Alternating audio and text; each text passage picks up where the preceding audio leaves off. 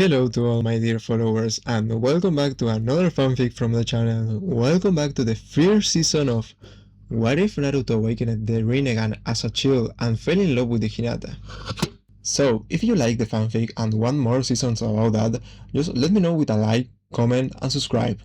So, we're gonna start. Prologue. 12 years ago, a nine-tailed demon fox known as the Kyubi no Kitsune appeared in the ninja village of Kanahagakure no Sato, the village hidden in the leaves, in the country of Hai no Kuni, Fire Country. The leader of the village, the Yandame Hokage, fourth Fire Shadow, sealed the demon into an infant boy at the cost of his life. The boy's name was Uzumaki Naruto. The Yandame wanted the village to view Naruto as a hero. Only a select few listened to his wish.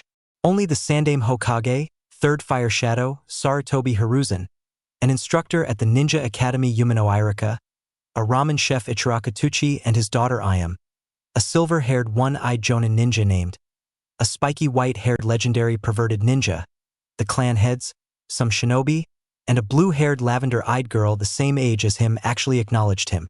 The Sandame passed a law stating that the older generation could not tell the younger generation the truth about the Kyubi. Despite the law, the rest of the village either ignored him not caring or despised him believing he was the very thing he was jailing. The rest of the village refused to even acknowledge him as even existing. They would glare at him, whisper about him, tell their children to not go near him, or even beat him and try to kill him. The boy grew up hated and alone with only a select few people who cared about him and that he cared about.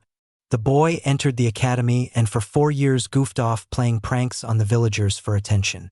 His grades were terrible as he was at the bottom of his class.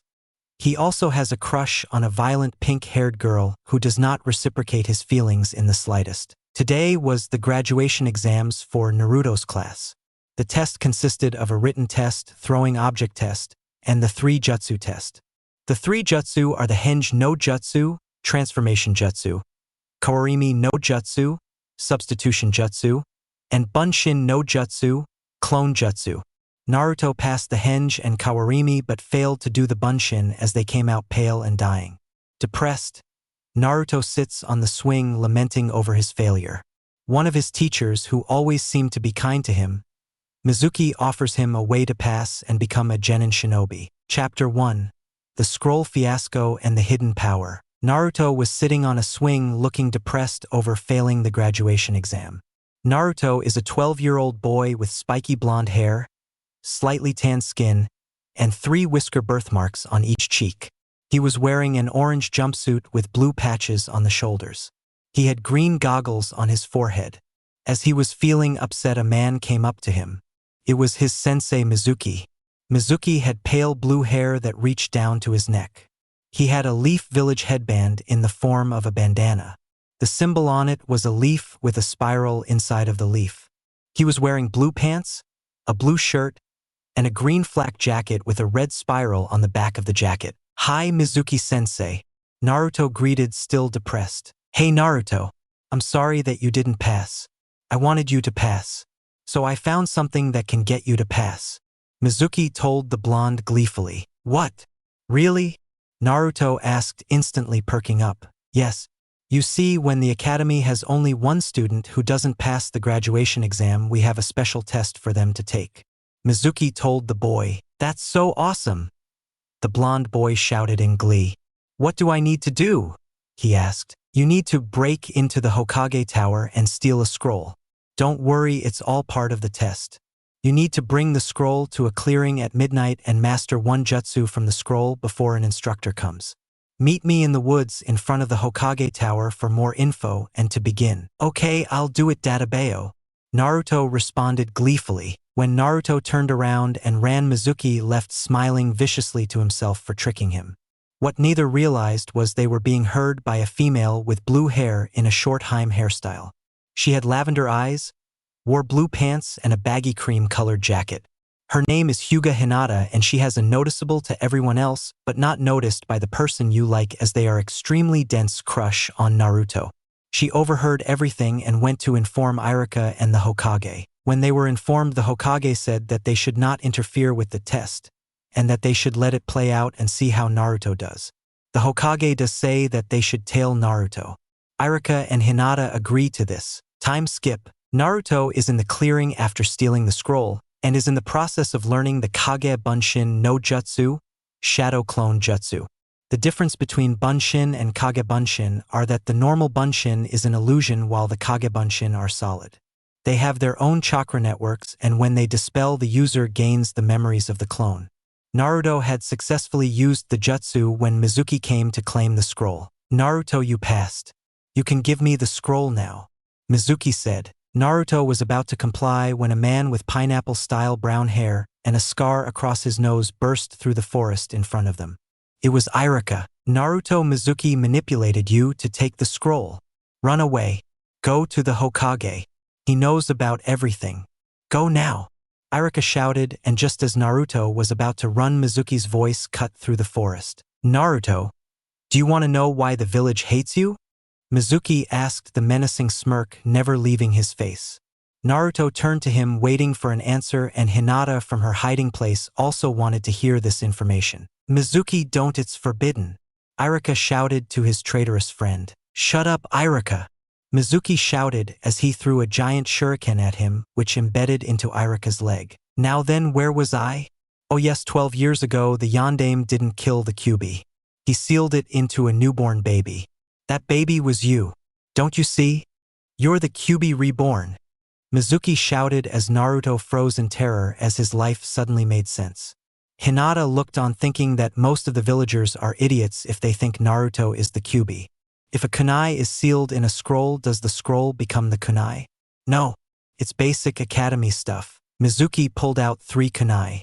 And now I get to kill the demon, Mizuki shouted in pure glee. He threw the kunai at Naruto, who was still frozen. The sound of metal hitting flesh was heard and blood was spilt on the forest floor. The vision everyone saw was of Hinata standing in front of Naruto with 3 kunai on the right side of her back, barely missing her spine. She looked at Naruto in the eyes. Hinata? Why would you protect me? I'm just a demon, Naruto asked. Naruto-kun, you are not a demon, and don't ever think that. Hinata told him with a pained expression on her face. And the reason I did this was because I love you, Hinata confessed as she fell unconscious. Naruto stood there shocked at the girl's confession. Irika also sat shocked at what happened. Mizuki just got ticked off. Looks like the demon's whore got in the way. Oh well, I'll just kill you too and take the scroll and the girl so I can have some fun with her. Hee hee.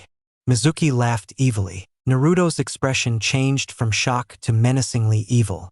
Red chakra pulsed around Naruto, forming a red chakra shroud. Naruto formed a cross-hand seal with his index and middle finger on each hand. If you touch Irika-sensei and Hinata-chan, the chakra burst outward and 200 shadow clones burst into creation from puffs of smoke, much to Irika's shock. I'll kill you, Naruto snarled, with his eyes going from cerulean blue to red with a black slit for a pupil and his whisker marks darkening. Mizuki just threw his remaining shuriken at the clones and destroyed 10 of them. However, the rest of them burst into smoke as Naruto gripped his head in pain, screaming. Naruto's eyes flashed continuously from blue to red. Finally, they stopped on blue and pulsed silver with the pupil shrinking. Hinata awoke from Naruto's screaming and everyone looked at Naruto's eyes. The eyes had silver background with a small black pupil and 4 black rings in each eye, giving them a ripple-like pattern. The Hokage, who was watching all this from his crystal ball, became shocked at seeing the eyes as he recognized them from a legend. Naruto glared at Mizuki with the new eyes as he rushed at Mizuki with 6 Kage Bunshin that he created. The clones distracted Mizuki as he was blindsided by the original, who placed his hand on the top of Mizuki's head. He learned all Mizuki's memories and afterwards ripped Mizuki's soul from his body before passing out. Irika and Hinata took Naruto and the scroll to the hospital, where they met up with the Hokage and Hyuga Hayashi, who is the head of the Hyuga clan and Hinata's father. He was there because of Hinata's involvement in this event and to talk to her about something. They brought Naruto to a hospital room and sat down to talk of what happened. Naruto woke up an hour later and noticed the Hokage, Irika, Hinata, and Hayashi. Huh? What happened? Naruto-kun, we need to talk, the Hokage said in a serious voice. Chapter 2, Revelations and the Beginning of Young Love. Naruto-kun, we need to talk. Sarutobi Hiruzen, the Sandaime Hokage, stated with full seriousness. He was wearing a white and red haori and had a red and white pointed hat with the kanji for fire on the front. Next to him was a man with long brown hair, white eyes, and white robes. He was Hyuga Hayashi, head of the Hyuga clan and Hinata's father. About what, Gigi? Naruto asked as Hinata sat near the blonde. Hold on, Hokage-sama. May I please give Naruto something first? Irika asked and the Hokage nodded. Naruto, close your eyes. Irika told the boy.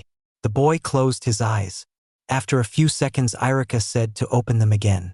When Naruto opened his eyes, he noticed Irika no longer had his headband on. Naruto also noticed the smiles on the faces of the Hokage and Hinata. Congratulations, Naruto. I gave you my headband to show that you are now a genin of Konoha. Naruto was nearly in tears of joy. Thank you, Irika-sensei. Naruto, the Hokage, cut in. There are still things that need to be discussed. Naruto nodded for the Hokage to continue. Okay, you and Hinata both discovered something that I was hoping to reveal only to Naruto. Naruto, you are the jailer to the Kyuubi, not the Kyuubi itself. Naruto nodded and so did Hinata. Now then, I guess since there's no way around it, I will explain why Naruto was chosen. Naruto was born the day of the attack, and only a child can contain the Kyuubi, but not just any child. Only an Uzumaki can contain the demon. The Uzumaki were a clan of seal masters and swordsmen with huge chakra reserves. They had their own hidden village known Yuzurogakure no Sato, the Hidden Eddy Village, in Yuzu no Kuni, Whirlpool Country. Everyone stared in shock at the Hokage for different reasons. Naruto for finding out he has a clan, Hinata for learning Naruto is from a clan, Irika for forgetting of Yuzurogakure and forgetting to teach it because of the civilian council's orders, and Hayashi for remembering a particular Uzumaki he and his wife Hitomi were friends with. Naruto, your mother was from this village, and she came here to become Kyuubi's jailer after Uzushio was destroyed. Naruto became saddened at the news of his clan basically being gone, but perked up at hearing about his mother. Your mother's name was Uzumaki Kushina, the Akai Chishio no Habanero, Red Hot Habanero, and aka No Sure, the Red Death. And she died the day you were born during Kyuubi's attack. Hayashi nearly went into shock over hearing the name of his wife's friend, and then he remembered the person Kushina was close to. If he wasn't supposed to be dignified and composed, he would have face-palmed over realizing who Naruto's father was. She fell in love with your father Namake's Minato, the Konoha no Kiroi Senko, Konoha's Yellow Flash, and Yondaime Hokage. The Hokage said. Time seemed to freeze. Naruto, Hinata, and Irika froze to hear who Naruto's father was. Tears streamed down Naruto's face. Why? Why did my own father seal the Kyuubi in me? Naruto asked, wondering why his own father would seal a demon in him. Why would your father seal Kyuubi into you? Simple. Even though he could ask another family to use their child, how could he ask someone else to do that to their child if he himself was not willing to do that to his own? And on top of that, you need Uzumaki blood to have the Kyuubi sealed into you. Naruto's tears dried, and he nodded in understanding but still had some questions. Why tell me now? Naruto asked in genuine curiosity. The Hokage sighed. Honestly, I wasn't supposed to tell you until you reached Chunin level because you would be able to handle your father's enemies then, but some factors have recently come into play to divulge this early. The Hokage said. SS such as? This was asked by Hinata surprisingly. Naruto, it seems you've unlocked a bloodline that neither of your parents had. The Hokage said, and everyone stared at him in shock thinking he went crazy. I have a bloodline? Naruto asked in shock. Yes, Naruto, you seem to have unlocked the Rinnegan, the eyes of the Rikudo Sannin. Hayashi and Irika froze to hear that. They are familiar with the story of the father of ninjutsu. What's the Rinnegan? Naruto asked as Hinata also looked confused. Well, the Rinnegan is the dojutsu ijutsu of the original ninja, the Rikudo Sannin, or the Sage of the Six Paths. He had the first dojutsu and was the first person to ever use chakra. He was the original ninja and saved the world from a monster known as the Jubi, 10 Tails. The Jubi was the progenitor of the Bijou, which the Rikudo Sannin sealed inside himself and split the Jubi's chakra into 9 parts. By doing this, he created the Bijou. He also birthed sons who fathered the Uchiha clan as well as the Senju clan. Naruto and Hinata were wide-eyed at the information. So how did I unlock them and what can they do? Naruto asked. I'm not sure how you unlocked them. You could be the sage's reincarnation, or it could be a gift from Kami for all I know. The Hokage said sadly. As for powers, the only things I know about it are you can see chakra but not on the scale of the Byakugan, have an affinity towards all 5 elements, and apparently you can rip people's souls out from their bodies. Everyone had dropped jaws from that. Then Naruto remembered something. Wait, I also know everything Mizuki knew. How's that even possible? He asked. The only thing I can think of is that you can learn people's thoughts and then rip out people's souls, but you have to be touching the person. The Hokage said. Wait, so Naruto has the Rinnegan, and no one can teach him because the powers are unknown, so how could he possibly learn to use the powers? Irika asked. I have an idea. Hayashi started getting everyone's attention. You said that the Kyuubi was created byn the sage, right? The Hokage nodded. So all Naruto-san has to do is ask the Kyuubi what the powers are. Hayashi said like it was simple. Which it is, but there is one problem. Why would the Kyuubi tell him? Irika asked. It's better than nothing. I say we at least try it. Naruto said. Everyone nodded, wondering if it would work. They told him in order to enter his mind alls he had to do was meditate to enter. Naruto did just that, and soon he was in his mindscape. Naruto opened his eyes and found himself in a large sewer filled with water. He walks through the corridors until he reaches a giant metal gate with a large piece of paper on the front that had the kanji for seal written on it. Naruto looks inside to find a giant fox with 9 tails sleeping. Hey fox, wake up! He shouted to the sleeping demon. Wahoo dares to wake the mighty and all-powerful Kyuubi no Kitsune. He then caught a glimpse of Naruto. Oh, it's just you. What do you want? Kyuubi asked simply. Naruto just sweat drops at the casual and insulting remark. Okay, Kyuubi, I need information about my eyes. What can you tell me about them? Naruto demanded. Eyes? What eyes? Kyuubi asked. Naruto then showed him the Rinnegan. Kyuubi, the 9-tailed demon fox, had his jaw drop at the eyes. How? How can you have 2 sans eyes? Kyuubi asked. I don't know, but what can you tell me about the powers? Naruto asked. With these eyes you have an affinity for all 5 elements. Inton, In release. Yoton, Yang release. And on Mayaton, In Yang release. You also can use the 6 paths. Kyuubi said. 6 paths? Naruto asked, confused. The 6 paths are Deva, Preta, Human, Animal, Asura, Naraka, and the outer path is a hidden 7th path that ties with Naraka. The Deva path gives you the power of gravity manipulation. Preta lets you absorb chakra. Human lets you absorb information from people as long as you are touching them, and you can also rip their souls out. Animal lets you have multiple summoning contracts, and you can even summon animals you don't have contracts with, but they will not have free will or remembrance of being summoned. Asura turns your body into mechanized armor and weapons.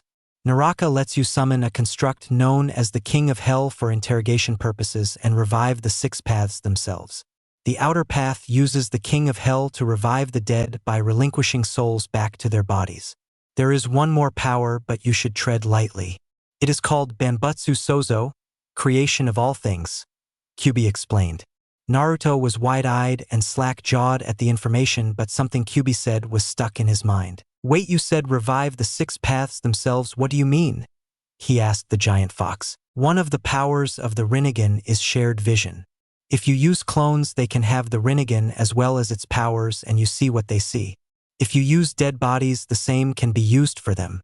However, I think you using all 6 paths yourself would be better. Naruto nodded as his powers would be divided. I mean, who wants that? Meanwhile, in Amigakure no Sato, Hidden Rain Village, a shirtless man with red hair and needles protruding from his back due to the chair he was stuck to suddenly sneezed. Simultaneously, 6 people with orange hair and piercings on their bodies also sneezed. Back to the mindscape. Thank you for the information, Kyuubi, Naruto said to the Bijou. Don't sweat it, Kit. The Bijou told the boy. Hey, why are you being so nice to me anyway? Naruto asked. Truth be told, you remind me of the sage, so I can't hate you. Besides, I actually have nothing against you or that blue-haired vixen of yours. Naruto blushed at the comment about Hinata because the fox knew he wanted to give her a chance. The truth is, I like you, Kit. Not many have the gall to straight up demand answers from me without trying to make me a slave. So as an offer of good faith, I shall tell you my true name. Kyuubi said. Wait, you have a name? Naruto asked shocked. Kyuubi sighed. You know everyone knows the Ichibi's true name, so why can't anyone believe the rest of us have names? Kyuubi asked irritably, then he sighed. Oh well, it can't be helped. My name is Kurama.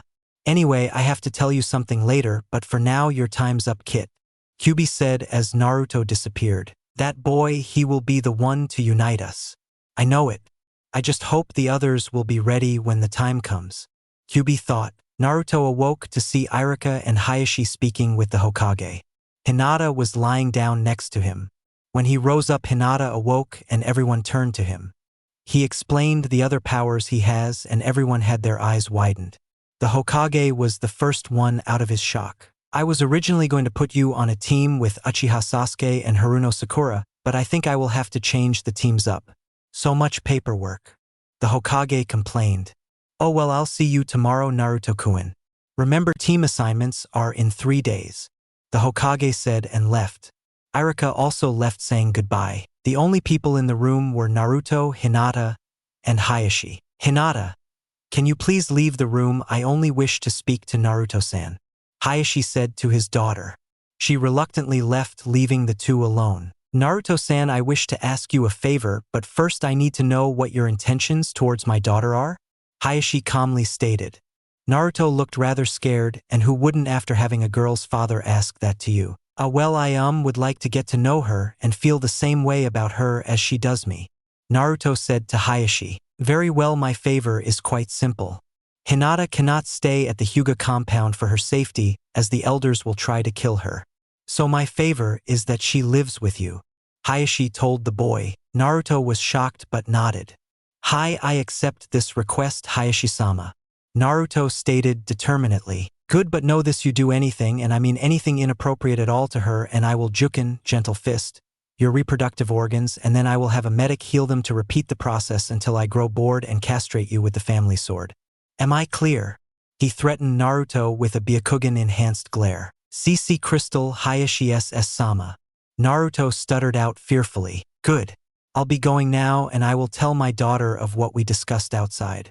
I'll come by your apartment tomorrow with her things. Hayashi then left. About 3 minutes later, Hinata came in with a red face. So your father told you about the moving in with me? Naruto asked. Hinata shyly nodded. Hinata, Naruto started. Did you mean what you said? He asked her. Hi, I meant every word, Naruto-kun. She replied determinedly. Okay, then I can't say that I love you, but I want to give us a chance.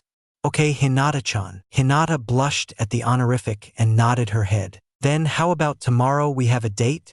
He asked. Yes. I mean that would be wonderful, she said smiling. Naruto smiled at her. Naruto got up from the bed and left the hospital with Hinata. As they went to Naruto's apartment, they ignored the glares he got. When they reached the apartment, they saw how messy it was, and Naruto decided to use his Kage Bunshins, shadow clones, to help clean up. It was night when they finished. Hinata decided to stay over sleeping on the couch even though Naruto offered her his bed. 2 hours after they went to bed, Hinata awoke extremely uncomfortable on the couch. She went into Naruto's room and woke him up. Hinata-chan? What's wrong? He groggily asked. I can't sleep and I was wondering if I could sleep with you? She asked shyly and blushing up a storm. Naruto also blushed but nodded. Sure, Hinata-chan, he said. She climbed into his bed under the blankets and snuggled against Naruto. Thank you, Naruto-kun, she said before closing her eyes and drifting off to sleep. No, Hinata-chan, thank you for showing me that I can truly no care, Naruto thought as he drifted off to sleep, embracing the girl next to him. Chapter 3. A Date and Konohamaru. Naruto awoke to a warmth at his side, huddled against him. He opened his eyes and noticed Hinata lying next to him, hugging him in her sleep. He smiled at the girl embracing him as she slept. Unfortunately, he felt a dark presence loom over him. He turned his head and saw his front door unlocked. But that wasn't what scared him. Oh no! What scared him was the figure in the doorway. Hinata's father, Hyuga Hayashi, and his Byakugan-enhanced glare sent shivers to Naruto's very core. Hayashi lunged at Naruto, smoldering anger in his eyes. Naruto jumped out of the bed as Hayashi chased him. The commotion woke Hinata up. When her eyes opened, she noticed her father strangling Naruto in pure anger. Picture Homer Simpson strangling Bart. "Titu-san, what are you doing?" she asked in shock as her father strangled the one she loved. "This little brat is going to die. I warned him not to do anything I deemed inappropriate, and he already screwed it up," he shouted, facing his daughter but still strangling Naruto. "Father, we didn't do anything. I asked if I could sleep in his bed as I was uncomfortable on the couch," she said. This didn't really help as Hayashi was still pissed after that explanation. "He made you sleep on the couch. I'll kill him," Hayashi yelled, increasing the strength of his wringing of Naruto's neck. "Father, stop," Hinata shouted. This took Hayashi aback as his daughter never shouted. "Never. I chose to sleep on the couch even though he offered me his bed. I couldn't sleep, so I asked if we could share the bed. Now please stop strangling Naruto-kun," she exclaimed, and Hayashi realized he was still strangling the boy.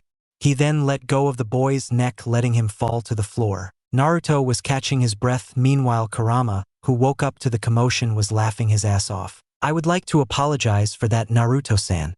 It seems I had a slight overreaction," Hayashi stated as if he hadn't just strangled the boy. This caused Naruto, Hinata, and Kurama to think in deadpan that was just a slight overreaction for him. "I accept your apology, Hayashi-sama," Naruto stated, bowing.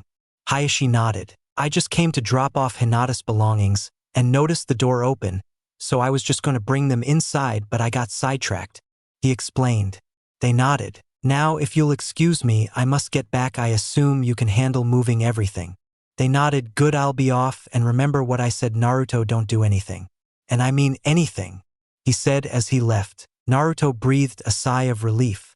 "Hinata, your dad scares me," he said. Hinata just nodded her head in understanding. "Well, might as well get everything in the house," Naruto said. Naruto put his fingers in a cross seal. "Kage Bunshin no Jutsu, Shadow Clone Jutsu," he said, creating 10 clones. Hinata and him then went to bring the stuff inside along with the clones. After about 2 hours of bringing stuff in and putting them away, they finished. Naruto looked towards the clock and saw it was only 10 o'clock. "Hey Hinata, want to get some breakfast?" he asked. She nodded.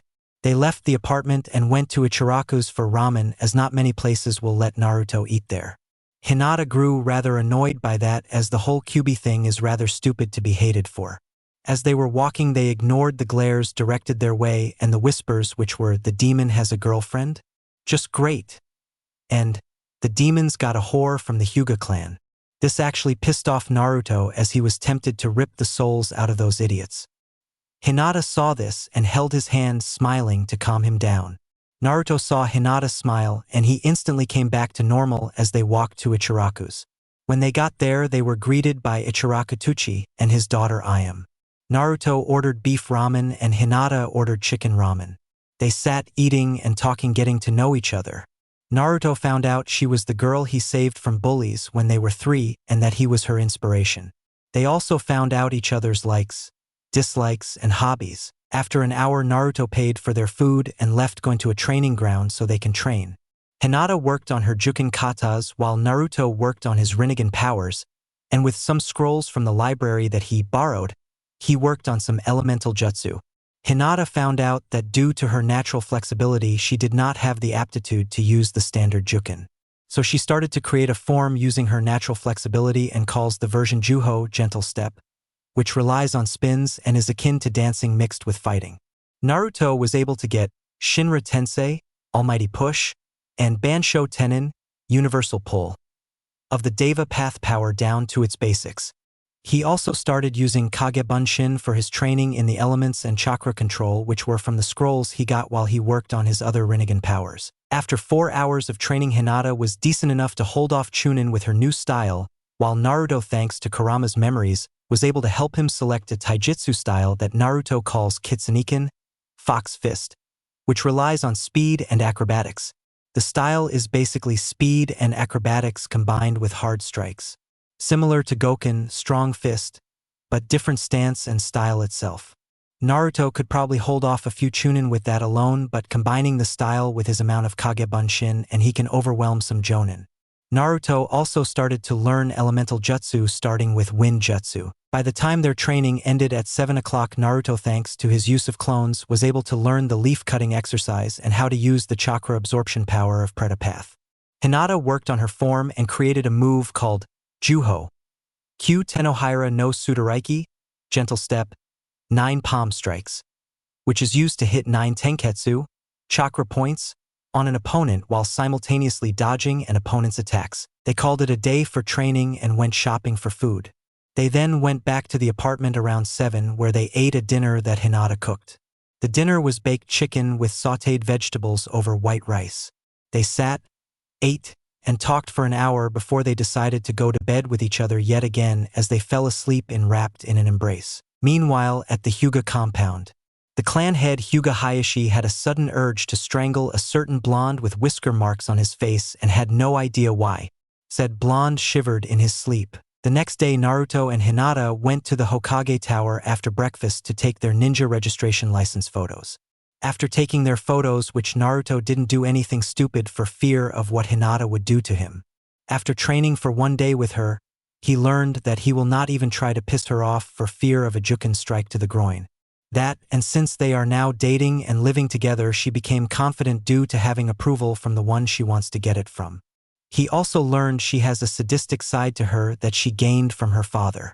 Also, Kurama explained the powers Naruto gets from him to both of them so Hinata could basically pummel him and he would come back without a scratch so she can repeat the process. After the photos, a little boy with spiky brown hair wearing a gray helmet, yellow shirt, gray shorts, and a blue scarf wrapped around his neck ran into the room and tried to throw a shuriken at the Hokage only to trip over his scarf and proceeded to blame Naruto. Then a man in a blue jumpsuit, a bandana version of the Konoha headband and sunglasses came in helping the boy up while glaring at Naruto. "Why'd you trip me?"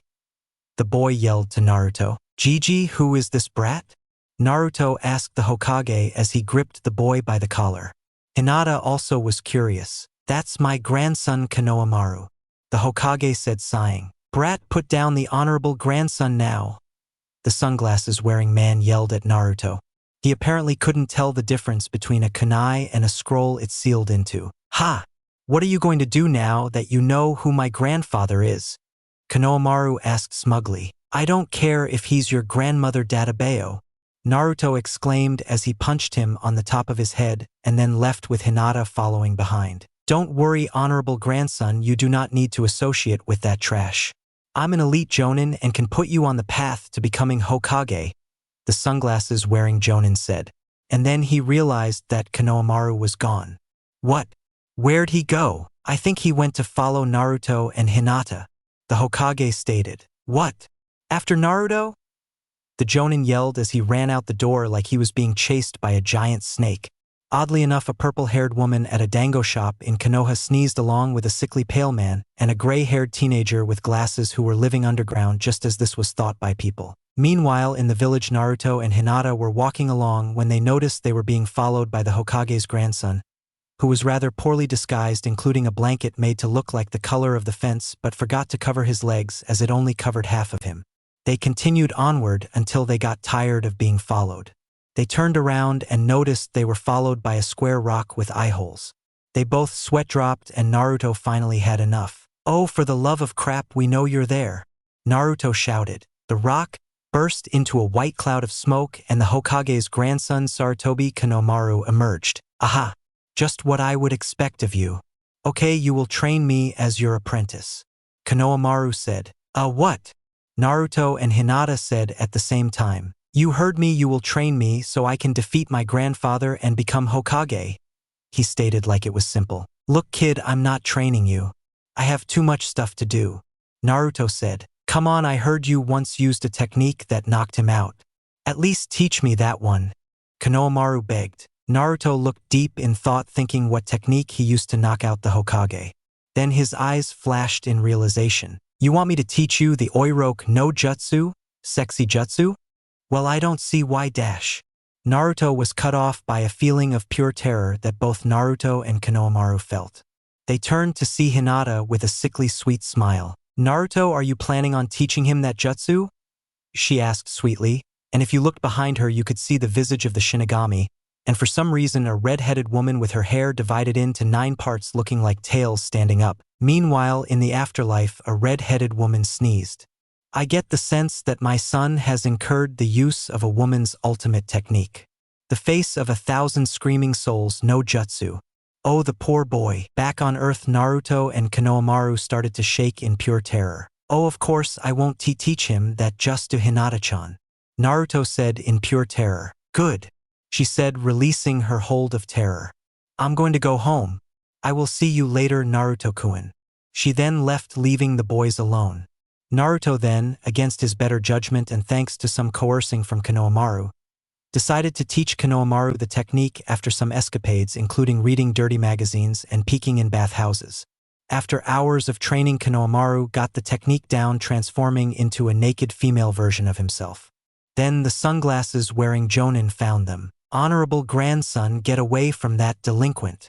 The Jonin said to Konohamaru. No, Ebisu-sensei, I'm actually learning, so I can become Hokage and be acknowledged, Konohamaru said. Come now, honorable grandson, and I can teach you the shortcuts of being Hokage. There are no shortcuts to becoming Hokage. If Konohamaru doesn't want to go, he doesn't have to go. Naruto stated. Stay out of this, brat, Ebisu told Naruto. Come, honorable grandson, a Hokage needs to know thousands of jutsu, you don't even know one, he stated. Oiroke no jutsu, Konohamaru said, transforming into a naked girl, which did nothing to affect Ebisu. How dare you use such a distasteful jutsu? Come now, honorable grandson, he ordered. It didn't work? Konohamaru looked shocked. Naruto was just annoyed. He created 20 Kage Bunshin and combined them with the Oiroke no jutsu, creating the harem no jutsu. Ebisu shot backwards with a massive nosebleed due to him being a closet pervert. Naruto and Konohamaru parted ways, with Konohamaru declaring they were rivals for the Hokage position. Naruto went home, and when he reached the door, he shivered at Hinata's sweet smile. Naruto-kun, I got a message from Hokage-sama about you teaching Konohamaru-kun the Oiroke no jutsu. I thought I told you not to teach him that jutsu? She said sweetly. Naruto shivered and noticed the same visages from earlier appeared yet again. Run, Naruto-kun, she warned, and Naruto ran out of there. That night was filled with screams of pain and torture throughout the elemental nations. The Tsuchikage went white as a sheet of paper, the Mizukage shivered uncontrollably, the Hokage covered certain parts of his body, the Kazekage dropped in a dead faint due to sympathy pain, and the Reikage jumped out the window from fear. Men were shivering. A redhead in Tsunade no Sato was being warned by his mother to stay the hell away from who could do this. Hayashi was shivering, yet for some odd reason feeling proud of his daughter.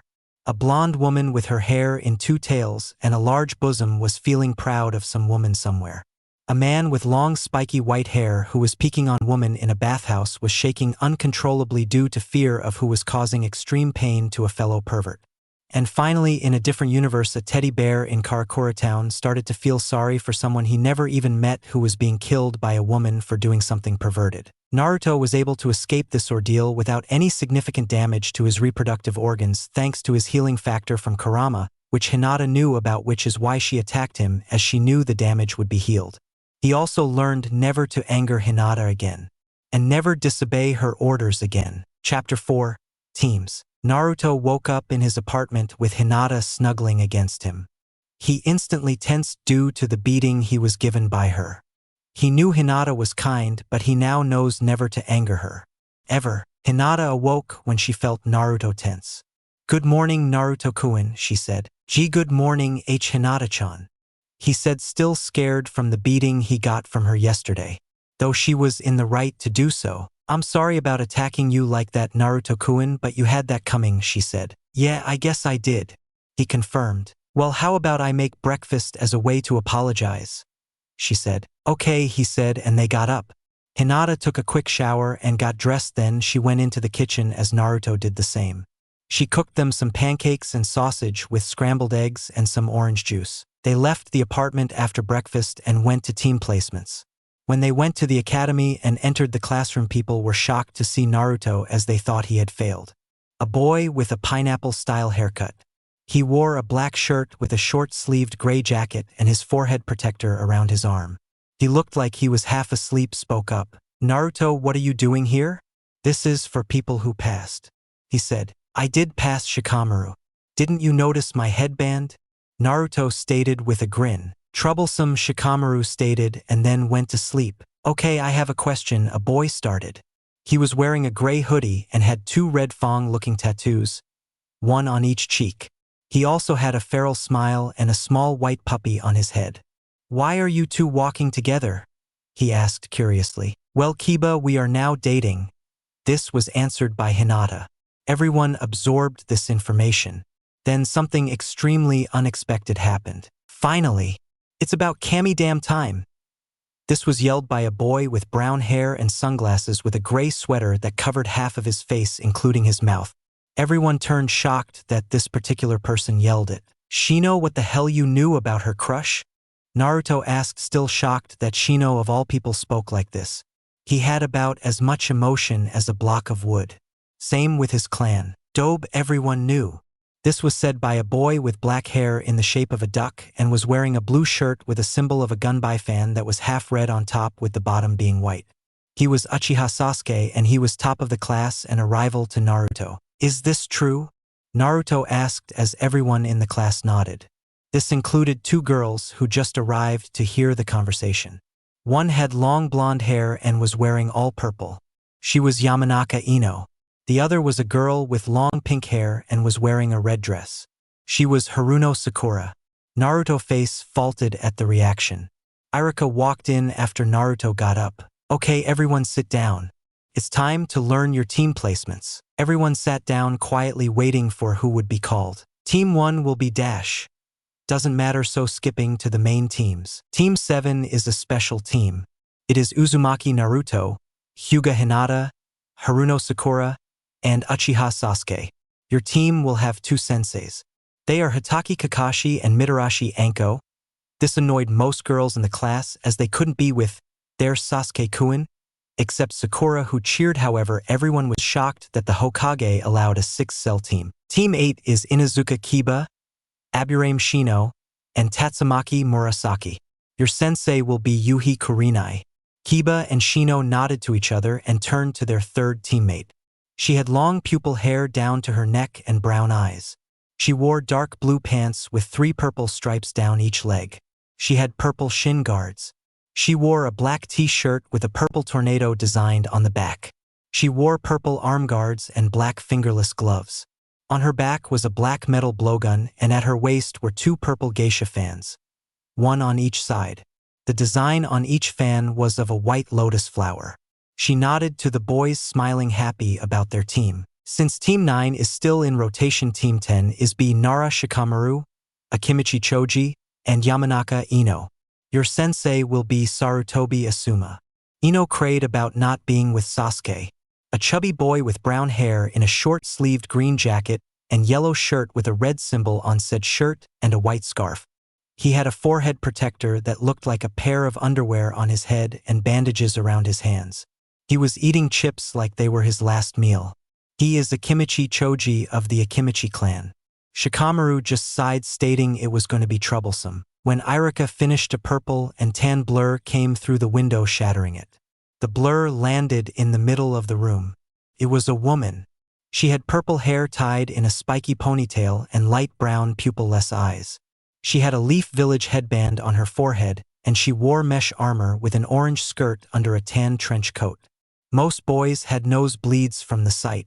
The only ones who didn't were Naruto for fear of what Hinata would do to him, Sasuke because he was too busy brooding, Shino because he was stoic though he did blush, and Shikamaru because he was asleep. I'm the awesome and sexy Mitarashi Anko. Team 7, meet me on the roof, she exclaimed as everyone just looked at her like she was crazy. She did just jump through the window for Kami's sake. I said Team 7, meet me on the roof, she said as if no one heard her, and then disappeared on the roof in a shunshin body flicker. Naruto, Hinata, Sasuke, and Sakura got up to head to the roof. They got there in 5 minutes and found Anko waiting. Okay, I'm gonna warn you guys now, she started. Kakashi is always 3 hours late to everything except for B rank or above missions. So we have 3 hours to kill. Now what do you all want to do to kill time? She asked. Oh, I know, Naruto started as he went through his pockets. He pulled out a deck of cards. and then did a hand sign. Kagebunshin no Jutsu Naruto created 3 clones. Run back to the apartment and get my prank supplies. Sensei is getting pranked badly by me for making us wait. The clones nodded and left. Sasuke and Sakura both raised an eyebrow at the solid clones.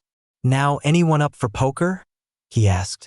They all shrugged and played poker together. 3 hours later, a man with gravity-defying silver hair, a mask cover his nose and below of his face, and his headband at an angle covering left eye entered the classroom. He wore the standard outfit most jonin wear. He walked into the classroom and tripped. He stepped into some tripwire. This caused him to fall to the ground face first into orange paint on the floor. The tripwire actually was a trigger for the rest of the trap. What happened was 4 buckets of paint fell and covered his back in purple paint. All in all, he looked crazy as hell. Kakashi was now annoyed for a particular reason. His book Ika Paradise was also covered in paint. It was ruined. Kakashi looked on the blackboard and saw a message that said Team 7 was on the roof. He shunshined to the roof and found everyone playing poker with Naruto having the most winnings. His eyebrow twitched at the sight. Okay, my first impression is that I hate all of you, he said to them. They all looked at him and laughed. Naruto and Anko were on the ground laughing and rolling around.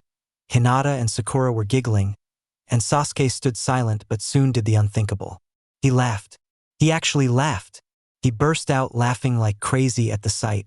Everyone stopped to see Sasuke laugh and then checked the sky to see if it was blood red and rained fire. They all calmed down after Naruto won the next hand and took all of Anko's money. They all vowed never to play cards for money with Naruto again, although Anko did mention something about bringing him to some casinos. The genin sat on the ground. Kakashi stood in front of them while Anko sat behind him on the railing. Okay, why don't we all introduce ourselves? Kakashi said. How so, sensei? Sakura asked. Oh, you know your name, likes, dislikes, hobbies, and goals for the future. I'll start. My name is Hatake Kakashi. I have things I like and things I don't like. As for my dreams for the future, I have lots of hobbies, he said. This caused everyone to think the same thing. All we learned was his name. Guess I'm next. Anko started. My name is Mitarashi Anko. I like dango, red bean soup, snakes, and tea. My dislikes include a certain snake and spicy food. My hobbies include conducting tea ceremonies and torturing people at the T&I department. My goals for the future? Well, there's a certain creature that I want to behead, she said. Pepto-Bismol, you're up, she said, pointing at Sakura, who looked annoyed at the nickname. My name is Haruno Sakura. My likes are. She looks at Sasuke. My dislikes are Ino Pig and Naruto Baka. Naruto then cut her off. Yeah. I could care less, Naruto said nonchalantly. This took everyone except Hinata aback. But then they remembered he was dating Hinata now. My hobbies include. Looks at Sasuke. And my goal for the future. Looks at Sasuke.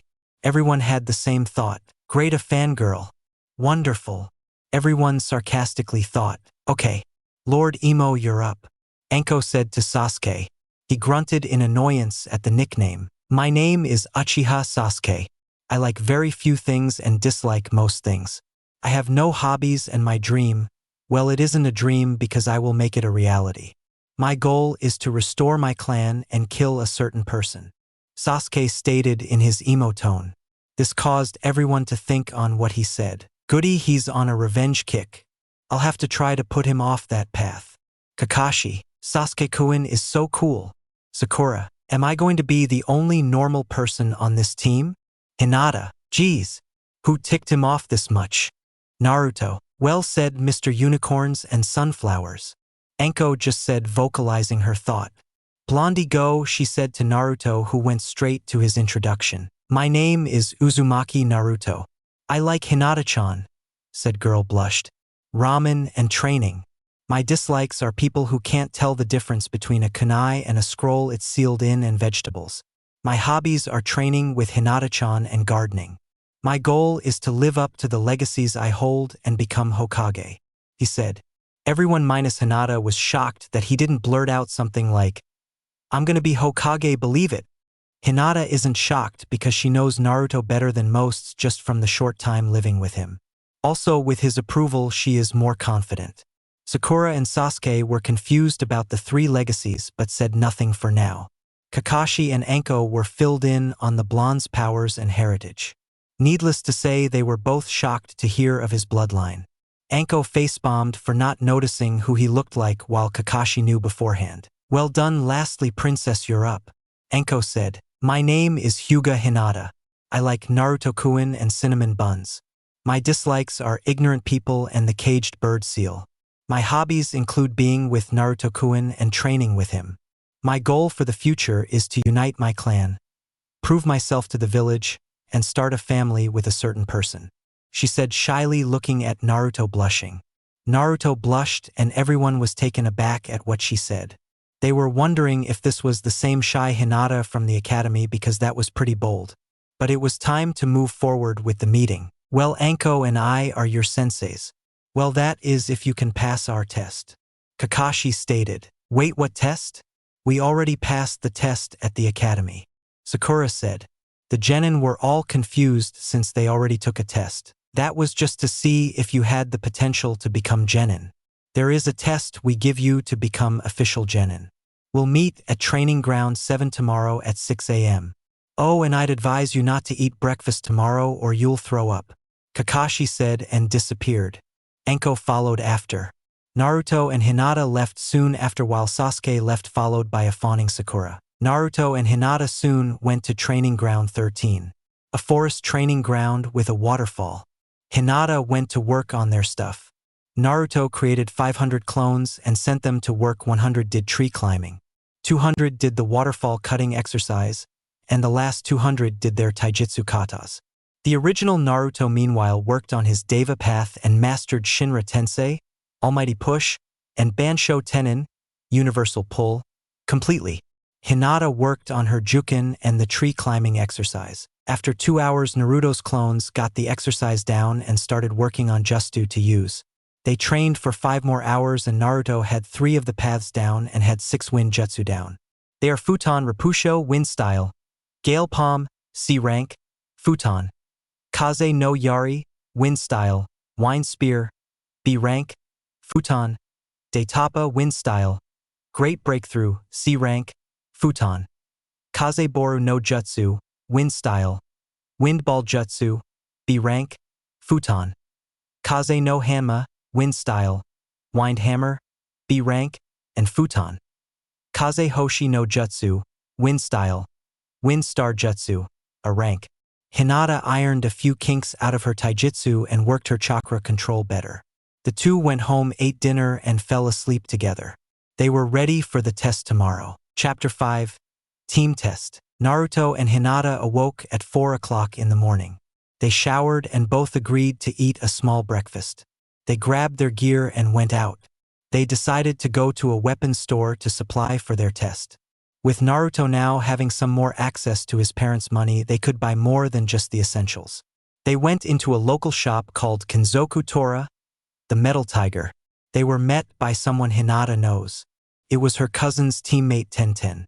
She wore a pink blouse and dark green pants and had her brown hair tied into twin buns with 2 bangs falling over her headband. Her father owns the weapon shop and she works part-time there. Hinata and her are decent friends since she saw her a lot around her cousin. Welcome to Kinzoku Tora, how can I dash? Hinata, what are you doing here? She asked, recognizing Hinata. Oh, Naruto-kun and I are getting some weapons for Genin test. Hinata explained. Oh, well then feel free to look dash. Wait, who are you with? She asked. That would be me, Naruto spoke up. Tenten looked at him and then turned to Hinata. Your boyfriend? Hinata nodded. Okay, Naruto, can I speak to you? She asked. Naruto nodded and followed her. They went to the other side of the store and Tenten met him with a hostile glance. Listen, Naruto, and listen well, I consider Hinata a friend, so if you hurt her, so help me Kami, I will rain 3,000 kunai down on a specific region of your body. Are we clear? She asked, and to make it even more threatening, she happened to be spinning a kunai around her finger. CC crystal clear, Naruto replied in terror. Good, now let's get you two some new gear, she said with a smile as if she hadn't just threatened Naruto. Naruto just sweat dropped at the mood change. Naruto and Hinata looked around the store for some weapons when some clothes they saw caught their eyes. Hinata was eyeing a pair of black ANBU pants, a black shirt, and a purple jacket with a hood, while Naruto found a pair of black pants with an orange stripe down the legs, a black long-sleeved shirt, some orange and black fingerless gloves, and a long short-sleeved black coat decorated with orange flames. It also had a red and yellow swirl design towards the top on the back. The coat also had a hood. The clothes were looked to be made for them, like some higher power just happened to make them specifically for them. Now could you imagine that? That would be like someone controlling your every move. I mean, who would believe that? They bought the clothes changed and then got some weapons. They bought the essentials along with special weapons for themselves. Hinata got herself a pair of sayas which had purple handles. Naruto found a sword. It was a katana with a shining silver blade, but the handle was actually black and white cords coiling around each other like snakes over a wood handle. They bought their equipment and headed to the training grounds. When they arrived, it was 6 o'clock and Sasuke and Sakura had also arrived. Sasuke and Sakura were noticeably tired and holding their stomachs and were impressed by the new clothes. They all then remembered Anko's warning on Kakashi being late. It was going to be a long 3 hours. Naruto decided to send his clones to scout the area while he tried his new sword out a little. Hinata did the same with her sayas. They weren't ready to be used in real combat as they had no experience, but they didn't think that having them for the test would hurt. Sasuke was doing some light training while Sakura fawned over him. After 3 hours of light training, Anko and Kakashi showed up in a swirl of leaves. Sorry we're late. We got lost on the road of life. Everyone minus Kakashi and Anko had twitching eyebrows. Kakashi held up 2 bells and threw one to Anko, who caught it. Okay, your test is to get these bells from Anko and myself. Anyone without a bell goes back to the academy. Any questions? He asked. But sensei, there's only 2 bells. Sakura said. Good observation, Pinky. That just means 2 of you are going back to the academy indefinitely. Anko said. The genin were shocked by this information. If I don't get a bell, Sasuke-kun won't be with me. Sakura thought. If I don't win, I can't defeat him since I'll be sent back, Sasuke. If Naruto-kun doesn't get a bell, he'll be sent back and won't become Hokage Hinata. If Hinata-chan doesn't win, she won't be able to prove everyone who doubts her wrong. Naruto. Everyone looks at Kakashi and Anko with determination, and then Kakashi pulls out an alarm clock along with 2 boxes of lunch. You have till noon to get a bell. If you don't have a bell, you don't get lunch. He heard Sakura and Sasuke's stomachs growl, but not Hinata and Naruto's. He then set up an alarm clock to go off at noon. Your test starts now. The genin disappear while Anko walks to a different part of the training ground. Kakashi just stays where he is. Hinata was running to a hiding spot, but as she was running, she started to think. How would fresh genin beat 1 jonin, let alone 2? Also, I've never heard of a 2-man team with 2 senseis. I mean, a team of 4 with 2 senseis is weird enough, but if 2 were sent back, we wouldn't need an extra jonin sensei. That's when it hit her. They're trying to separate us by turning us against each other. She deduced. She then heard sounds of a battle and Naruto's voice. The others need to know this, she said, and raced off to find everyone. She saw a flash of pink smash into a tree. She jumped down to check on it. It was Sakura, who was thrown into a tree by her opponent. Out of the shadows stepped the snake mistress herself, Mitarashi Anko. Well, looks like the princess wants to play. Be a good girl and leave so I can finish the pink harpy over there, she said, pointing to the downed Sakura. Not happening, Hinata said, determined, entering her Juken stance. Why help her? It's not like you 2 are friends, Anko asked. She's a comrade, that alone is enough, Hinata said. Fine then, princess.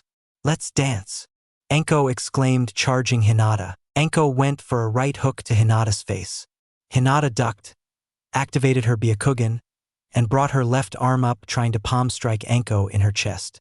Anko dodged to the left, bringing her right leg up to Hinata's chest.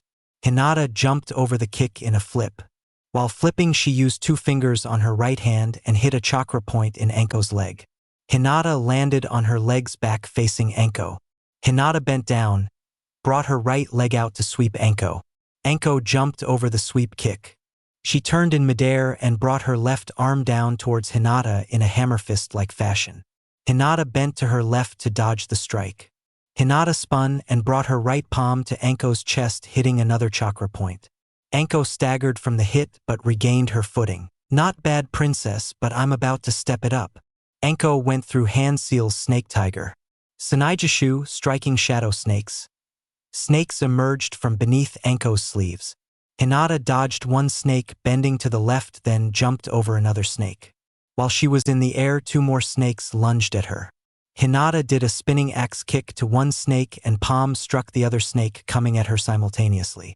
She then saw a snake lunging at Sakura. Hinata threw a shuriken at that snake, to which the snake dodged by returning to its master. Hinata landed on the ground and rushed at Anko. Anko threw her bell in the air but then threw a shuriken at Sakura.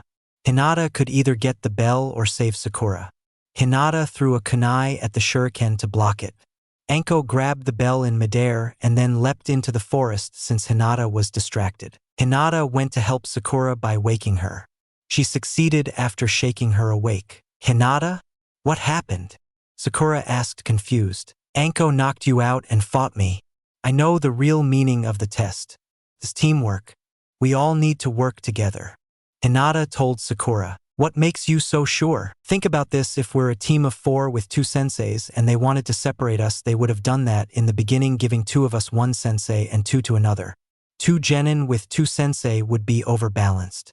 Also, do you really think genin fresh out of the academy can beat 1 jonin, let alone 2? Hinata told the girl.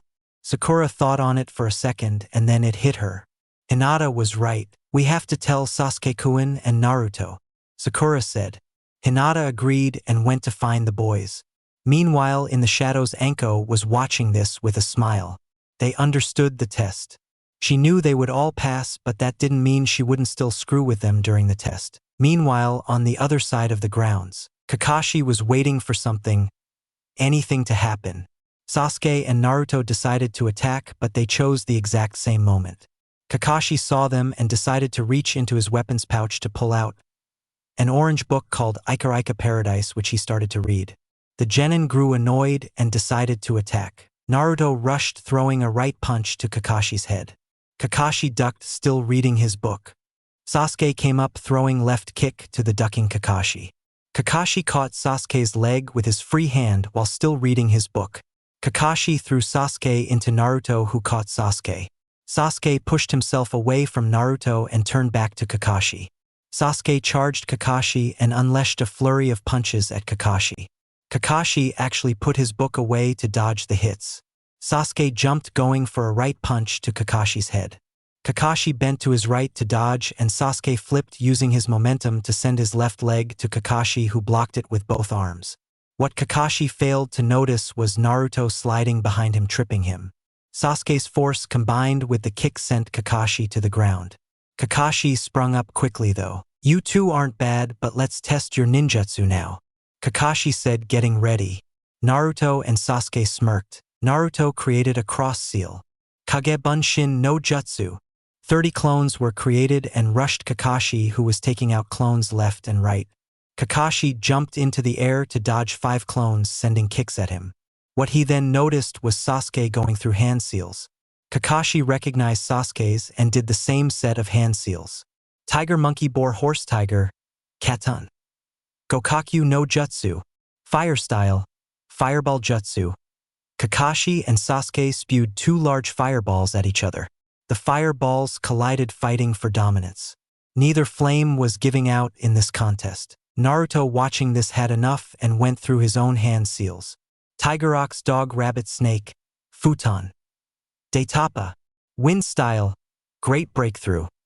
Naruto held his hands together, creating a gust of wind. He sent it towards Sasuke's fireball to increase its power. Kakashi saw his flame being overpowered and released his technique. He then dropped to the ground from the air and rushed at Naruto, but he was thrown off his course when a small fireball hit the ground in front of him. Sasuke was spewing fireball after fireball from his mouth using the Katan. Hozenka no Jutsu, Fire Style, Phoenix Flower Jutsu. Kakashi started to run in the opposite direction and dodging left and right to avoid the fireballs. Naruto decided to use a path against Kakashi. He created 5 Kage Bunshin and activated his Rinnegan as well as the ones in the clones. The first clone held out his hand towards Kakashi. Bansho Tenin. Universal pull. Kakashi was pulled towards the clone by an invisible force. As Kakashi was flying, another Naruto clone came up and kicked Kakashi in the face, sending him flying back as the first clone released the technique. Another clone came from behind Kakashi and punched him in his spine. The impact from the punch along with the momentum from the flight made Kakashi arch his back in pain. A fourth clone used a right uppercut to Kakashi's face as he was still stuck to the clone's fist at his spine. Kakashi went flying upwards. A fifth clone came above the flying Kakashi and gripped his hands together, bringing them down on Kakashi's head in a hammer-like move. Kakashi fell towards the earth. The original Naruto held his hand out to the falling Kakashi and muttered, "Bansho Tenin." Kakashi was brought down towards Naruto's outstretched hand. Naruto was just about to grab the bells from behind Kakashi when Sasuke kicked Kakashi away from Naruto into a tree. "Team, what was that for? I almost had him," shouted Naruto. "Please, Dobe, you can't be serious. That bell is mine. But thanks for softening him up for my victory," Sasuke said, and then noticed Naruto's eyes. "What happened to your eyes?"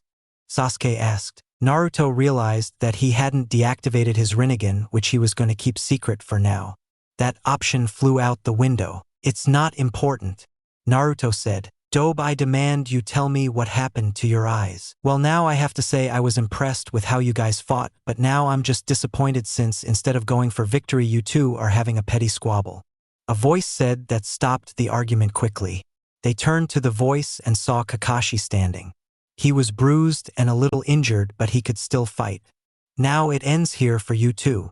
Kakashi started going through hand seals. Tiger Dragon Horse Dog Dragon Tiger. Ketan. Moru Nagar no Jutsu. Fire Style. Blazing Stream Jutsu. Kakashi blew a stream of fire at the two. The flames were blood red in color and they blew into a large wave of fire. The fire was too large for Naruto to absorb fully with his Pretapath. And even though he could, Sasuke would also get hit. The flames were also too quick for them to dodge. Naruto had no options, but luckily they didn't need to wait long. Two blurs grabbed them and took them out of the way. One was pink and red while the other was blue and purple. Kakashi saw what happened and decided to read his book. Anko showed up, sweat dropping at the sight of Kakashi reading that book. "How'd Hinata and Sakura do?" Kakashi asked Anko without looking up from his book. "Pinky was knocked into a tree by me easily after trying to rush at me with a punch. I just swatted her away into a tree. She needs to train. A lot," she said. "And Hinata?" he asked. "Princess actually got a few hits on me, but more importantly, she defended Pinky from me multiple times. She gave up the chance for a bell to save her actually. I think she figured it out," Anko said. Kakashi smirked under mask. "We'll see since there's only an hour and a half left." With the genin, Naruto and Sasuke were wondering what just happened. "Okay, I know you two are questioning what happened, but we need to tell you two the true point of the test," Hinata told them. This got the boys' attention. "Think about this, when have there ever been two-man cells with one jonin, let alone two? If we did that, we wouldn't need two jonin because they could just split us up into two separate cells. Also, how would they expect genin to take on one jonin single-handedly, let alone two jonin? The test is teamwork, we all have to work together," Hinata explained. The two boys thought over it and saw the logic and nodded, agreeing to work together. They all then thought up a plan. Kakashi was still reading while Anko was twirling a kunai around her finger. They were then put on guard by the loud rings of Ketan. Gokaku no Jutsu, Fire Style, Fireball Jutsu, and Futon, Rapusho, Wind Style, Gale Palm. Out of the forest came a large inferno at the two jonins. They dodged the flames, Kakashi jumping to his right while Anko jumped to her left. This was all a setup though. Out of the forest, as the jonins dodged, Hinata struck at the still dodging Anko with a palm strike to her ribs. Kakashi was on the receiving end of a right hook from Sakura. They were sent back, and that's when they felt something hit their backs. They crashed into each other. They looked up and found themselves surrounded by the genin. Kakashi and Anko leaped up to their feet ready to fight. Sasuke rushed Kakashi only to jump over him to hit Anko with an axe kick to her head. Perplexed by the attack, Kakashi was struck by two fists, a left punch from Sakura and a right punch from Naruto. both shots to his face. Hinata struck at with a few gentle fist strikes to Anko's stomach. Anko dodged each shot, but that is when Sasuke struck her from behind with a punch to the staggered, but then decided to step up her game. She summoned some snakes to attack. Hinata struck each one of them and then threw 4 kunai knives at Anko. Anko did a matrix-style back bend to dodge, but Sasuke appeared as she was dodging and axe kicked her stomach, dropping her to the ground. The kunais hit their intended target, who happened to be Kakashi. Kakashi was dodging the flurry of punches Sakura was sending, while Naruto was sending a flurry of kicks at his head and waist. As he was about to go on the offensive, felt something hit his legs. For kunai, 2 in each leg. Kakashi dropped to his knees and was then kicked in the back of the head by Naruto. Kakashi flew into a tree and Anko was thrown into the same one by the combination of Naruto and Sakura. Hinata then ran to strike their tenketsu while they were down. What she didn't realize was Anko was now awake and sent a kunai at her. Hinata had no time to dodge and the kunai hit her shoulder.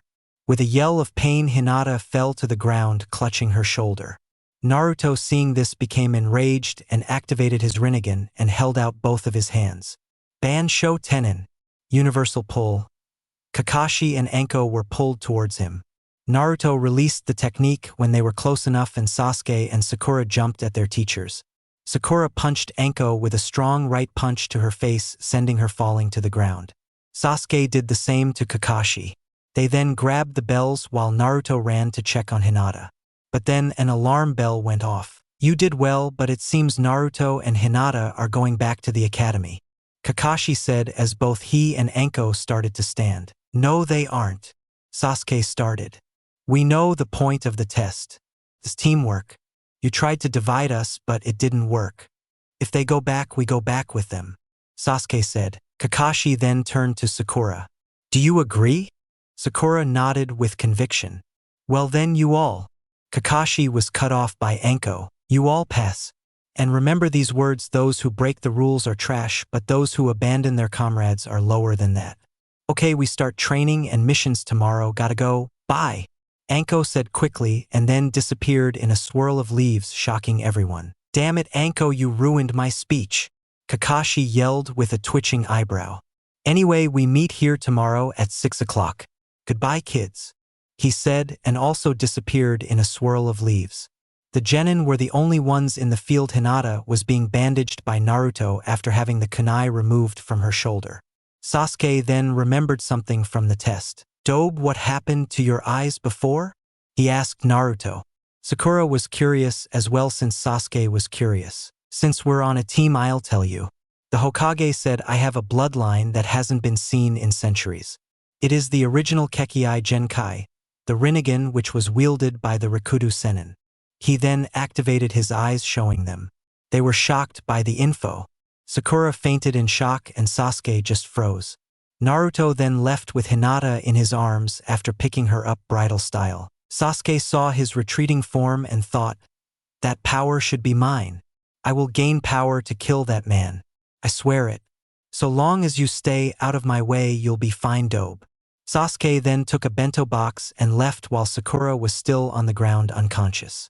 She woke up, took a bento box and left, wondering what would happen tomorrow with their team. Chapter 6, Training and Tora the Demon Cat. Naruto and Hinata awoke at 4 o'clock to get ready. They showered, got dressed, and ate breakfast. They left at 5:30 towards Training Ground 7. On the way, they ran into Kurenai with her genin team. Hinata and Naruto decided to greet them. Good morning, Kurenai-sensei, Murasaka-san, Kiba-san, Shino-san. Hinata greeted while Naruto waved at them. Good morning, Hinata-chan, Naruto-san. What are you doing today? Kurenai asked. We are going to our team meeting, Hinata said. Kurenai then saw how close Naruto and Hinata seemed to be. And while she has nothing against the boy, she did see Hinata as a daughter. So by the laws of life itself, she had the right to threaten Naruto. Naruto, come here for a moment, she said, calling him over. She then bent down and whispered in his ear. I see you and Hinata are together, which is good, so I'll warn you now. You hurt her and I have a special genjutsu reserved for you, she finished. The special genjutsu she is referring to is continuous loop of a jonin wearing a green spandex suit with orange legwarmers and flak jacket with black bowl-cut hair and thick eyebrows hugging a boy who is wearing the exact same thing down to the hair and eyebrows just without the flak jacket and has bandages wrapped around his arms while there is a sunset in the background and the sound waves crashing.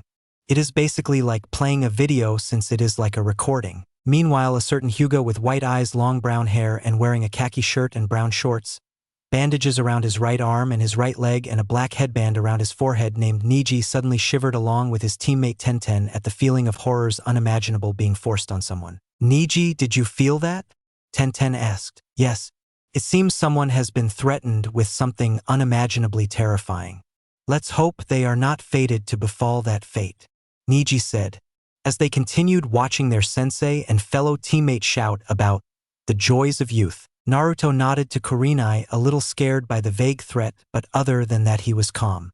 He was starting to get used to being threatened by now, though of course he wouldn't ever hurt Hinata. Everyone talked some more with Kiba and Naruto vowing to beat down the other the next chance they get.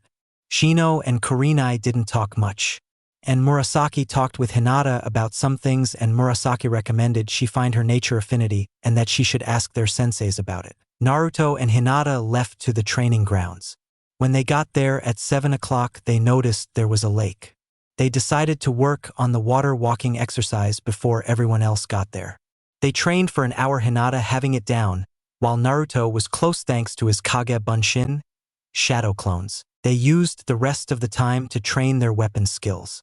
Naruto practiced with his katana, which was not yet named.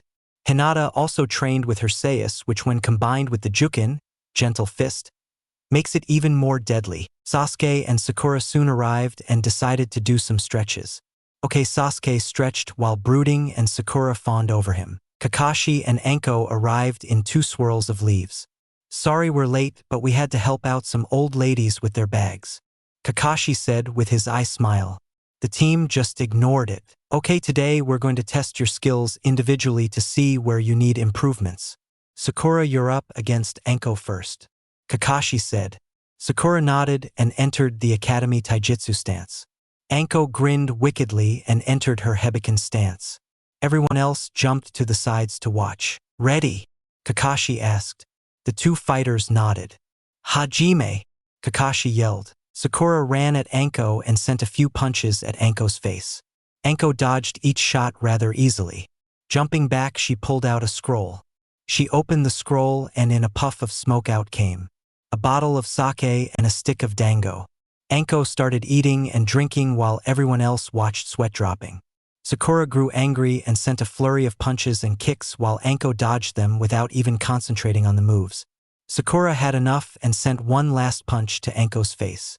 Anko side-stepped with the dango still in her mouth.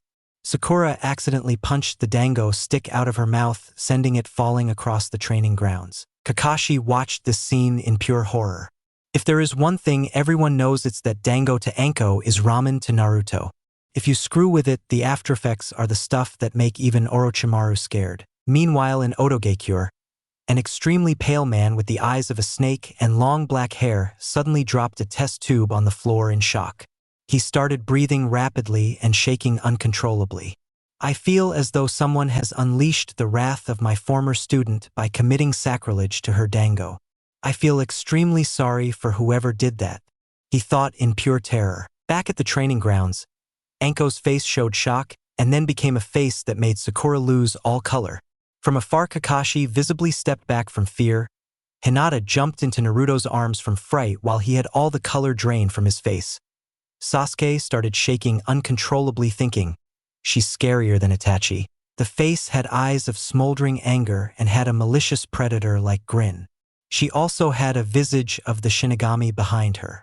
You ruined my dango? She said slowly. Your life is now forfeit. Sanaijishu, striking shadow snakes. Anko shouted, sending 13 snakes out of each sleeve. Sakura did the thing any sane person would do. She ran for her life, dodging snakes left and right while screaming. Kakashi soon called it after about 5 minutes of this. Okay, you've made your point, Anko. You win, Kakashi said to get her to stop. Anko nodded but sent a look to Sakura that said, we're not finished yet. Okay, Sakura, a couple of things. 1. You use no ninjutsu or genjutsu, so get some. 2. Your taijutsu is literally punches and kicks with no form, so work on that. And 3. Anko cut him off. Stop being a useless fangirl. Anko shouted at the pink-haired girl. Everyone's sweat dropped at that remark except Sakura, who looked affronted by the idea of being a fangirl. I'm not a fangirl, my love for Sasuke-kun is genuine, just his for me is, she said like she was perfectly sane. What she didn't notice was moving behind a tree or the sounds of gagging and heavy breathing. Okay Sasuke, you're up against Anko next, Kakashi said. Sasuke came from behind the tree and stood in front of Anko in the Uchiha Interceptor fist stance. Anko entered her Hebekin stance. They rushed at each other. Sasuke sent a left punch to Anko's head, who ducked. She sent her right leg to Sasuke's midsection as she ducked. Sasuke gripped the leg and flipped over her. When he landed, he swept her legs with his own. Anko fell on her back but quickly sprung up, sending a punch to Sasuke's face as he stood up from the leg sweep. Sasuke was sent back, skidding across the grass until he stopped a few feet away from Anko. He then went through hand seals, rat, tiger, dog, ox, rabbit, tiger, cat, Hosenka no jutsu, fire style, phoenix flower jutsu. Multiple fireballs shot out of Sasuke's mouth, to which Anko proceeded to dodge left and right. After dodging the last one, doing a matrix-style back bend, she came up and saw Sasuke finishing up a series of hand signs. Shinsina Uchiha Katan, Ryusei Barisu, Sacred Uchiha Fire Style, Meteor Breath. Out of Sasuke's mouth shot a crimson-colored fireball the size of a building. It raced at Anko at high speed. Anko had no time to dodge, so she used a jutsu that she hated the thought of using. However, she could either use it or get burned to a crisp. She placed her hands on the ground and shouted, Kuchios, Rashomon, summoning Rashomon. A large gate with a menacing face on the doors came out of the ground. It stopped the large fireball easily. Sasuke started panting after that technique since he used most of his chakra in that fireball attack. Well done, Sasuke. You live up to the title of Rookie of the Year, but you still need to work on a few things, such as adding some new jutsu to your repertoire, getting experience, and ironing out a few flaws in your taijutsu. Kakashi said, My taijutsu has no flaws. It is superior to all other styles. Sasuke said arrogantly. Kakashi will also have to work on getting rid of your arrogance, Gaki, brat, Anko said. Sasuke scowled at that remark. Okay, next up is Hinata. Hinata nodded with Naruto wishing her luck. Hinata stood before Anko, entering her Juho stance and activating her Byakugan. Anko entered her stance and rushed at Hinata. Anko threw a left punch at Hinata's face. Hinata dodged by spinning around the punch. She then hit 3 tenketsu points in Anko's left arm as she dodged the punch. Hinata then kicked Anko's leg out from under her, making her fall. As Anko fell, Hinata laced her hands with chakra and hit 9 points on Anko, 2 in the stomach area, 3 on each rib, and the last one in the chest. All the while she shouted Juho, Q Tenohira no Sudaraiki, gentle step, 9 palm strike. Anko was ousted into the ground hard on the last shot by Hinata. Kakashi called the match after that. Okay Hinata, well done, you just need some jutsu and experience. You should also improve your new taijutsu, but Anko can help with that. Hinata nodded and unblocked Anko's tenketsu points. Anko, I'm going to spar with Naruto so you can watch the match. Anko nodded and went off to the side. Kakashi stood in front of Naruto and pulled out his Ika Paradise book. This caused Anko to get annoyed, and she went over to Naruto and whispered in his ear something. Naruto nodded to what she said. Naruto entered the Kitsuniken stance. He then created 30 Kage Bunshin. Kakashi just dodged and attacked the clones without even looking up from his book. The original Naruto decided to activate his Rinnegan and held out his hand, muttering, Bansho Tenin, Universal Pull. What was pulled was not Kakashi but his book. Kakashi's eyes grew wide with fear and he rushed at Naruto, grabbing the book quickly and landing behind him. Kakashi then turned with his hands clapped together with the middle and index fingers pointing up. Never let an opponent get behind you, Naruto. Senin Goroshi. 1,000 Years of Death. As Kakashi was about to stick his fingers up Naruto's behind, there was an explosion that sent him back. Apparently, he didn't notice Naruto put a small-scale exploding note on his book. The book exploded and sent him back. Kakashi saw the scattered pages of his destroyed book and cried a tear out of his visible eye. Meanwhile, Anko was laughing her ass off, leaning on Hinata for support while Hinata was laughing as well. Sakura was giggling and Sasuke was, well, being Sasuke and standing there impassively, though in his mind a chibi version of him was laughing his ass off. Naruto held his palms outward and channeled chakra to them. Futon. Kaze Hoshi no Jutsu. Wind style. Wind star jutsu. Out of Naruto's palms came a swirling wind that kept swirling around him. It formed into one visible whitish-blue 5-point star. Naruto threw the star at Kakashi, who dodged it. Or so he thought. The star separated into 5 points and flew at Kakashi. Kakashi, who wasn't expecting this, got hit in the legs and one arm. Naruto was then decided to finish it with Shinra Tensei Almighty Push, but was stopped by an odd feeling. Kakashi threw a kunai at him. Naruto held his hands on instinct and the kunai stopped in midair. It just stayed there suspended and Naruto had no idea how. If he had used Shinra Tensei or Bansho Tenin, the kunai would have been pushed forward or pulled towards him. Everyone just stood there wondering what he was doing. Hinata activated her Byakugan and saw what he was doing. He was chakra to the object to keep it suspended. What he was doing was manipulating the gravity of the object so he could make something heavy or light in terms of weight. Hinata realized that the thing had to be within a certain distance to him and assumed that he could do this to multiple objects, but he would need more control. It was rather impressive to say the least, and Hinata would tell Naruto after the test. Naruto stopped what he was doing with the kunai and held his hand out to the still awestruck Kakashi. Bansho Tenin. Kakashi was pulled forward and then was stopped by a right hook from Naruto. As Kakashi stood up, he was held at sword point by Naruto via Naruto's katana resting at his neck.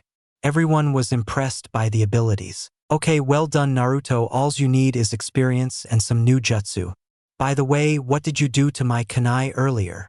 Kakashi asked. I can answer that, Hinata started. Naruto-kun can apparently use chakra to make objects heavy or lighter by affecting their gravity, Kakashi-sensei. Hinata explained. This caused everyone to have their jaws drop. Sasuke seethed to hear this but soon realized he would just beat him down when he got his Sharingan to prove whose bloodline is better. Kakashi then got everyone back on track. Okay, today we'll work on ironing out your flaws for another 2 hours and then take a mission. Everyone nodded. Kakashi took Sasuke and Naruto to help them while Hinata and Sakura were left with Anko, and the smile Anko was sending to Sakura was giving her chills down to her very core. Okay, Princess and Pepto-Bismol, I'm ironing out your guys' taijutsu, giving you a genjutsu I know how to do, but first drop and give me 100 jumping jacks, 100 push-ups, and 100 sit-ups now, she told them. They complied with Sakura realizing one simple thing. This is going to be the most painful moment of my life. Meanwhile, Kakashi created a shadow clone to work with Sasuke since he was to be ironing out his taijutsu. Naruto and him decided to work on his sword practice as Kakashi was an ANBU agent and used to use a sword. They covered ground with that for an hour, proving Naruto was a natural with the sword. They then moved on to improving his Pretapath ability of chakra absorption. Kakashi just spent an hour throwing fireballs at Naruto for him to absorb the chakra from. This was to increase speed, but Kakashi noticed something. He went over to Naruto while he had the path activated and felt his chakra draining. He then deduced if Naruto could lower the height and length of the barrier but increase the number of them by that logic, he could put them around his hands and feet and create a pseudo-juken where instead of blocking chakra points you steal chakra directly from an opponent. This, however, would require more chakra control training and at least mid-chunin level control at the least, so Naruto wasn't there yet. The team stopped training for the day with Sasuke having fixed his taijutsu a little, Hinata having done the same, and in the process of learning a genjutsu.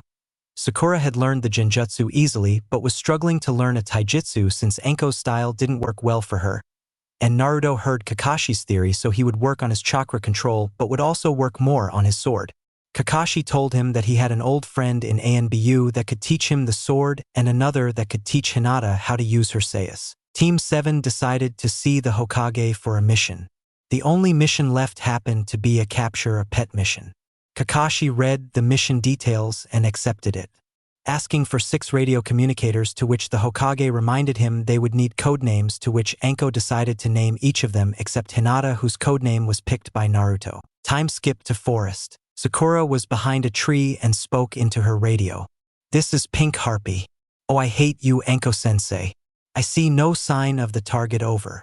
Sakura said, This is Fox Prince, I see the target about 20 meters away over. Naruto said, This is Raven Princess, I see the target about 23 meters away from me. It's 10 meters away from you, Emo Lord over, Hinata said, trying not to giggle. This is Emo Lord. Damn you, sensei. I am closest to the target, permission to capture. Sasuke asked. Okay, this is Porn King. Damn it, Anko. I give you permission now.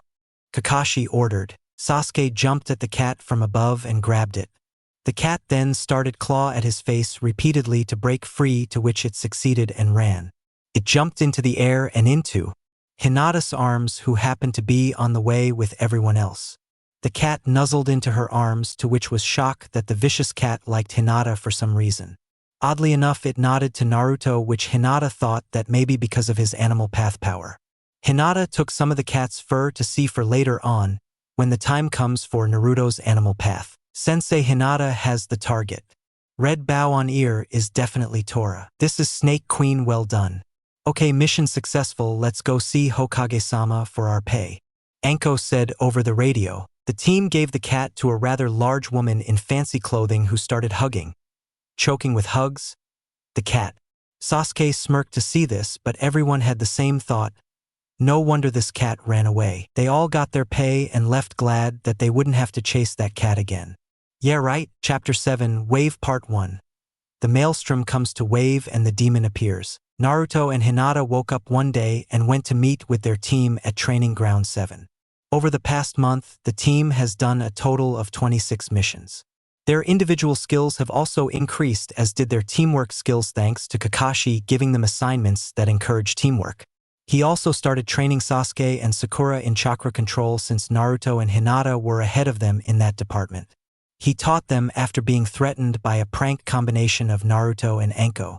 That in itself is a horror that should never be released. For the genin, Sakura has increased her abilities with her taijutsu style and has a few jutsu under her belt. The jutsus include Megan, Narakumi no Jutsu, Demonic Illusion, Death Mirage Jutsu, that she learned from Kakashi, which shows the target their worst nightmare, Megan, Jabaka Satsu, Demonic Illusion, Tree Binding Death, which shows the victim being trapped by a tree and the user killing them after appearing out of the tree due to being a part of the tree, Furashukasen, Flash Ray, a small flash of chakra that blinds the opponent temporarily, and Bunshi Sakurachi, Banshee Screech, which lets out a sonic screech that makes people temporarily go deaf and have extreme ear pains for a short time, which Anko gave her a scroll for after finding it, saying it was perfect for her to use. She was also able to complete the tree walking exercise and was working on water walking. Sasuke had ironed out the flaws in his taijutsu and gained a few new Katan Jutsu, fire-style jutsu, under his belt, including Katan, Kainbakufu no Jutsu, fire-style, Flame Blast Jutsu, which shoots a small wall of fire that rushes at high speeds to its target, Ketan, Enden, fire-style, Flame Bombs, which the user creates oil in their mouth and then shoots out a large fireball that can wound or kill depending on how much oil is used, and Katan. Inferno Yari, fire-style, Inferno Spear, which creates a small stream of fire that pierces whatever it comes in contact with and that takes the shape of a spear. He also completed tree climbing and moved on to water walking, which he is in the process of learning. Hinata has worked on her Juho, gentle step, style of taijutsu and has also increased her chakra capacity exponentially, going from high genin level reserves to mid-chunin level. She's also been learning how to wield her Seius from an old friend of Kakashi form, his ANBU days. The person was ANBU Agent Hibari, Skylark. She taught Hinata how to use her Seius effectively. She can take down Chunin no problem and can hold off low to mid-jonin level opponents. She has even better chakra control as well. Naruto has been training in chakra control, completing water walking thanks to his Kage Bunshin. He also has been learning how to use his sword from the ANBU agent Nico, Cat, who happened to be Anko's roommate. He also has been working on his Rinnegan powers. He has started mastering the Deva Path ability to control an object's gravity, making it light or heavy and even float. He also has started using his predapath ability in a combat way by creating 4 small barriers around the hands and feet, allowing him to absorb someone's chakra with taijutsu. Human path, he found he had a choice in ripping people's souls out. He also has been learning the basic starting exercises of the other elemental affinities thanks to his Kage Bunshin. Today they are meeting with the Hokage and Irika for some missions, and Kakashi feels that they deserve a reward for their work they've done over the last month. Hokage-sama, I would like to recommend my team for a C-rank mission, Kakashi said. This perked the genin up. Sasuke was tired of D ranks as well as Naruto and Hinata. Hinata didn't mind D ranks, but they got tired of them quickly. Naruto hated them but kept it to himself due to fear of what Hinata, Sakura, and Anko would do to him if he made a fool of himself. Sakura was the only one who actually liked ranks. Anko actually wanted to get her head examined by the Yamanakas because that behavior isn't normal. Okay, I have a C rank for you guys. You have to escort and guard a bridge builder to Nami no Kuni, the land of waves, so he can work on a bridge there. You have to guard him from threats as well while he works on the bridge. The Hokage said. Normally Irika would have yelled that they weren't ready for a C-rank mission, but the team had been proving to be exceptional.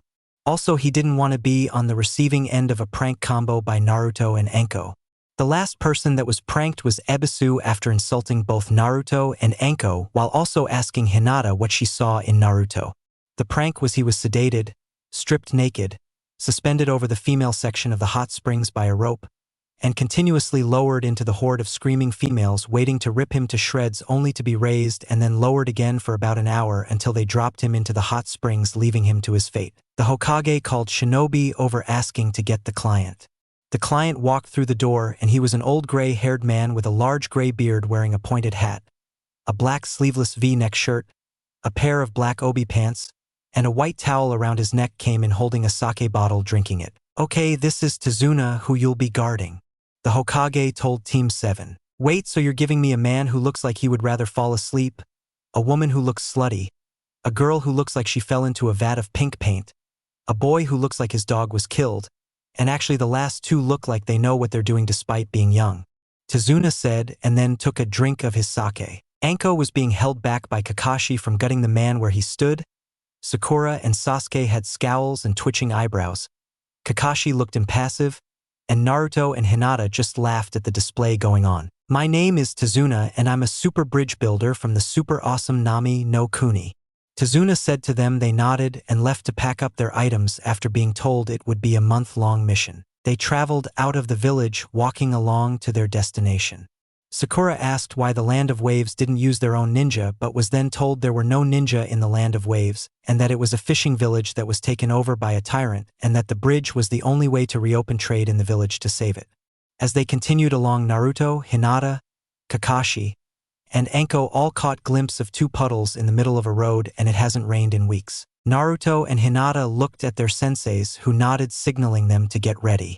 Naruto and Hinata moved up faster, passing by the puddles. When Kakashi and Anko passed by the puddles, 2 figures jumped out of the puddles and wrapped chains connected by their respective gauntlets around Anko and Kakashi. They pulled the chains and shredded the Jonin, shocking Sasuke, Sakura, and Tsunade. 2 down, one of the ninjas said. The 2 ninjas rushed at the genin. Sakura jumped in front of Tsunade with a kunai in her hands. Sasuke rushed at one of them and kicked them into a tree. Hinata blocked the chakra points of the other and then severed the guy's hand with her sais. Naruto used Shinra Tensei Almighty Push on him, sending him into the same tree as the first one. Kakashi and Anko stepped out of the forest unharmed and gestured to the logs that were used in their place. They then confronted Tsunade, explaining that they just fought missing ninjas from Kirigakure no Sato, Hidden Mist Village. Tsunade, you paid for a C-rank mission, and this just went beyond the scope of a C-rank. The next enemy will probably be Jonin level. This is now a B rank bordering A rank mission. And while my genin are exceptional, they aren't prepared for this mission. We must leave, Kakashi said. Forget it, sensei, I'm staying. Even if I'm on my own, I will protect him. Besides, if we leave, we will lose respect from various countries. Naruto said. Everyone nodded at that and gained respect for Naruto. They all agreed to continue the mission provided that they get more information on what's going on. They then took a boat ride across the water to get to Nami no Kuni while Tsunade informed them on the state of the country, and that the tyrant Gato of Gato Shipping Industries is actually in charge of a criminal empire that controls Nami no Kuni and takes all of its revenue, starving its people, and specializes in human trafficking. This fact disgusted Anko, Sakura, and Hinata, but they decided to continue on with the mission. The team disembarked from the boat and continued onward while trying to see through the thick mist. As they were walking, Naruto sensed something in the bushes and threw a kunai at the bush. He then parted the bush to reveal a white rabbit. "Sorry about that, little guy," Naruto said to the rabbit, and then started to pet it, as did Hinata, while everyone relaxed from their guards. Kakashi and Anko, however, took in the rabbit's fur color, as it was white and it was spring. White rabbits wouldn't be out in spring unless it had an owner. And it wouldn't be out without its owner unless it was a kawarimi. Substitution. Kakashi and Anko seemed to have this same thought. "Get down now," Anko shouted. Kakashi tackled Tsunade to the ground, narrowly avoiding a large blade spinning and flying overhead of them. Sasuke ducked, Sakura dived to the left, and Anko ducked. Naruto saw that Hinata was about to get hit and not able to avoid in time. So he rushed to her side and was intending to take the blow for her. Instead of the blade cutting through flesh, it connected with metal. Naruto had unlocked his Azura path in the form of mechanized armor. He had a steel-silver vest that covered the front and back of his torso. The large blade bounced off the metal armor into the ground. Out of the shadows came a large man. The man had short, spiky black hair, and the bottom half of his face was covered in bandages. He wore no shirt but had a belt harness on his chest for the sword. He was muscular, had a pair of striped baggy pants, and wore his headband for Kirigakure sideways on his head. The symbol was of 4 squiggly lines, 2 on the top half and 2 on the bottom. He was Momochi Zabuza, the Kirigakure no Kijin, the demon of the hidden mist. Isn't this a surprise? Sharingan no Kakashi, Kakashi of the Sharingan, and Anko Hibi no Ju, Anko the Snake Queen, as well as a genin that can block Kubi Kirabocho, decapitation carving knife. "This is going to be fun," Zabuza said, and started cackling evilly. Sasuke froze after hearing Kakashi's moniker. "Momochi Zabuza, the Kirigakure no Kijin. I guess Anko and I have to take you out, considering your past. In Kiri, the graduation exam was you were to kill a classmate in a duel, but you killed an entire class and you weren't even a student," Kakashi said, and then turned to the genin. "Guys, protect Tsunade in Bakusu box formation." The genin nodded and then surrounded Tsunade with Sasuke in front of him holding a kunai, Sakura on Tsunade's left holding a kunai, Naruto on Tsunade's right wielding his sword, and Hinata behind Tsunade wielding her sais. All had their backs facing Tsunade. "Zabuza, it seems Kakashi and I will be fighting you. I'll enjoy taking your head in for a bounty as well as drinking your blood." "Kukuku," Anko said, drawing her kunai. Kakashi lifted the headband over his left eye, bringing it across his forehead. He opened his left eye, revealing a red eye with a black pupil and 3 black tomo around the pupil. Sasuke saw the eye and was in shock. "Ooh, the Sharingan right off the bat. I'm honored," Zabuza said, and wielded his large blade. He rushed at Kakashi and Anko, swinging his blade, trying to cleave them in 2. Anko jumped over it with a backflip, and Kakashi ducked under it, bringing his leg up and kicking Zabuza in the chest, which pushed him back. "That Sharingan is rather impressive, Kakashi. I'll enjoy cutting it out of your eye socket," Zabuza said, and rushed at him again. The genin were watching the battle in awe, but Sakura was confused about something. "Hang on, what is the Sharingan?" she asked. "The Sharingan is the dojutsu of the Uchiha clan.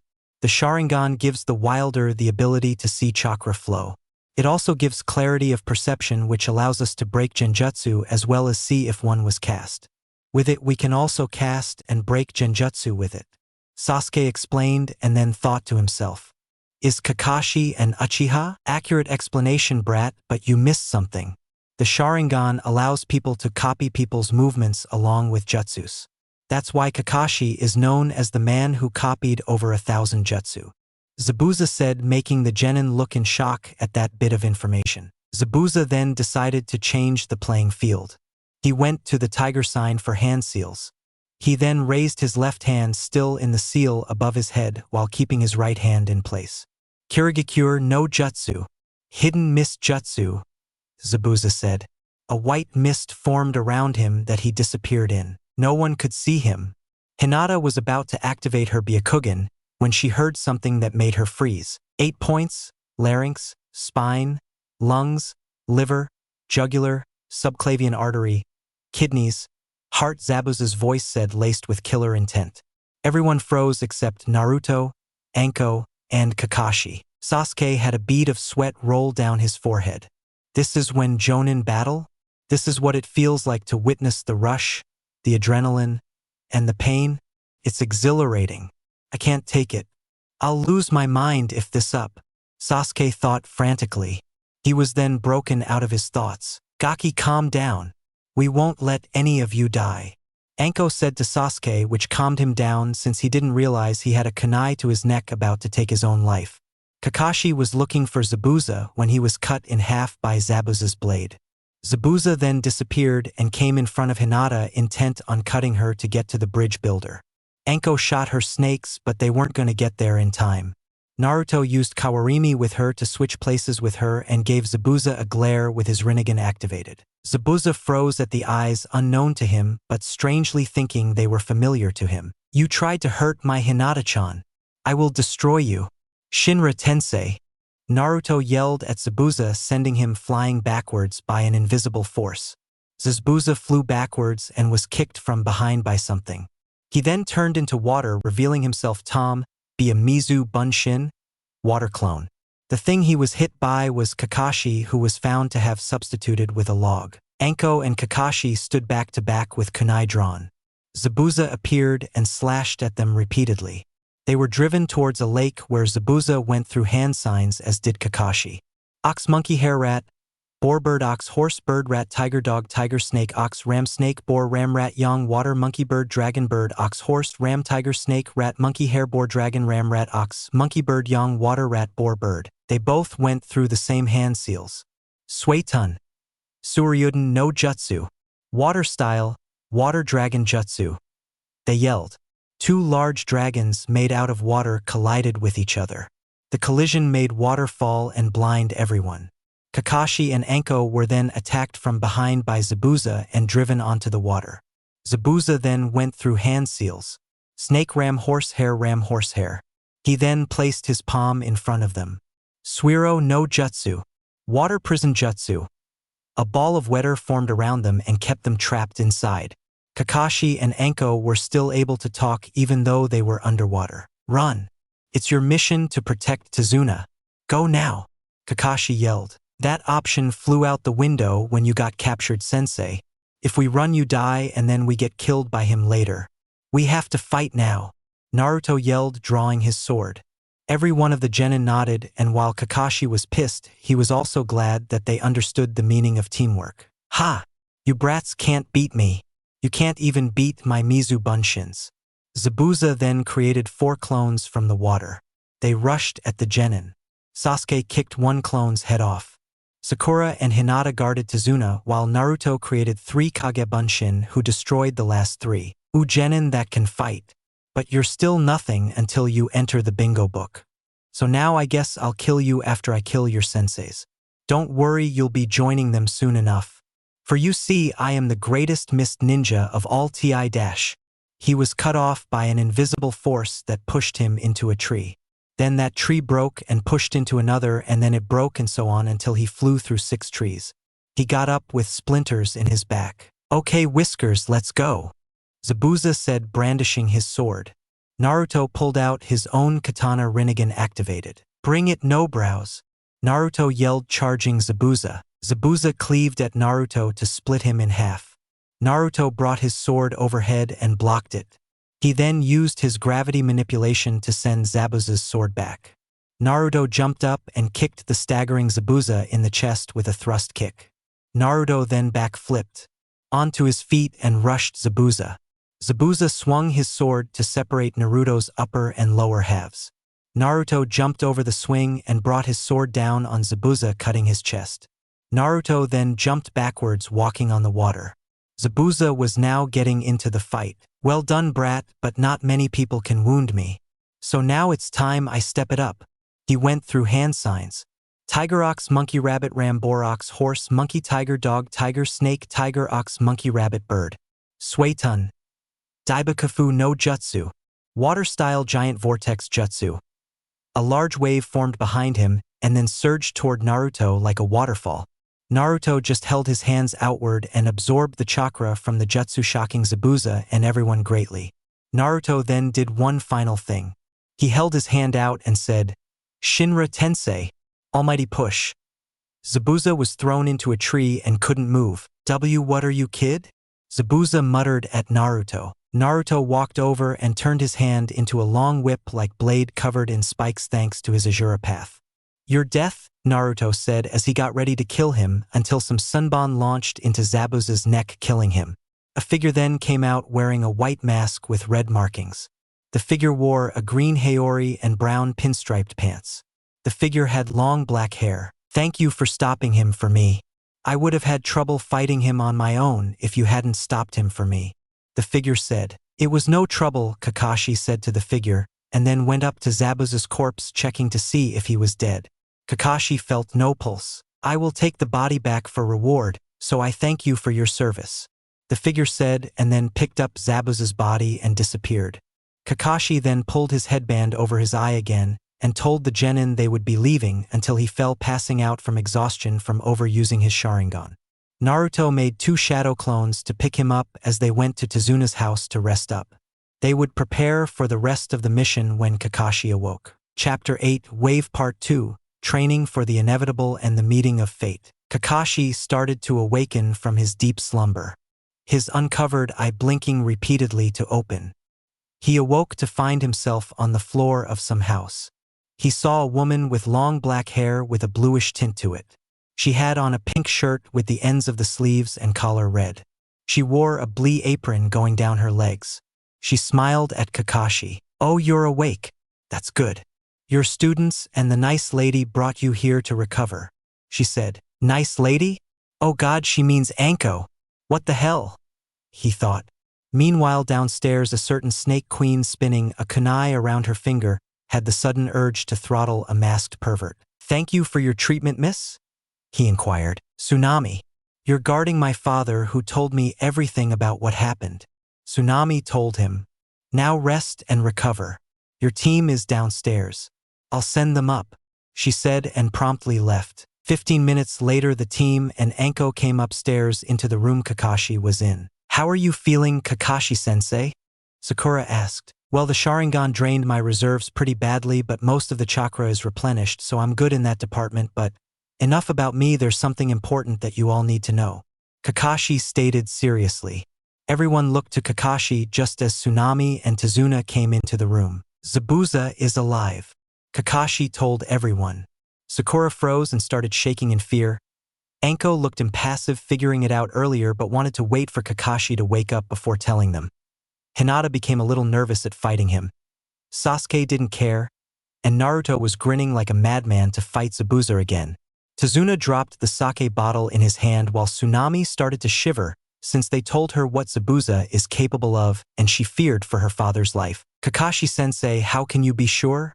We saw that ninja kill him," Sakura said, confused. Sakura, that ninja, was a hunter nin of Kirigakure no Sato, an elite ANBU squad that deals with the termination of a missing ninja.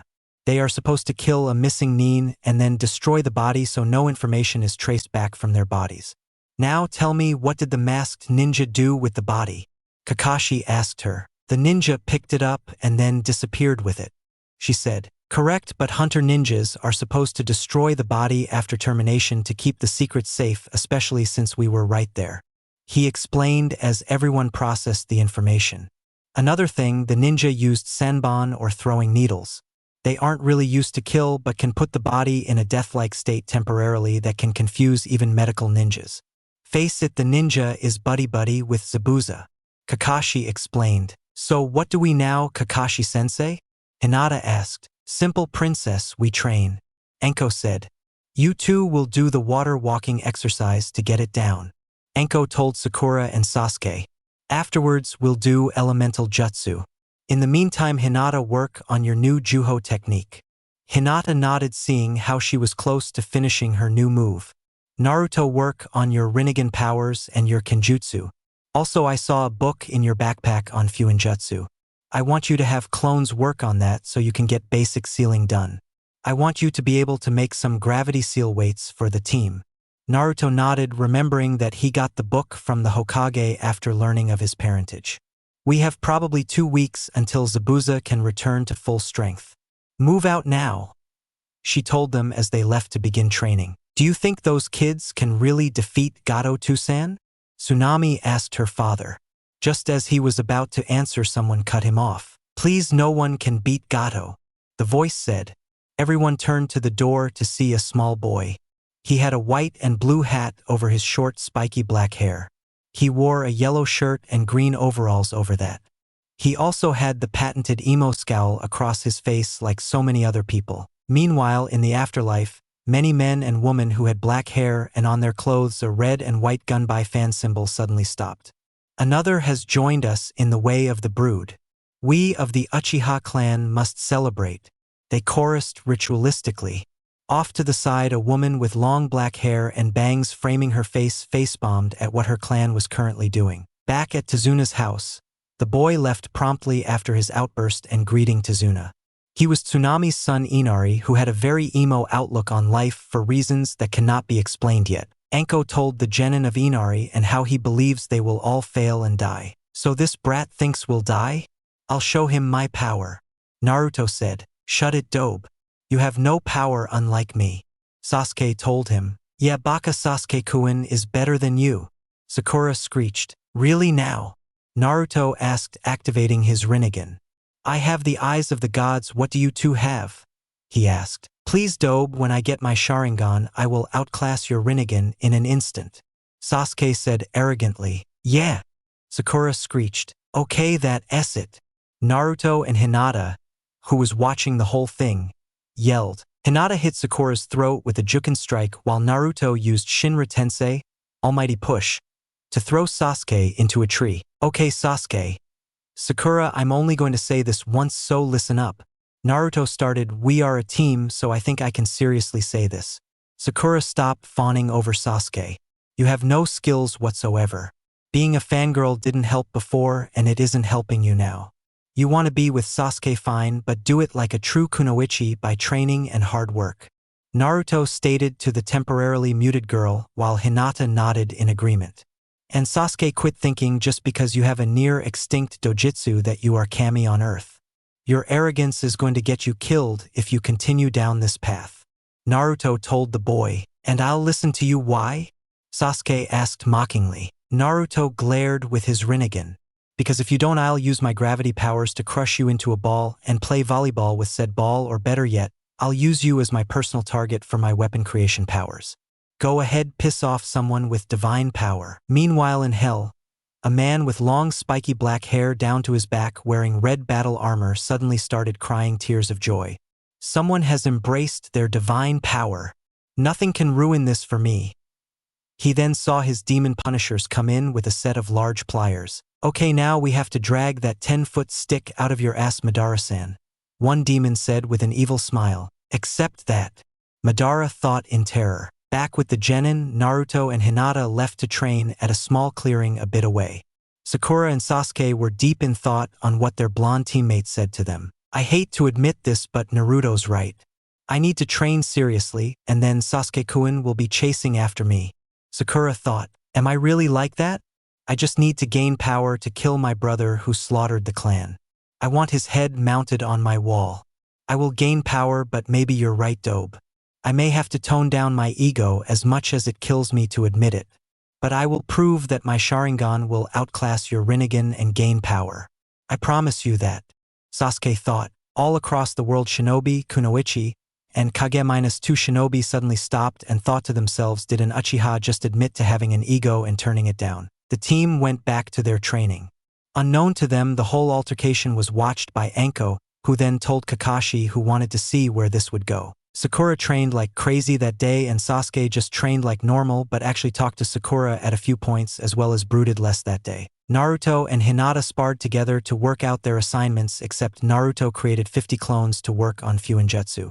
During the spar, Hinata was able to finish her move, which she calls Juho, Yuzuyasi, gentle step, vortex palm, which is actually similar to the Hyuga move Hack Kuhakisho, 8 trigrams air palm, which is an invisible force that pushes people back from a long range. The only difference between the two is Hinata's takes the shape of a small tornado that pushes people back and spins them. Hinata, after testing it a few times, ran out of chakra and passed out. Naruto decided to rest with her and fell asleep with her. What he didn't know was that his life was going to be changed even more. Naruto's mindscape. Naruto found himself in the sewer that is his mindscape. He looked up to see Kurama. "Kurama, why am I here? Did you summon me?" he asked the large fox. "You were summoned for a reason, but it was not me who called you. It was them," Kurama told the boy, nudging behind him. Naruto turned behind him, and what he saw he would never believe. For figures appeared in weird shunshin. Body flickers, one was of pure light, one was of darkness, one was of ghosts, and one was a floating yin-yang symbol. The shunshins faded and revealed four figures. One was a woman with C-cup breasts dressed in a black shirt, black pants, black boots, and a black robe. On the back of the robe, the kanji for dark was written in crimson. She had black hair, crimson-colored eyes, and pale skin. She was the goddess of darkness Yami. The one who stepped from the light had the same look as Yami, except she wore all white, had white hair, blue eyes, and sun-kissed tan skin. The kanji for light was on the back of the robe written in blue. She was the goddess of light Kami. The one who stepped out of the ghosts was a man wearing black kimono with a white edging to it. He had pale skin, silver-colored hair, and black eyes. He had a scythe on his back and had a mask strapped to his leg that looked like an oni, demon mask. He was the Shinigami, ruler of the dead. The final figure stepped from the yin-yang symbol. It was a man wearing a black shirt and pants. He had a white coat on the back had a red rinnegan at the neck and 9 magatamas underneath that in rows of 3 going down. He had spiky white hair and carried a staff. His eyes were the rinnegan. He was Otsutsuki Hagoromo, the Rakudo Sannin, sage of the 6 paths. Uzumaki Naruto, spoke the sage. "Do you know who we are?" he asked. "I do not know, unfortunately," Naruto said. "Okay then, I am Otsutsuki Hagoromo, the Rakudo Sennin," he said to Naruto, whose jaw dropped. "I am Kami," the woman in white said. "I am Yami," said the woman in black. "I am the Shinigami," Shinigami said. "Why have you summoned me?" Naruto asked, bowing. "We summoned you to give you gifts and power as well as to reveal the truth to you." Hagoromo started. "What truth?" Naruto asked, confused. "The truth on why you have the Rinnegan," Kami said. "But first, time for the gifts," she said. "I shall go first," started Yami. "Naruto, I gift unto you this cloak," Yami said as a black cloak appeared with the crimson kanji for shadow on the back. The cloak has a chameleon property of changing colors, but if you need to get away quick it can turn invisible. The thing about the invisibility power is it will continuously drain your chakra, so be cautious when using it. She told him as Naruto nodded and put on the cloak. "I'm next. This is not for you but someone close to you.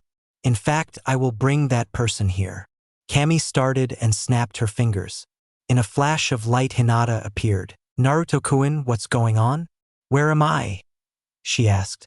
After an explanation from Kami, who said they could bring people into the mindscape at will, Hinata fainted. 5 minutes later, she woke up, saw it was real, and fainted again. She then woke up and stayed up. "Hyuga Hinata, I gift unto you this armor," she said as white battle armor with purple markings appeared before Hinata. "This armor shall give you the ability to absorb attacks and reflect them. The armor only lasts 5 minutes though, and has a 15-minute recharge time, so use it wisely." Hinata nodded as the armor disappeared, leaving a white necklace with a purple gemstone, which turns into the armor when needed. "Naruto, I gift unto you the teachings of the deceased and my summoning contract," Shinigami said as he unrolled a summoning contract. "Sign your name in blood, and I will give you the power to summon me and the dead to fight with you." Naruto nodded and signed. "Now there are some things you need to know. You cannot revive the dead indefinitely. Cannot allow that. If you summon me, I will not take your soul, so you can use the Shiki Fujin with no consequences. If you summon the dead for learning, they will appear in your mindscape until you learn the skills from them. And if you summon for combat, they will disappear after the battle is done.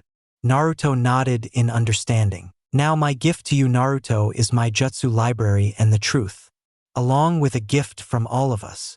Hagoromo said, beckoning Naruto over. When Naruto came over, Hagoromo used the human path to give the information on his jutsu library.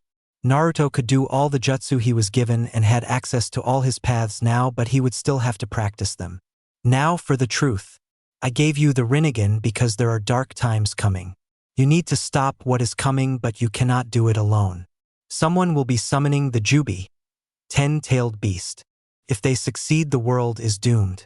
I gave you the Rinnegan to fulfill my dream and save the world. I believe you to be my successor. Our last gift to you is all the other bijou sealed in you. Hagoromo told him. Naruto and Hinata gaped in shock at that, wondering how that would be possible. We have contacted the bijou and Jinchuriki and explained the dilemma. They cannot leave their Jinchuriki, but we have a secondary method of giving you their powers. We took a small amount of chakra from the bijou to essentially clone them. They will take the same number of months as the tails. They have to be fully cloned with the full powers of the original. With the human path, you know their names, so we're fine on that end. The clones will have full memory of what's going on as well as full power. The Jinchuriki will still keep their bijou, and you will be the one to save the world. Naruto absorbed the information, thinking that this is crazy, but nods, accepting he will do it. Good then, this will only take a second. The gods and sage held their hands to Naruto with different colored balls. Kami had a tan ball in one hand and blue fire in another. Yami had a sea green colored one and a red flaming rock one. Shinigami had a white steam ball and a gray slime ball. And Hagoromo had an orange wind ball and a black ink ball. The balls fired at Naruto, and behind Kurama's cage the balls formed, with Kurama thinking one thing. We're going to need a bigger minscape. Goodbye for now, Naruto. And good luck. Hagoromo said, knowing that even with this power he will have a tough time ahead of him. Naruto then left the mindscape along with Hinata after the huge revelation. Naruto and Hinata awoke in the clearing. When they awoke, they saw a woman with long black hair in a pink kimono gathering herbs into a basket. The woman turned to them. Oh, I'm sorry. Did I wake you? She asked. No, we were just waking. We should get back soon though. Hinata said. Oh, what were you doing here anyway? The woman asked. Training. Naruto said simply. Are you two ninjas? The woman asked. Yes. By the way, what are you doing out here? Naruto queried. I was picking herbs for my father since he was injured. The woman said. Oh, then let us help, Hinata said. Oh, I couldn't ask you to do that. The woman said. You didn't ask us to. We offered. Naruto told her. Thank you. I don't even know your names. She said. My name is Naruto and this is my girlfriend Hinata. Naruto said, which caused Hinata to blush. Nice to meet you, my name is Haku. The woman said. They spent an hour looking for herbs. After finding the herbs, they were about to go their separate ways until Haku asked them an interesting question. Do you both have something precious to you? Haku asked. Upon seeing their confused looks, she decided to explain her question. I believe that when people have something they want to protect, that is when they truly become strong. Haku said. So do you all have something to protect? She asked. Naruto and Hinata both thought on what is precious to them. They thought of their team, the village, the Hokage. Hinata thought of her family and Naruto thought of the Ikarakus. But most importantly, their thoughts lingered on each other. They turned to each other smiling and looking into each other's eyes. Yes, they responded, still not tearing their gazes away. Yes, we do. Haku smiled at the care they showed each other. Well, I should probably get going. Thank you for your help, Haku said and then left. Naruto and Hinata decided to get back to their teammates. They entered Tsunade's house to see everyone at the dinner table. They were greeted by everyone, including Sasuke. They sat down and proceeded to eat. Sakura decided to talk to their clients. I couldn't help but notice that there's a picture in your living room that had a piece torn out. Inari, scowling, and Tsunade and Tsunami flinching, said it was an uncomfortable subject. The piece torn out was my husband Kaiza, Inari's stepfather. Tsunami said, and the hero of Wave. Inari scowled even more after his grandfather said that. "San, you can't mention him like that," Tsunami exclaimed. "Ka-san, it's okay. I want them to know so they know how badly they will die. Inari said coldly. Inari! Tsunade exclaimed in anger at what Inari just said. Tazuna sighed and explained that Kaiza saved Inari from drowning when Inari was little. He also explained that Tazuna saved Nami no Kuni from a flood. He then said that when Gato came to wave, Kaiza opposed him and Gato had thugs cut his arms off and then execute him publicly.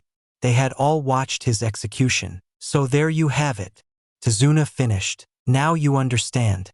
Now you know that you'll die. Inari said, Listen Inari, Gato couldn't kill me even if he tried. I will prove heroes exist. Naruto said, You can't beat Gato. He's too powerful. It's not like any of you know suffering anyway, so why bother?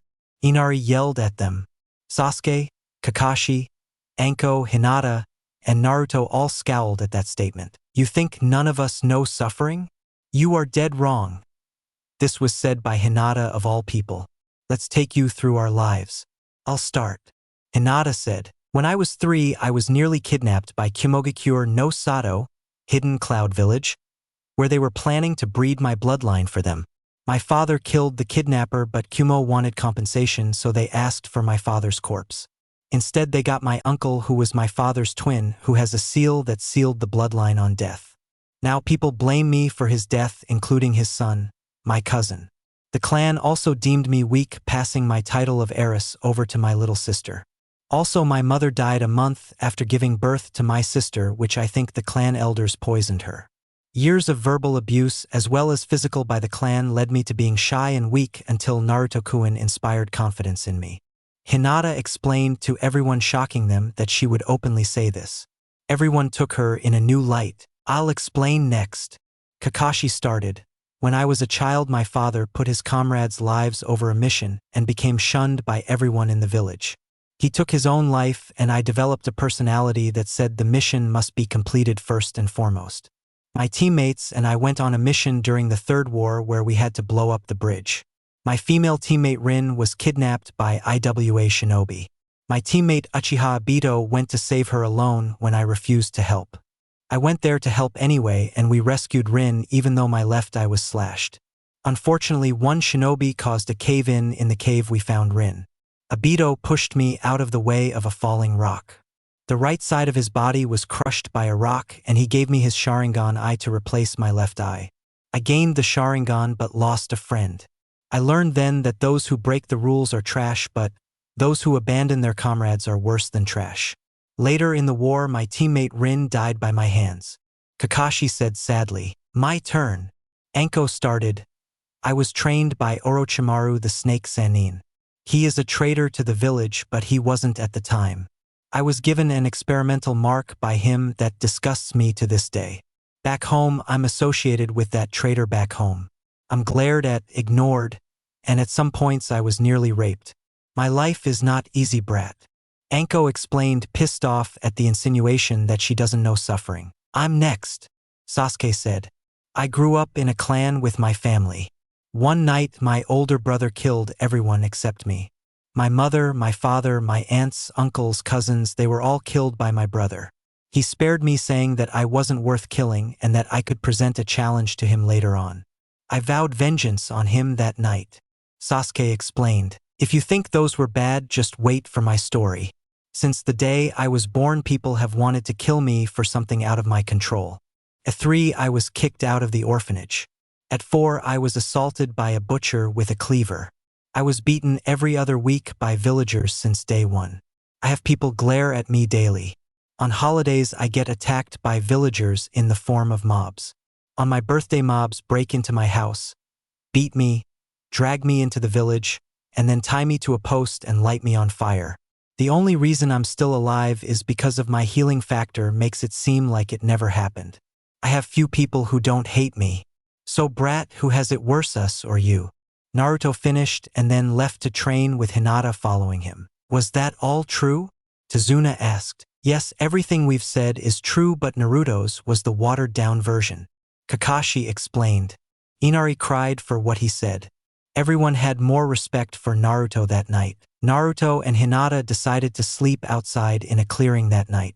Tomorrow would be better. Time skip. Naruto, Hinata, Sakura, and Sasuke have been training their respective affinities. Sasuke had fire and lightning, Sakura had earth, Hinata had water and lightning, Naruto had fire, water, earth, wind, and lightning due to his Rinnegan. After his meeting with the gods and the sage, Naruto gained the sage's powers.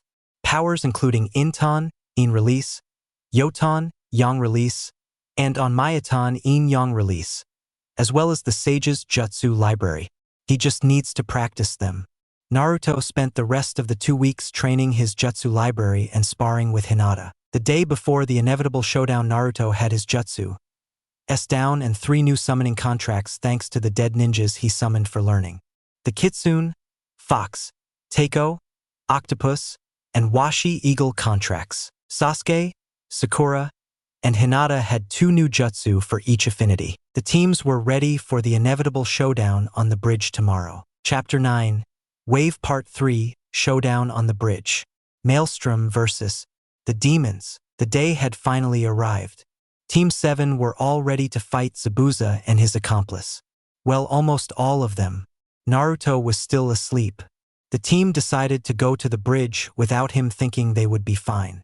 Oh, how wrong they would be. The bridge. Tsunade and Team 7, minus Naruto, had arrived on the bridge only to see absolute carnage through a mist on the still unfinished bridge. Bodies were strewn across the bridge. 1 man was cleaved in half, 1 man looked like a pincushion, and hell, 1 man had been hung from the side of the bridge by his intestines after being disemboweled by whatever monster did this. Needless to say, Tsunade and Sakura vomited at that sight. Be on guard, everyone. They're still here, Kakashi said, pulling out a kunai. The mist started to clear up. Kakashi and his cheerleaders. Hand over the bridge builder and I won't hurt you all much, Zabuza said, exiting the mist and readying his sword. Next to him was the hunter ninja. Team protect Tsunade, Kakashi ordered as the Genin and Anko pulled out kunai while Hinata pulled out her sais. Kakashi then lifted his headband, revealing his Sharingan. Ooh, the Sharingan again. You know it didn't help the first time, what makes you think it'll help now? Plus, I'm not alone, Zabuza said, indicating the hunter ninja who rushed at the Genin, but when they got close they were intercepted by a palm strike that sent them back. The attacker revealed to be Hinata. You are not going to get Tsunade, Haku, Hinata said, entering her stance. Zabuza's eyes widened at the deduction of Haku's identity. If you could see behind Haku's mask, you would probably see the same thing. How?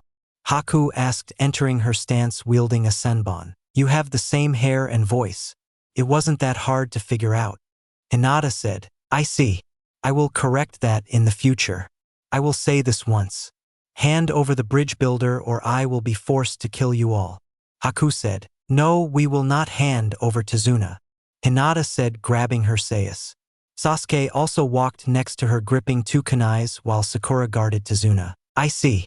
Very well, I hope you all can forgive me for what I must do, Haku said, rushing at them, using her speed to slash at both of them repeatedly. Sasuke and Hinata kept blocking the slashes with scare weapons. Not bad.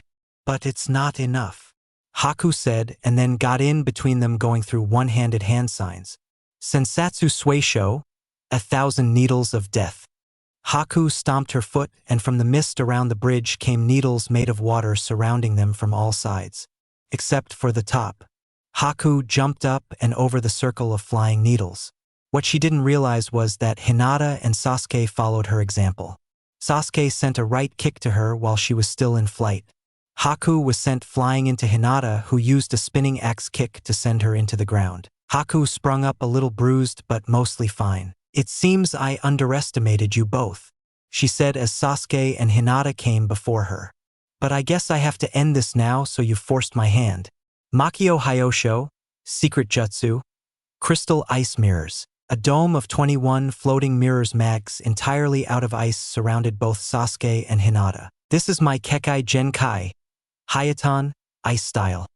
Now you will both disappear, Haku said, then stepped into one mirror reflecting in all of them, and then each Haku readied their senbon in their hands and attacked. With Zabuza and the Jonin. Zabuza had just blocked a kunai that was thrown by Anko.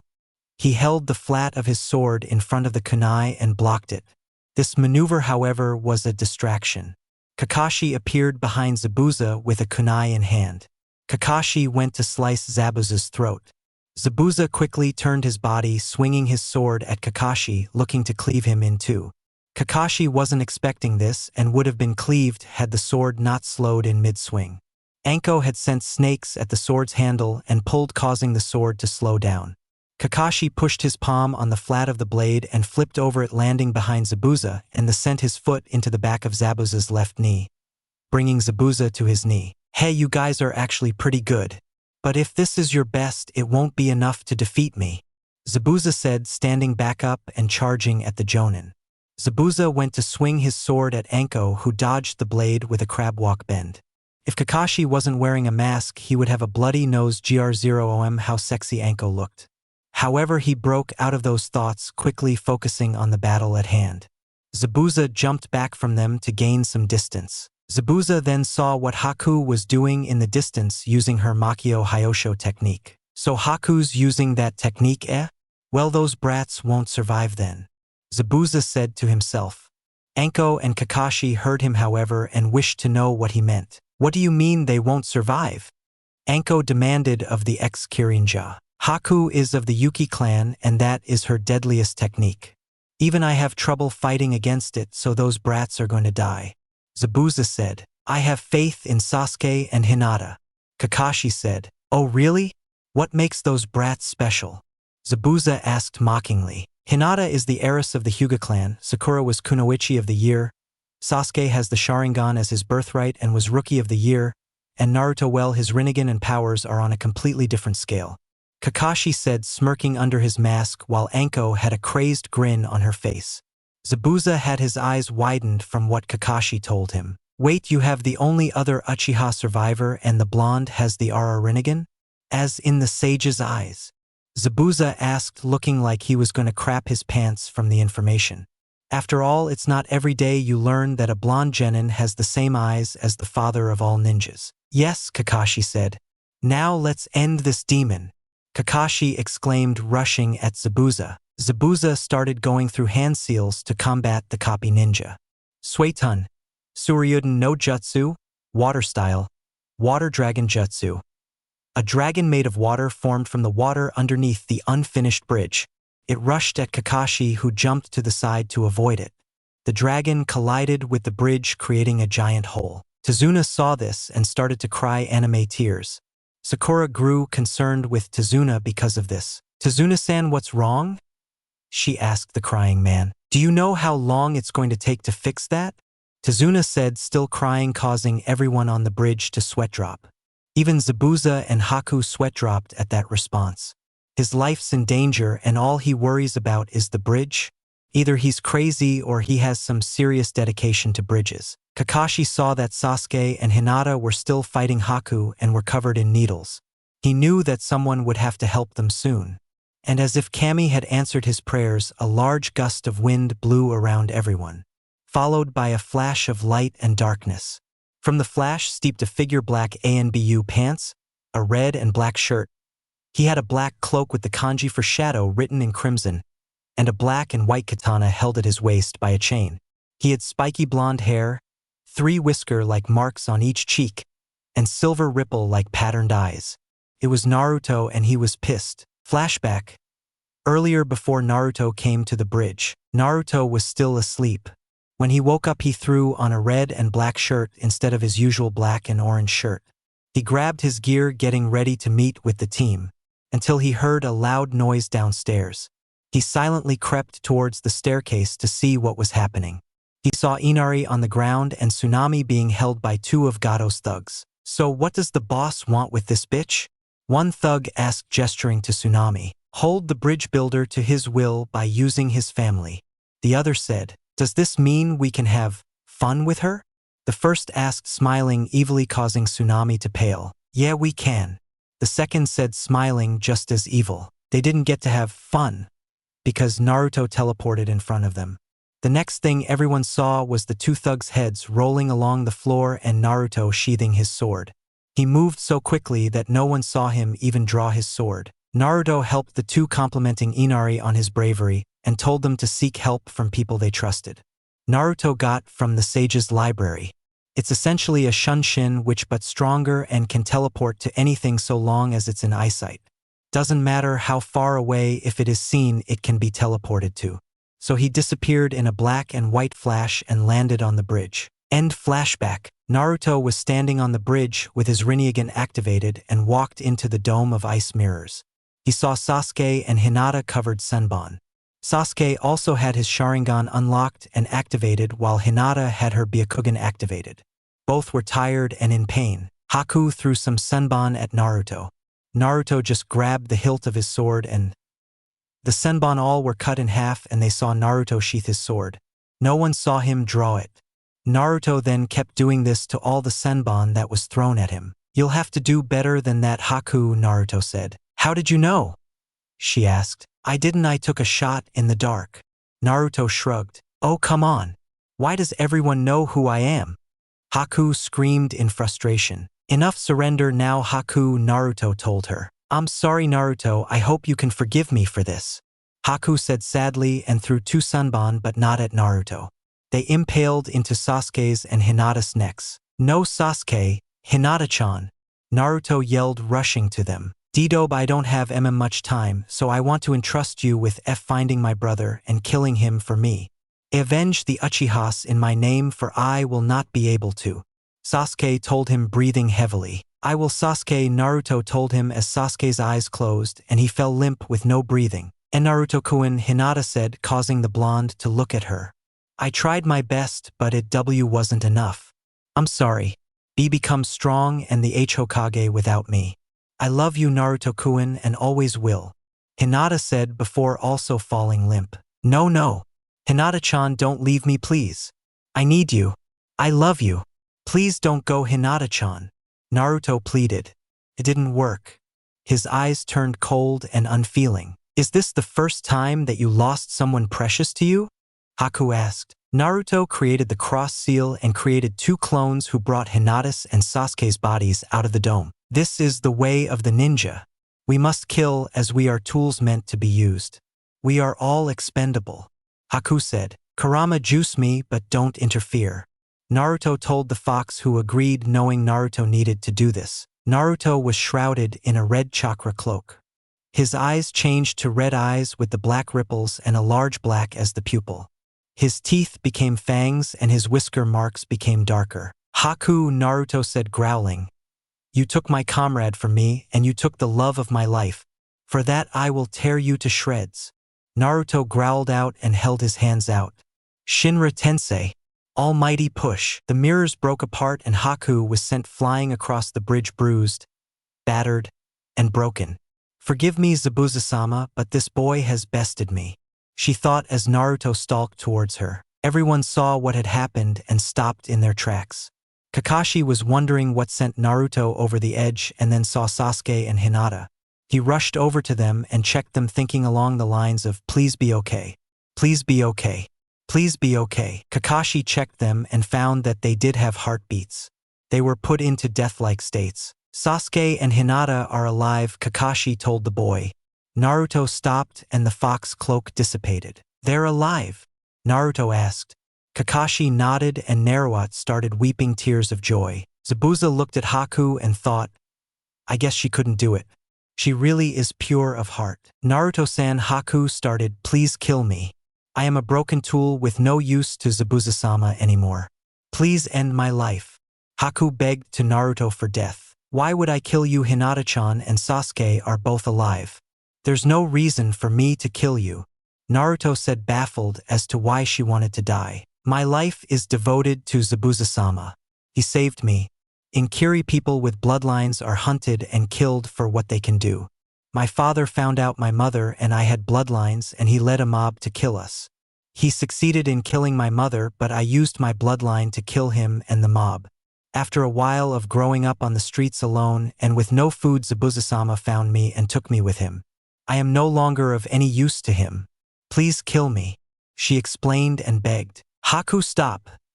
Everyone turned to see Zabuza was the one who said this. You are not a broken tool. You were never a tool in the first place. I admit I was wrong. These Konoha ninjas care for each other and proved me wrong about shinobi as tools. I should have never thought of you as a tool. Instead, I should have thought of you as a daughter. And for that I'm sorry," Zabuza told her. Haku ran to Zabuza with tears in her eyes and embraced him. "Oh, Tusan," Haku said, weeping as Zabuza embraced the girl smiling under his bandages. Everyone smiled at the scene, but then Naruto went to Hinata, who was still in her death-like state. She awoke, as did Sasuke. "Wait, this is heaven? Where are my clan members? And barrels filled with tomatoes and onigiri?" Sasuke questioned. "And where are my barrels of cinnamon buns and 1,000 Naruto-kuns?" Hinata asked. Naruto blushed at that statement like tomato red all over his face. Everyone else laughed at him. Hinata then realized they were alive again. "We're alive? We're alive!" Hinata was happy, and then she saw Naruto kunai. She was cut off by Naruto's lips crashing onto hers. Hinata sat there shocked but soon kissed him back. They both put all the love they could into their first kiss. When they separated, they looked into each other's eyes. "Hinata, don't die on me, please. I can't live without the woman I love." Hinata begged her, but Hinata was shocked by what he said. "Naruto-kun, what did you say?" she asked, stunned. "I said I can't live without the woman I love. That woman is you. I love you, Hinata-chan." Hinata's heart soared, and then she grabbed Naruto's face and shoved her tongue down his throat, kissing him passionately to the point everyone, including Anko, had to look away. Meanwhile, in the afterlife, a red-haired woman with violet eyes and a blue-haired woman with white eyes watched the scene. "Oh yeah, good catch, Masuko, son / Muzum, daughter," they both said at the same time, then looked at each other and laughed. "Oh, I'm so glad our kids are together." "What about you, Hitomi?" the redhead asked. "Oh, it is great, Kushina. I just know they'll be great together," Hitomi said. "I just hope he treats her right," they both said at the same time and then glared at each other. "Excuse me? Are you insinuating my son would treat her wrong?" Kushina asked dangerously. "Well, were you insinuating my daughter would do the same?" Hitomi asked, just as dangerous. They glared at each other until they attacked each other. It was basically a wrestling match between the two. What neither of them noticed was an Uchiha woman with long black hair and bangs framing her face. "Sigh. I'm the only normal one in my clan, and now I'm the only normal one in my circle of friends. Screw this, I'm getting out of here," she said, and then left, leaving the two to continue trying to kill each other. Again, back on Earth, Kakashi turned to Zabuza. "So what will you do now?" Kakashi asked. "The bridge builder is no longer our concern," Zabuza said. "We are no longer enemies. Besides, I'd rather not piss off the kid. Plus, I was going to betray Gato anyway." "Oh, were you now?" a voice sounded from across the bridge. It was a man with long spiky brown hair wearing sunglasses and a suit. He also had a weird mustache. And I cannot explain what it looks like. You could just Google Gato Naruto and it will be there. Behind Gato was an army of thugs with weapons. "So you were planning on betraying me?" "Well, I was thinking the same thing. Men, kill the ninjas except the woman. Zabuza's daughter I want for myself, as well as the blue-haired girl and purple-haired woman. The pink-haired woman you can have for yourselves," Gato said, smiling evilly. But there were a few problems with their plan. 1. Threatening to rape Haku didn't go over well with Zabuza. 2. Threatening to rape Anko didn't sit well with Kakashi. 3. Threatening to rape Sakura didn't sit well with Sasuke for reasons he didn't quite understand. And for the most important, threatening to rape Hinata didn't sit well with Naruto. Sasuke had drawn 2 Fuma Shuriken. Kakashi had his hands sparkle with electricity. Zabuza held his sword ready to chop some limbs, and Naruto had his sword drawn in his right hand and his left hand turned into a whip with spikes on it. The ninjas rushed at the army and decimated them. Sasuke threw the shurikens and they cut down about 12 people. Sasuke then drew a kunai and killed 6 more. Kakashi rushed and sliced through 6 people until his hands didn't have lightning anymore. He spent the rest of the fight cutting people with his kunai. He killed 16 more people. Zabuza cleaved through the horde like tissue paper, having a staggering 28 kills. Naruto, however, cut down 28 thugs with his sword and whip blade combo. He also threw a few wind and fire jutsu, given to him by the sage, to slice and burn a few to a crisp. For thugs did make it to the girls, but Haku hit one in the neck with a needle, killing him. Anko slashed one's neck. Hinata threw a kunai at one's head from afar, getting it through their forehead. And Sakura used her Banshee Sakurachi, Banshee Screech, causing the last one's ears to bleed, and then threw a kunai at him.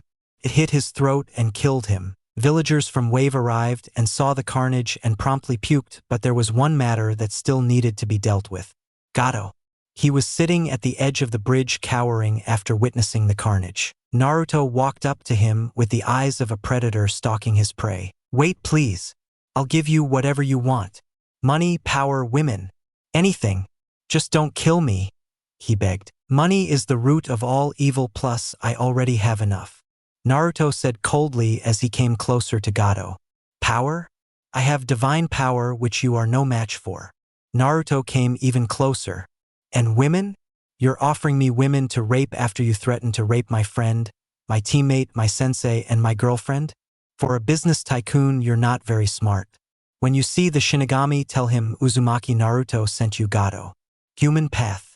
Naruto grabbed Gato and pulled his soul out, gaining his memories, and sent his soul to the Shinigami. Meanwhile, in the realm of the dead, Gato arrived right in front of a desk with the Shinigami sitting there doing paperwork. Who sent you? He asked Gato. Uzumaki Naruto? Gato asked fearfully. Shinigami looked at the man. Okay, your punishment will be to be pulled apart by horses, and then healed to endure it again repeatedly for all eternity. Next soul. Shinigami called as Gato poofed away. I hate paperwork, Shinigami said. If you listened closely, you would hear a voice from in his stomach saying, same here. Back on Earth, Wave was freed from tyranny and the bridge was built. Zabuza and Haku got their money and decided to settle in Konoha for no reason other than to never having to worry about being on Team 7's bad side again. Also because Zabuza had a score to settle with a youthful Leaf Jonin who stole his eyebrows years ago on a joint mission between Konoha and Kiri. Back in Konoha, a green spandex wearing Jonin shivered, feeling someone would be challenging him for his beloved brows. The bridge was named the Great Naruto Bridge in honor of the boy who killed Gato and saved the town. Team 7 and Zabuza and Haku left shortly towards the Leaf Village, all of them wondering what would happen to them back in Konoha. Chapter 10. Coming exams and 1 and 9 together again. Team 7, Zabuza, and Haku arrived at the gates of Konoha much to the shock of Izumo and Kotetsu, the gate guards. They signed into the village and then left towards the Hokage's office. As they walked through the village, everyone noticed glares being sent to Anko and Naruto. Kakashi was impassive, being used to it, while everyone else besides Hinata wanted to know why those two were being glared at by a lot of the villagers. They finally got to the Hokage's tower and met with him. Hiruzen was shocked to see Zabuza and Haku and demanded an explanation. And so Kakashi, Anko, Zabuza, and Naruto told the story of their mission. Zabuza also explained that he and Haku are now forbidden from entering Wave because of what they did to the workers on the bridge, and that the Hokage may have to pay Nami compensation for the deaths. The Hokage hit his head into the desk and asked, "Why must you bring me nothing but paperwork, Naruto? Tell you what, Gigi, you cover all that and let them be ninjas here, and in exchange I'll give you the secret to defeating paperwork," Naruto told him. In an instant, Naruto was tackled by the old Hokage, brought into the air, and repeatedly shook. What? What is it? Tell me how to defeat the greatest evil in the village now, the Hokage begged. Okay, Gigi, 2 words. The Hokage focused on the blonde boy. Kage Bunshin, shadow clones. The Hokage just went to his desk, pulled out a scroll, applied blood to it, and out came wooden board with a note that said, "For when something obvious is revealed to you" on it. He then bashed his skull repeatedly with it while saying, "Stupid, stupid, stupid," over and over again. Meanwhile, in the afterlife, all the Kage of the past were doing the same with boards that came out of nowhere. Even the Yondaime Hokage in the Shinigami's stomach was doing it. They couldn't believe that their greatest bane was able to be easily beaten. Oh, the wasted years. After 15 minutes of this, the Hokage gave the 2 Konoha headbands and put them on a 6-month probation and interrogation with Yamanaka Inoichi and Marino Ibiki. He also ordered them to work at the academy, as well as Haku to work as a combat medic as Chunin rank and Zabuza working in the torture interrogation department as a Jonin. After that was done, Zabuza and Haku went for their interrogations. Team 7 decided to go home for the night and meet up tomorrow. After all, it was one hell of a ride they went through. Everyone except Naruto and Hinata left. Both had serious looks on their face which told the Hokage, "We need to talk in private." "Leave us," the Hokage commanded, waving his hand. The hidden ANBU in the room left with only the sounds of whooshes being the only thing that confirmed they were ever there to begin with. The Hokage then looked at the two seriously. "How important is this?" he asked. "Very, Hokage-sama," Hinata said. Hiruzen nodded, and before they began, Naruto held his palms out. "Bansho Tenin, universal pull," Naruto said, and a figure was pulled towards him clad in ANBU garb, but wore a pure white mask with the kanji for any root on it. Naruto looked to the Hokage, who nodded. Naruto then removed the ANBU's soul and absorbed his memory. This allowed him to know who sent the root Nin.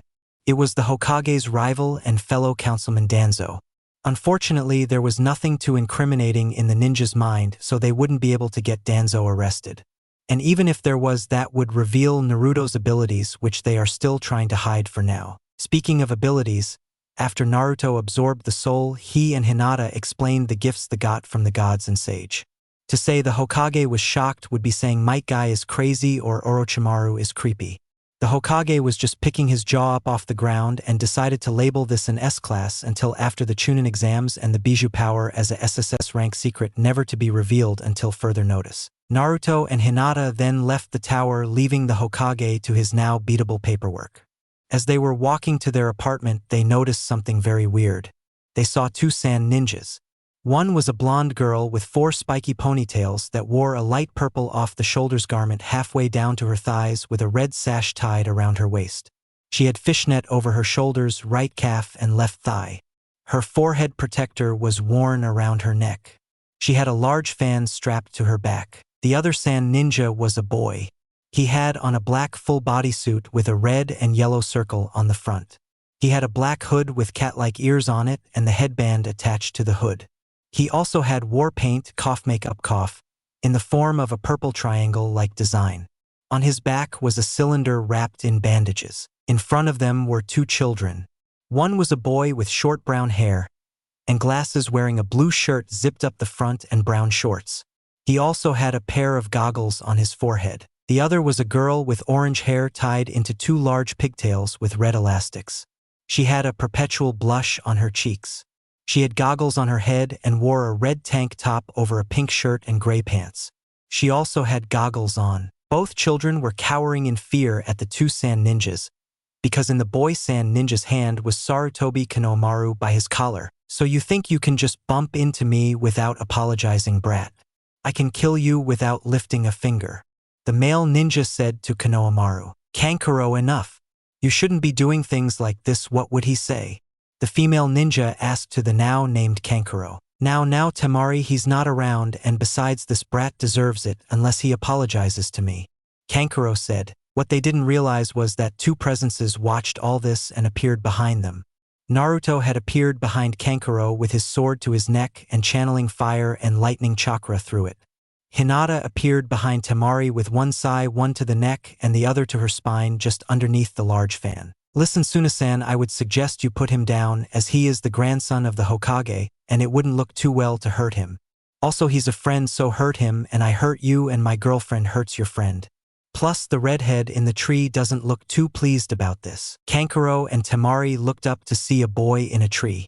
The sight caused him to drop Konohamaru, who then ran away with the 2 kids Udon and Mogue, and nearly pee his pants from the information he was given. The boy had short spiky red hair, no eyebrows, and black rings around his eyes. On the left side of his head was a carving of the kanji for love. He wore a black full bodysuit with t-shirt-like sleeves, the legs 3/4 the way down, an open neck, a white sash wrapped around him from right shoulder to left thigh, a leather band from left shoulder to right thigh, and a gourd on his back. On the leather band near his right thigh was his headband. "Kankuro, Temari, you 2 are disgraces to our village," the boy stated coldly. "Jijiagara, it's not what it looks like, these 2. Kankuro was cut off. "Shut up or I will kill you," the now named Gaara told Kankuro. He then disappeared and reapered in front of them all in a swirl of sand. "Who are you 2? Gaara asked. "Hyuga Hinata," Hinata told the boy. Gaara then had a look of fear and stepped back. "No, stay back. Mother warned me to stay away from you, Gaara exclaimed, and you'll know what I'm talking about if you look back at chapter 3. And you? Gaara asked to Naruto after he calmed down a little. Uzumaki Naruto introduced. Ah, so you are the brethren who was attacked by her, as well as the one with Mother's clone along with the others. Gaara said, yes, I hold all 9 thanks to you and the others. Also, she's my girlfriend. Naruto said, confusing Kankuro and Temari about the 9 comment. Mother would love your blood and she will get it. Higher purpose or not. Gaara said, creeping everyone out a little. Who are you anyway? Naruto asked, creeped out by the comment. My name is Sabuku no Gaara, Gaara of the Sand, and you have already met my siblings. Gaara said, and why are you all here? Hinata inquired. We're here for the Chunin exams. Temari said, I see then, well, best of luck in the exams. Hinata said as she and Naruto started to leave. I hope you two are in the exams so I can kill you. Kakenuro said angrily as the cylinder on his back started to unwrap. He was stopped by a wall of sand around him. GJ Gaara? What are you doing? He asked. It's not me, Kankuro. Gaara told him calmly. What they all saw was Naruto holding his hand out and the sand from Gaara's gourd swirling around him. The wall was branched off from that swirl of sand, shocking Kankuro and Temari. Looks like Shikaku just came up in you Remindscape kit, Kurama told him. How I'm here? Oh right, clone with full power. How you doing, Rikudo-sama? The Shikaka clone asked. He was a large tanuki made of sand with blue markings and 1 tail. Shikaku, please don't call me that, Naruto told him. Shikaku, you're looking sane, Kurama told him. Blame the seal I was, or the original is under. It's faulty and needs fixing. Shikaku said. I see. Naruto told him. He was brought back to Earth by Gaara. We'll meet again, Uzumaki-san. Gaara said as he and his siblings left with Gaara saying, he will explain the blonde's powers to them, as well as having his sand returned. Naruto-kun, what was that sand? Hinata asked her boyfriend. Shikaku just came to power in my mind. I'll have to learn how to control the sand though, but I get the feeling it will come in handy later on, Naruto explained. Hinata nodded. We should go home. Not much we can do for now. Naruto said. Hinata nodded while thinking of what could possibly happen from this point onward. The next day, Team 7 met up at Training Ground 7 because Kakashi and Anko had news for them. Okay, here's the deal, Kakashi started. We've decided to enter you all into the Chunin exams. He stated. They're tomorrow at the Academy Room 301 at 9 o'clock. Decide whether you will enter or not by then. Anko told them and then left saying something about a date with Kakashi buying her dango. Meanwhile, Kakashi was crying anime tears. Everyone knows dango to Anko is ramen to Naruto or cinnamon buns to Hinata. Why he asked her out? He may never know. What do you guys think about entering? Naruto asked his team after the Jonin left. I'm in. I want to test out my strength. Sasuke said. If Sasuke-kun's in, how could I say no? I'm in.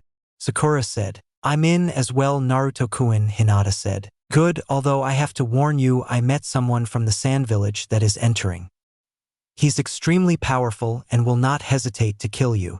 Naruto warned seriously. Sakura gulped, but Sasuke looked impassive, wanting to test his powers against this person. So we're all going entering then? They all nodded good. Naruto said. Naruto and Hinata then started to walk away. We'll meet at the academy tomorrow. Naruto-kun and I have some things we have to do before then. Hinata said with a hungry look in her eyes that everyone caught. Then they disappeared in a flash of white and black light. Did you catch that look too, Sakura? Sasuke asked. Yeah, it looked like she wanted to rip his clothes off or something. Sakura said. They wouldn't believe how right they would be. You want to get some lunch? Sakura asked. Sure, but this is not a date. Sasuke said, and they left. The Chunin exams are tomorrow and the shinobi world was about to be rocked. Like a hurricane. I had to do it, haha. Chapter 11. The Emo and God versus the Second Coming of Youthfulness and the First Test. It was 7 o'clock in the morning and Sasuke and Sakura had just gotten to the academy and were awaiting their teammates. Sasuke and Sakura's not-date lunch had gone well yesterday when Naruto and Hinata left as they smiled when they saw each other. They had lunch together at a seafood restaurant and had a fun time talking. 15 minutes after they arrived, Naruto and Hinata came up to them, but something was different about them. Naruto had the hood of his cloak up, and Hinata had a purple sweater that covered her neck instead of her jacket. Sasuke and Sakura decided to sate their curiosity. "Hey Dobe, what did you two do after you left yesterday?" Sasuke asked. "None of your business, team." Naruto told the boy. Unfortunately, wind kicked up right then and blew Naruto's hood off, and on his neck were several hickeys. They got their answer. Apparently Naruto and Hinata had a make-out session yesterday that seriously left a few marks. "Oh, so that's what you two did," Sakura said, giggling. Even Sasuke smiled at this amusedly. "It's none of your business." Both Naruto and Hinata shouted at them, blushing, but for different reasons.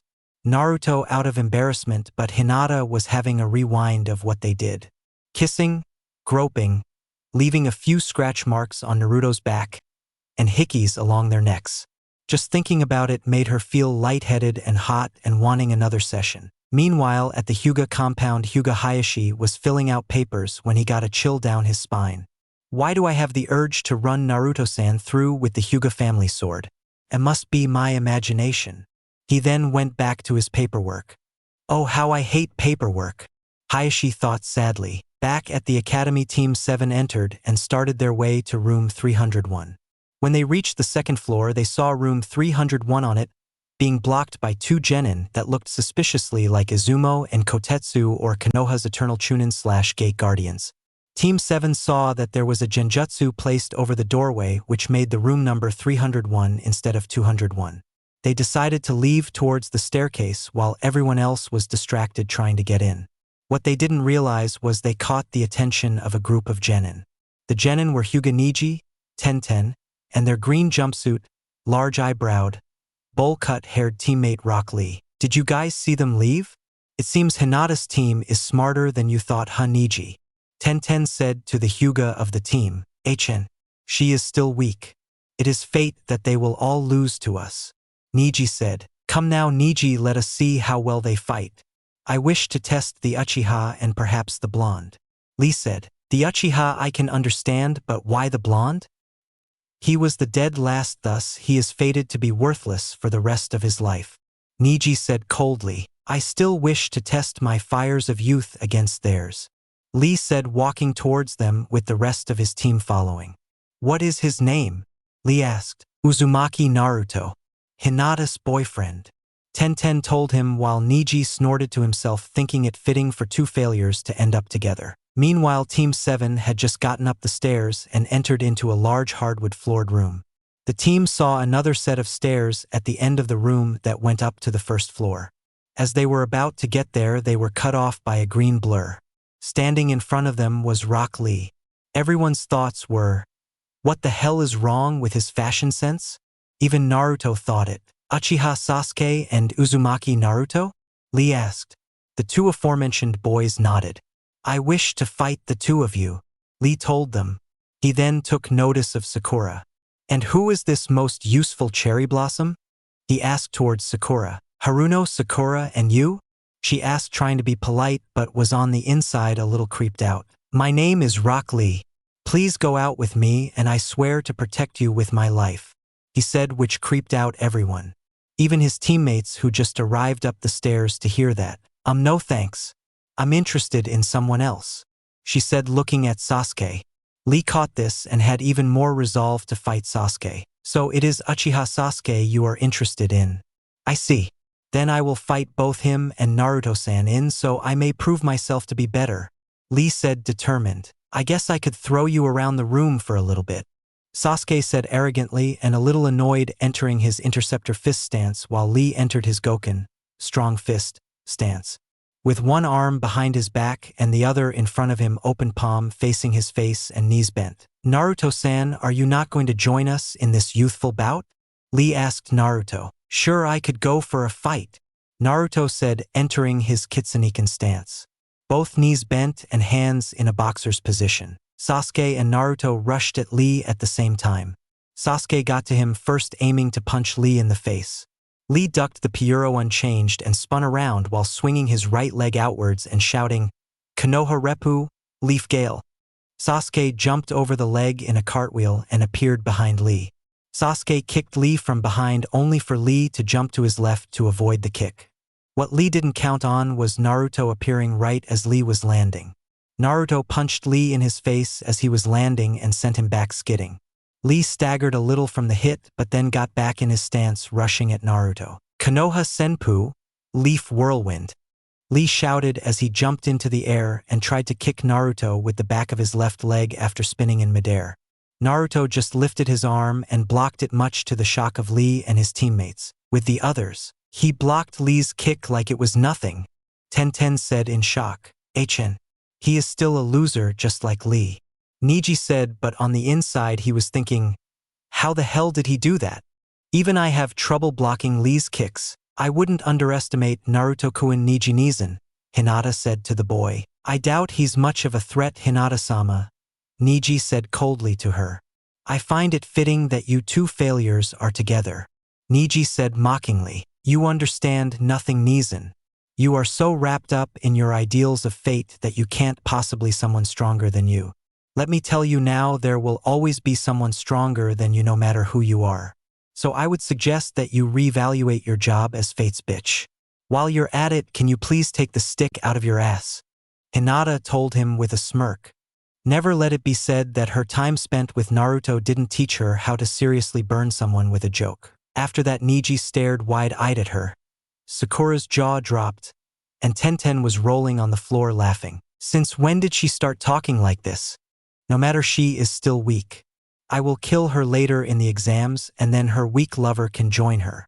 Neji thought maliciously as he turned his attention back to the fight. Back to the fight. Lee was sent back after his kick was blocked. I am most impressed, Naruto-san. That is not a move many can block easily, Lee said to the blonde. He then ducked under a punch coming from behind him by Sasuke. Lee then rose up and uppercut Sasuke. The hit landed and Sasuke was sent into the air but used the momentum of the punch to do a backflip. While everyone was watching this, they didn't notice Naruto send a kick at Lee's rib. Lee blocked the kick with his arm and pushed Naruto back. Naruto used the momentum to spin and sent his still outstretched leg into Lee's back. Lee was sent flying from the impact and into a wall. Lee positioned his legs to hit the wall and bounced off the wall. Lee used the momentum to fly towards Sasuke. Lee punched Sasuke in his face and sent him flying. Sasuke was caught by Naruto and set down on his feet. He's good. It looks like we will have to use that, Sasuke. Naruto said. Agreed. Sasuke said. Naruto threw his cloak off to the side, which Hinata caught for him. Then Sasuke sent chakra to his eyes and got his Sharingan. Red eyes with 2 black tomo around the eye. Naruto and Sasuke went at Lee with blinding speeds. Lee was kicked by in the back of his right knee by Sasuke, tripping him. As Lee was tripped and still above the ground, Naruto brought his elbow down into Lee's chest. Lee hit the ground hard. Naruto then picked Lee by his leg and tossed him towards a wall. Sasuke appeared behind the flying Lee, intent on doing a spinning kick to Lee's stomach. Just as the kick was about to make contact, Lee disappeared. Sasuke spun around searching for Lee only to feel a kick to his face. Sasuke was sent sailing through the air and looking for Lee after getting hit. Lee appeared underneath Sasuke in a Kagebuyo, dancing leaf shadow. The bandages around Lee's arms started unwrapping and were about to wrap around Sasuke. What he didn't count on was Naruto appearing to Kawarimi, substitute, with Sasuke, facing Lee, and deliver a punch to Lee's stomach, sending him crashing to the ground. I think we win, Naruto said. You did win, Naruto-san. I admit defeat. I perhaps shouldn't have tried to fight both of you at once. I swear on the fires of youth that I shall defeat you, Naruto-san. From this moment on, you are now my eternal rival, Lee shouted. Meanwhile, with the Jonin, Kakashi was reading his Ika book when all of a sudden he dropped his book and shock with his eye widened. Everyone saw this and went to see what happened. Kakashi, what happened? Kurenai asked him. I feel as though someone has just had their death handed to them by being labeled as a dreaded eternal rival to the pupil of Might Guy. I also feel that it was one of my students. May Kami have mercy on their soul. Kakashi said, back with the genin. The teams were leaving until they were stopped by a voice. Lee, you should know better than to use that technique unless it is a life or death situation. Prepare for punishment. The voice yelled. The group turned around and saw a man that looked exactly like Lee but with a flak jacket that was unzipped. Seriously, the eyebrows and haircut were the same as well. The man punched Lee in the face and sent him flying and crashing to the ground. People noticed that the man had tears in his eyes as he did it. The genin thought while watching this, "Kami, why did he have to show up? Lee was annoying enough by himself." Niji, "Oh Kami, why did Guy-sensei show up?" Tenten, "Oh Kami, there's two of them." Sakura, "What the hell?" Sasuke, "I have no comment at all." Hinata, "How the hell did their eyebrows get that big? It's unnatural, Naruto. Okay, this guy scares me. And I'm a frigging tailed beast." Kurama, "You know these two feel familiar. Wait, are they the two who stole Gaara's and the Kazekage's eyebrows?" Shikaku, "Meanwhile in Suna, the Kazekage had shivers go down his spine. I sensed that someone is talking of the two dreaded days. Yes, I remember them like it was yesterday. For me, a leaf ninja doing a job in Suna had finished. He was to leave the next morning. While I was asleep, he apparently broke into the mansion and took the eyebrows from off my face and ran back to his village. And 3 days after Gaara's birth, an old Konoha friend of mine's infant son, who I was watching as a favor, somehow stole Gaara's eyebrows and ingrained them to himself.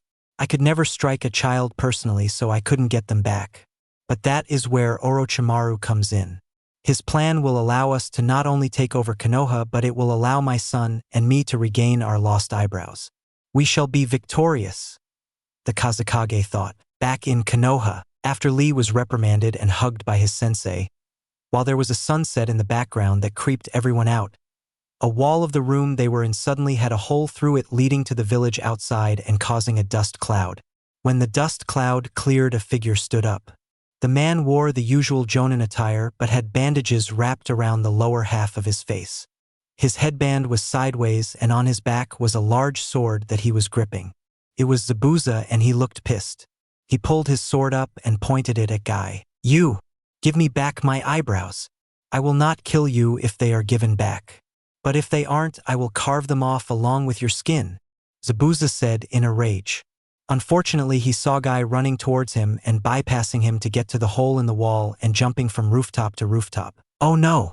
You won't escape, you spandex-wearing freak. I will get my eyebrows," Zabuza said and then jumped after him, sword at the ready. The genin just sweat dropped after that little display. While all but Lee sweat dropped, he was just confused. The genin all decided that, for the sake of their sanity, that they would just get on with the exam. They reached the 3rd floor and entered room 301, which was a large classroom. When they entered, Niji's team went to a different side of the room and Sasuke was hit by a flying purple and blonde blur. It was Ino and she was hugging him from behind. "Why, hello Sasuke-kun. I'm glad you're taking the exams. I can't wait to show you my awesome skills," she chirped at him in her fangirlish way. Sakura was mumbling something about not killing Ino. Naruto and Hinata just decided to ignore it. And Sasuke just wanted some peace. "Ino, can you get off me?" he asked. "Why would you want me to do that? I mean, many boys would love to have my sexy self on them," she said with a smirk. She doesn't know the meaning of sexy. Hinata wins that contest hands down. Naruto muttered under his breath. Hinata heard him, however, and blushed. "Ino, would you please stop? You're acting way too troublesome," a voice said from behind them. It was Shikamaru and Choji coming up. Choji was eating barbecue-flavored potato chips from his bag while Shikamaru looked half asleep. "What was that, Shikamaru?" Ino yelled. "Nothing. Nothing. Troublesome woman." Shikamaru muttered the last part under his breath. Well, looks like the gang's all here," a voice said. Everyone saw Kiba coming up to them with Akamaru in his jacket. Along with him were his teammates Aburame Shino and Tatsumaki Murasaki. "Dog breath, your team's in this too?" Naruto asked. "Dog breath? Listen here, dead last, I could kick your ass all over the academy with one arm. So don't test me," Kiba told him. "Kiba, please don't do anything rash. Naruto-san is much stronger now than he was in the academy," Shino told him. "Oh, please, like this idiot could beat me," Kiba said. "Kiba, stop, you're gonna end up getting your ass kicked," Murasaki said. "What, you think he could beat me, Murasaki?" Kiba asked, shocked. "We're ninja, we live to adapt and to grow stronger. There will always be someone stronger than you." She told Kiba, "You know you guys are all drawing attention to yourselves. That's something I would advise against." A voice said to the gathered genin. They all turned to see a figure walk up to them. The person was a teenage boy with ash-gray hair tied in a ponytail extending to his upper back. He had bangs framing his forehead which held a leaf headband, and he wore a pair of black-rimmed circular glasses. He wore a dark purple shirt with a high collar and a white undershirt. He wore a pair of dark purple fingerless gloves with armor plating on the back, a white waistband worn at an angle, and a pair of dark purple pants. "And you are?" Murasaki asked. Forgive me, my name is Yakushi Kabuto, and I'm just advising you guys to be cautious in these exams. They are no easy feat, Kabuto told them. Is it your first time taking these exams, Kabuto-san? Hinata asked. Actually, it's my 7th. Kabuto told them. Geez, you must suck. Kiba said to him. Kiba. Murasaki said to reprimand him, but Kabuto just waved it off. Oh no, it's quite all right. But these exams are no laughing matter. They are really challenging. That's why I have these, he said, pulling out a deck of orange cards. What are they? Sakura asked curiously. They're ninja info cards. By applying my chakra to the cards, I can get information on anyone in this exam with only the littlest of detail needed to start it up. I also get information on the participants' villages. Kabuto said a little proudly. How do we know if they work? Shikamaru asked this time. How about a demonstration? Do any of you want info on your soon-to-be enemies? Kabuto asked. Yeah, give me Rock Lee, Hyuga Niji, and Sabaku no Gaara. Naruto said, surprising everyone that he wanted information. Oh, you know their names. That's no fun. Oh well. Now let's see, he said as he placed a card on the ground and channeled chakra into it, and a picture of Rock Lee appeared along with his information. First we have Rock Lee. He's a genin of Konohagakure. He was the dead last of his year at the academy. He has low scores in ninjutsu and jinjutsu and had low scores of taijutsu in the academy, but apparently has grown strong within that field. He is the teammate of Hyuga Niji and Tenten of Konoha. His sensei is Might Guy. His mission history is 25 D ranks and 7 C ranks. Kabuto said. He then put the card away and grabbed another card and channeled chakra into it, this time with Niji's information. Next is Hyuga Niji. He's a genin of Konohagakure, member of the Hyuga clan. He was the rookie of the year of his graduating class at the academy. He has high marks in everything, especially taijutsu. His sensei is Might Guy, and he is the teammate of Tenten and Rock Lee. Mission history, 25 D ranks and 7 C ranks. Kabuto said and put the card away. Kabuto grabbed a third card and channeled chakra and revealed a card with Gaara's information. Finally, we have Sabaku no Gaara, genin of Tsunade. He is the son of the Yondaime Kazekage. He has high marks in ninjutsu but virtually nothing in genjutsu or taijutsu. His teammates are his siblings Sabaku no Kankuro and Sabaku no Temari. His sensei is Baki. His mission history is 17 D ranks, 30 C ranks, and 4 B ranks. There's a note here that says he has returned from every mission without a scratch. Kabuto told them, that's impossible. How can he go through that without a scratch? Murasaki asked in surprise and a little fear. The villages always send their best to these kind of things. Not only are the exams challenging, but the people in them are usually among the elite. I have information on everyone in here except Otogakure due to them being small and relatively new to the ninja world. He told them. On the other side of the room, did you hear that, Dosu? He said Otogadger is small. Like we are weak. A boy said to his teammates. This boy had spiky black hair and his headband depicting a musical note worn over a hapuri. He wore a beige shirt with 2 black stripes and 3 prints for the kanji of death. He had a snake-patterned scarf around his neck and snake-patterned pants. He also had black armbands. I did Zaku. I'm hurt. What do you think we should do about this, kin? The boy named Dosu asked. He had bandages wrapped around his entire head and face, leaving his left eye as the only thing uncovered. His headband was worn on his forehead. He wore a large poncho with long sleeves, a snake-patterned scarf around his neck, a straw raincoat protruding from the back of his scarf, and a piece of metal with holes on his arm. I say we show them what we Oto ninja can do. The girl now revealed as Kin said to her teammates. She had long black hair nearly reaching to the ground and tied at the very end by a violet ribbon. Her headband was on her forehead. She wore a pale green vest similar to a flak jacket and snake-patterned pants and scarf. They ran at Kabuto and the others. Dosu got to Kabuto and sent a punch to him. Kabuto dodged it, but vibrations were caused in the metal arm piece after sending the punch. The resulting vibrations created sound waves that Kabuto heard and caused his glasses to break and him to vomit. Everyone watching was confused on what happened. Well, everyone except Niji's team, Team 7, Gaara's team, and the Chunin that happened to be in the room. They saw the musical notes headbands and saw the attack and put 2 and 2 together. "All right, that's enough, you maggots," a voice echoed throughout the room. In a puff of smoke, a man appeared in the front of the room, in front of the blackboard at the front of the room. He was a tall man with 2 scars on his face. His head was covered by a bandana forehead protector with the Konoha symbol. He had on a gray shirt and gray pants. He also had on a large trench coat that was left open. "My name is Marino Ibiki, and I am the proctor for this part of the exam." Now, first things first, he started staring at Dosu. "Odo Ninja, you do something like that again, and I'm booting your team from the exams. Do I make myself clear?" He shouted at Dosu. "Sorry, I guess I got a little excited," Dosu said. "Don't let it happen again. Now, everyone get a number from these Chunin standing behind me, and then get to your assigned seat," he said. All the genin just stood there except Kabuto's teammates who were helping him up. "Get to it now," he shouted. The genin scrambled to collect their numbers and get to their seats. Shino was in the same row as Niji, Hinata next to Naruto, Sakura by Kankuro, and in front of Ino, Lee behind Tenten, Sasuke by Kiba, Murasaki by Kabuto, Temari next to Shikamaru, Tenten was next to Choji, and Gaara was in the back. Everyone else was spread out. Okay, now let me explain. What you will all get is a written test. It has a total of 10 questions.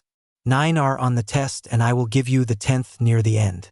Now what will happen is that your team scores will be averaged together. All 3 or 4 in the case of Team 7 will have your scores added together to get pass. If anyone on your team gets a 0, your entire team will fail. Ibiki paused his speech to look at the team's glare at their members who they thought would fail. Okay, now if anyone is caught by any of our proctors cheating on this test, they will be deducted 2 points. If you are caught cheating 5 times, you and your team will be kicked out of the exams, he said as the genin gulped. Now then, when I say start, you may start. Chunin started to pass out the papers to the genin. After a minute, everyone got a test paper. Okay, start, Ibiki said as the Chunin took their seats to watch the genin. The genin started to get to work but realized that the questions were too advanced for normal genin to answer. So they did the best thing that came to mind.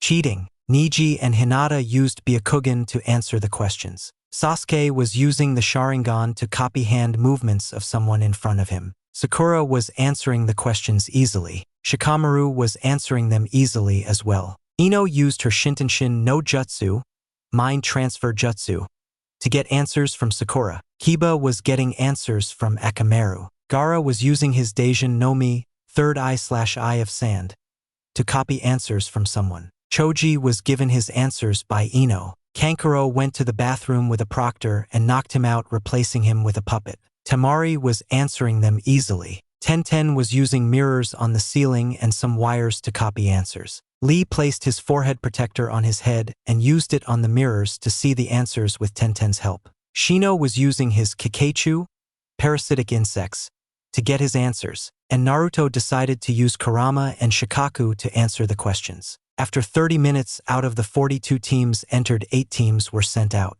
Now there were only 34 teams left. Okay, pencils down, Ibiki yelled. The genin all stopped what they were doing. Now it's time for the final question. But before I give the question, there are some rules that have to do with it, Ibiki said. What rules? Sakura questioned the scarred man. You have the choice to take the question or not. If you choose not to take the question, you and your team will leave the exam and can take it again at a later point. Well then, of course we'll take it, a random male genin said to Ibiki. Let me finish, maggot, he yelled at the genin. Anyway, as I was saying, if you do take it and fail, you will be kicked out of the exam and will remain a genin the rest of your life, Ibiki told them all. What? Many of them chorused. Naruto and Hinata, however, looked suspicious at Ibiki. He's lying, they thought. You don't have the authority to do that to ninja from different villages. A random Miss Genin bellowed. But there are people who have taken the test before. Kiba hollered at the man. Shut up, brats. I have the power to do whatever the hell I want. And as for the people who have been here before, their luck was just shitty getting me as their instructor. He said, now I will give you all a chance. Leave now and take it again next time or risk it all. The choice is yours. Ibiki told them. Soon enough people were leaving the exams, and after a bit 14 teams had left the exam. Only 20 teams remained, including teams 7, 8, 10, Gaara, Dosu, Kabuto, and Niji. Is that it? No one else is leaving, are they? Ibiki asked, but everyone else had determined looks. Okay, then congratulations, you have all passed the first exam. Ibiki said to the remaining genin with a smile. What? Most of the genin chorused. But what about the 10th question? Kiba asked. There never was one. Everyone turned to Naruto. What do you mean, idiot? Kiba asked. Naruto looked at Ibiki. Should I tell them or do you want to? Naruto asked. I'll explain, but thanks though.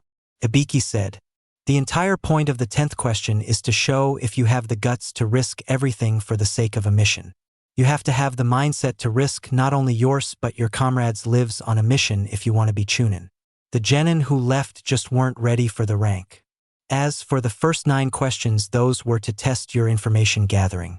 After all, information is half the battle. He then undid his bandana to show his scars on his bald head. These scars I have are from getting bad information, and I paid the price. Okay, now we just have to wait for the proctor for the next exam, he said. Soon after saying that, a maniacal cackling echoed throughout the room.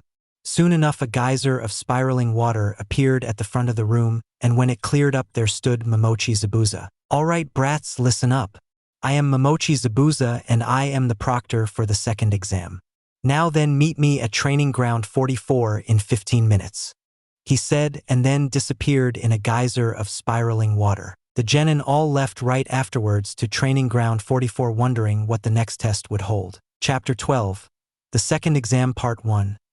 Enter the forest of death and showdown with a serpent. The genin had all just gotten to training ground, stood in front of a metal fence with signs that said, keep out, enter at your own risk, forbidden to enter without express permission, and for some reason a sign that said, Snake Queen's Palace, enter and die.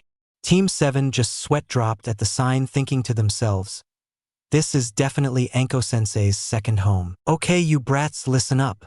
Zabuza got all the genin's attention. This place is known as the Forest of Death. It's also where you'll be having your second exam. Zabuza said with an evil chuckle at the end, causing many genin to turn white and shiver. Let me explain the rules. Each team will get a scroll. There are 2 different scrolls. One is the Heaven Scroll and the other is the Earth Scroll. There is also a tower in the middle of the forest. You will all have to spend 5 days in the forest and trying to get another team's scroll. If your entire team does not make it to the tower in 5 days with both scrolls, you will lose.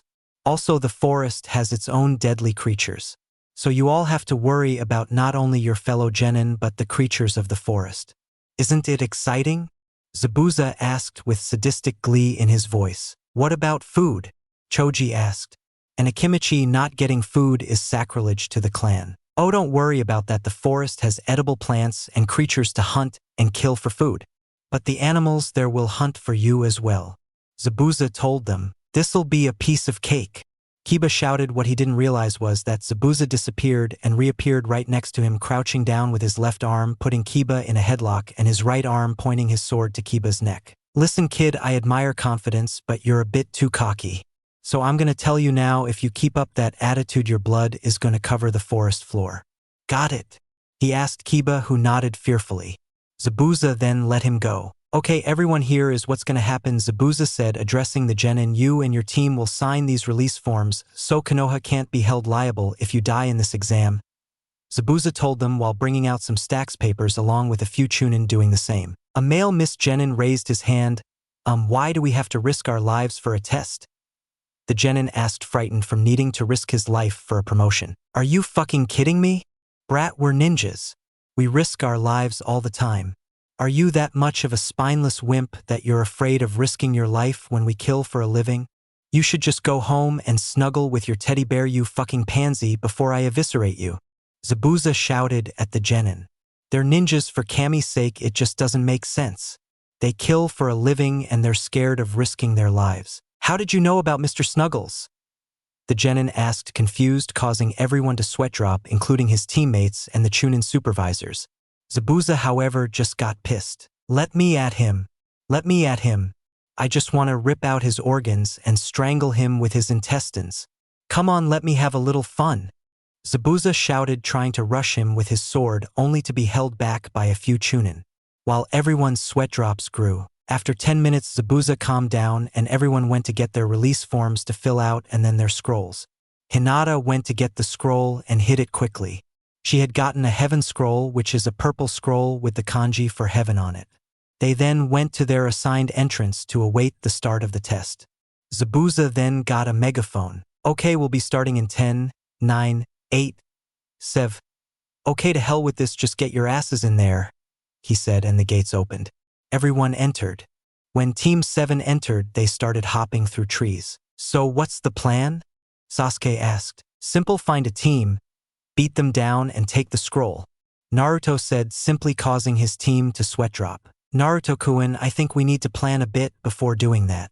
Hinata said, I think we should rest for the day and eat and then search for a scroll tomorrow. Hinata suggested and everyone nodded. The team found a cave that they could rest in for shelter. It was right by a stream. Sasuke went to fish and Hinata went foraging for berries while Sakura went to gather firewood. Naruto was left to watch the cave. Kit, we need to talk about something. Kurama called to him from the mindscape. Naruto decided to enter his mindscape to speak with Kurama and Shikaku.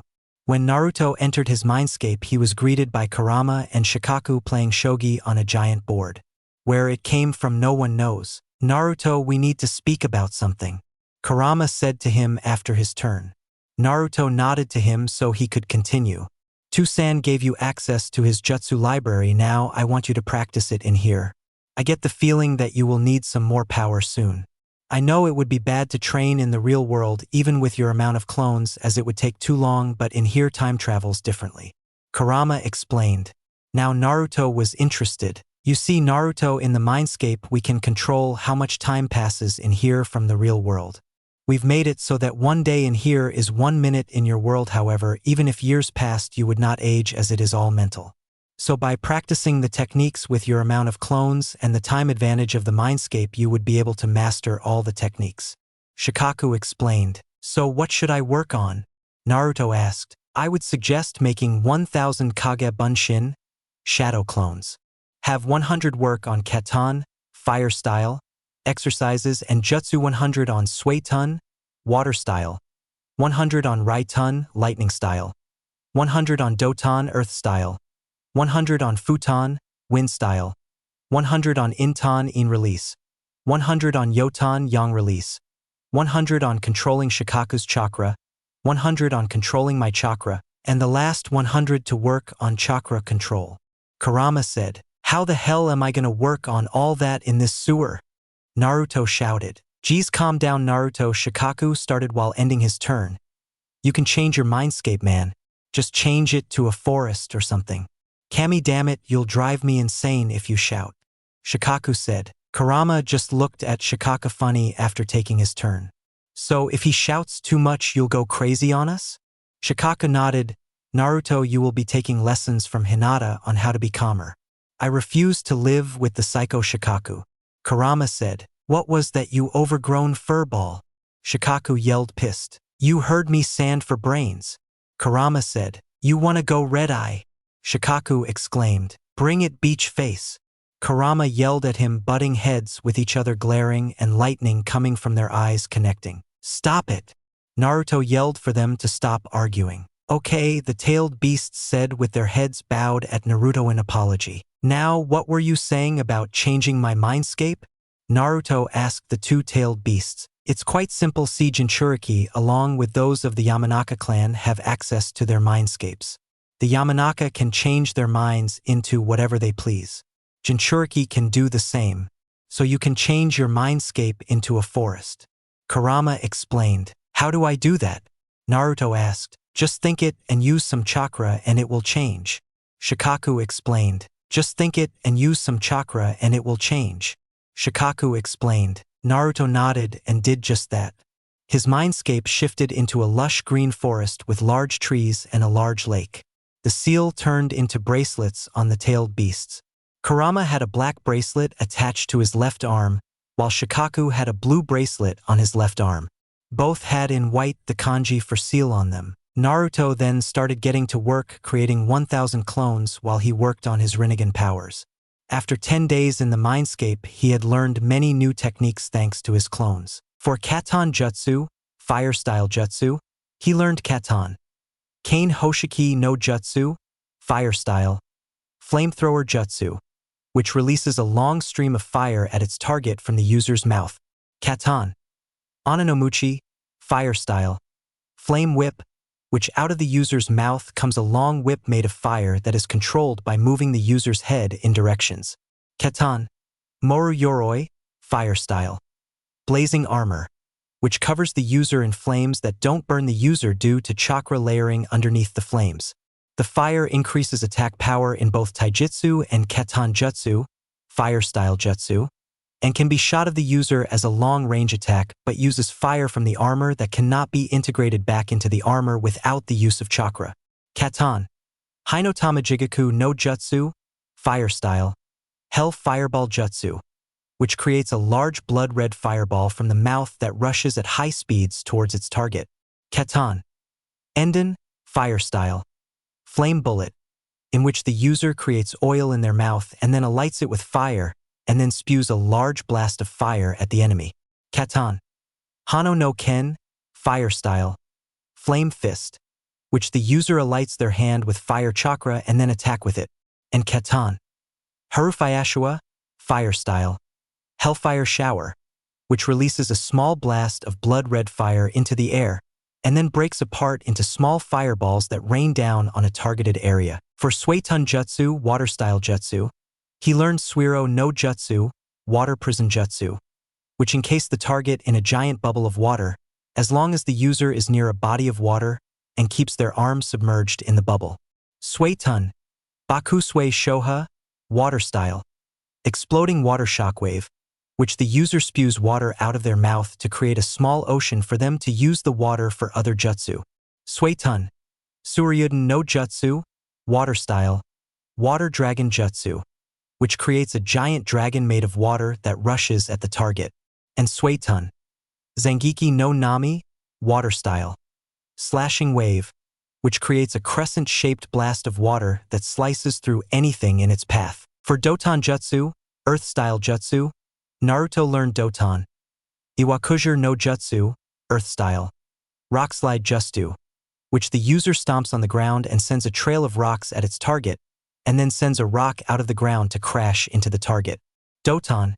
Shinju Zanshu no Jutsu, Earth-style, Headhunter Jutsu, in which the user hides underground and then drags his opponent underground until the only thing left above ground is their head. Doton. Doskiryu, Earth-style, Earth Dragon, which creates a giant dragon out of rock that rushes at its target. Doton.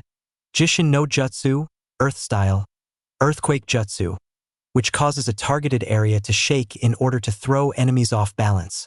And Doton. Iwa no Tokamiki, Earth-style, Rock Crush, which causes a dome of rock to surround an area and then enclose on the area into a ball crushing all within the dome. For Raitun Jutsu, Lightning-style Jutsu, Naruto learned Raitun.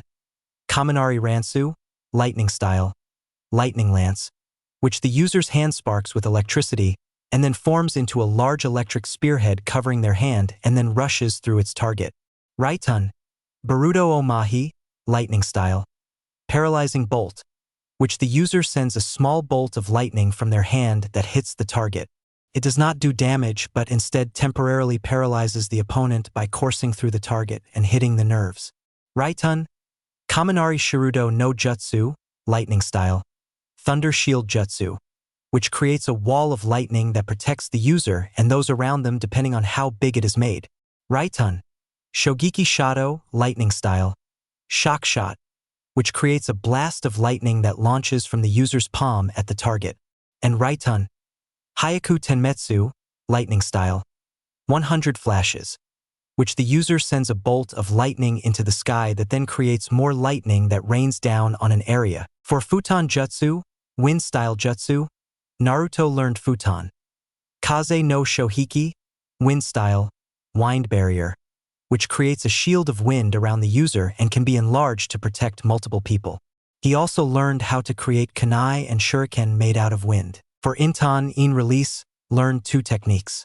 Kurayami no Cabe, wall of darkness, which creates a wall made of surrounding shadows that protect the user and anyone around them that the user wants protected.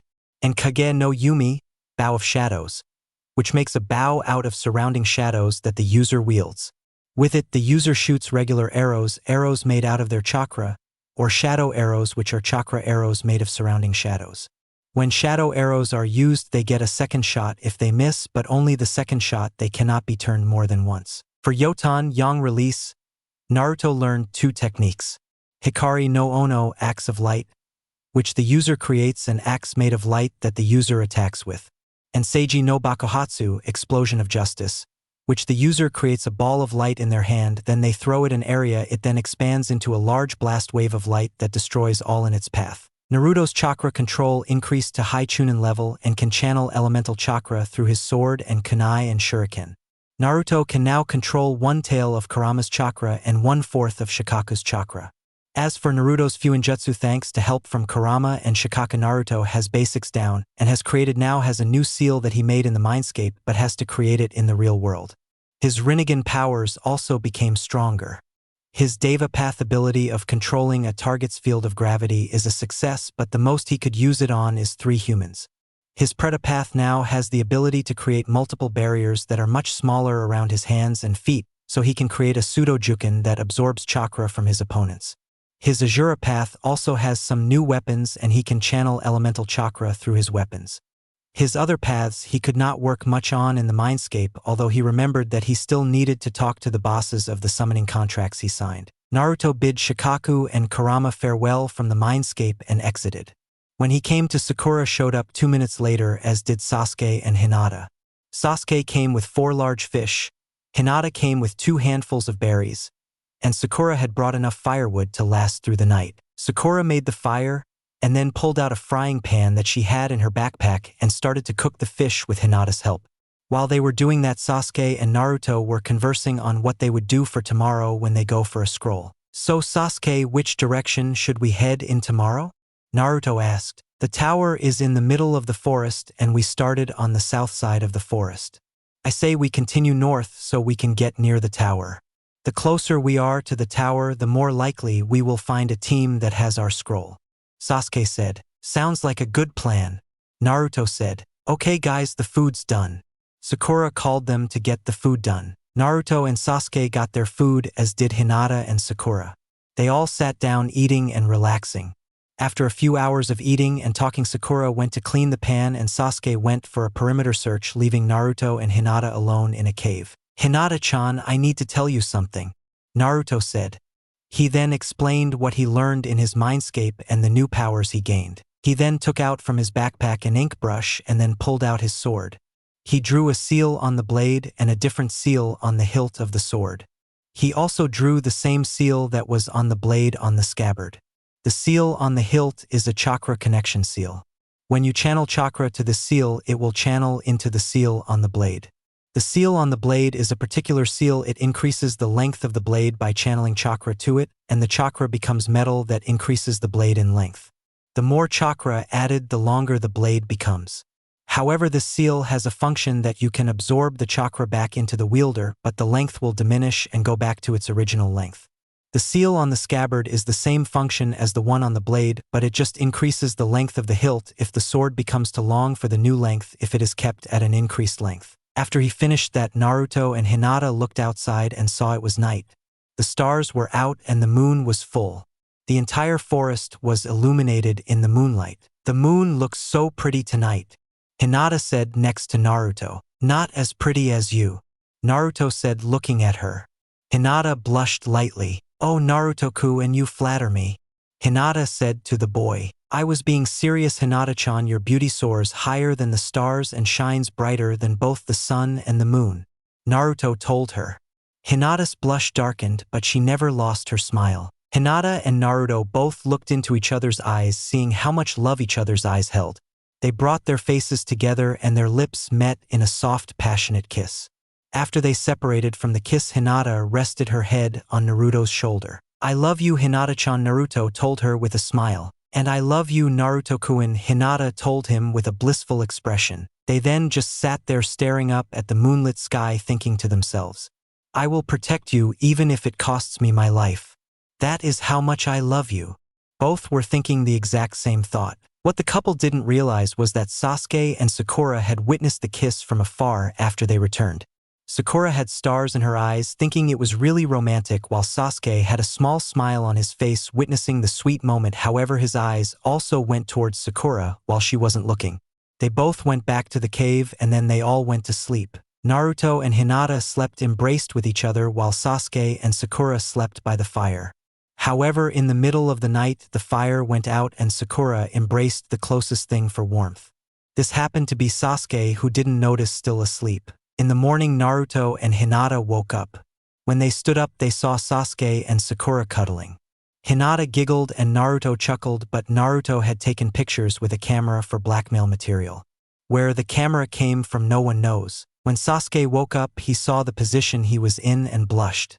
He tried to get up, but Sakura had a serious grip on him. Sakura soon came to and saw the position she was in. "Oh, I'm having that dream again," Sakura said, and then snuggled into Sasuke more. His blush increased twofold. Sakura, this isn't a dream," Sasuke told her. She then had her eyes wide and then let go of Sasuke. Both of them were looking away, blushing, and both were thinking, "This cannot possibly be any more embarrassing."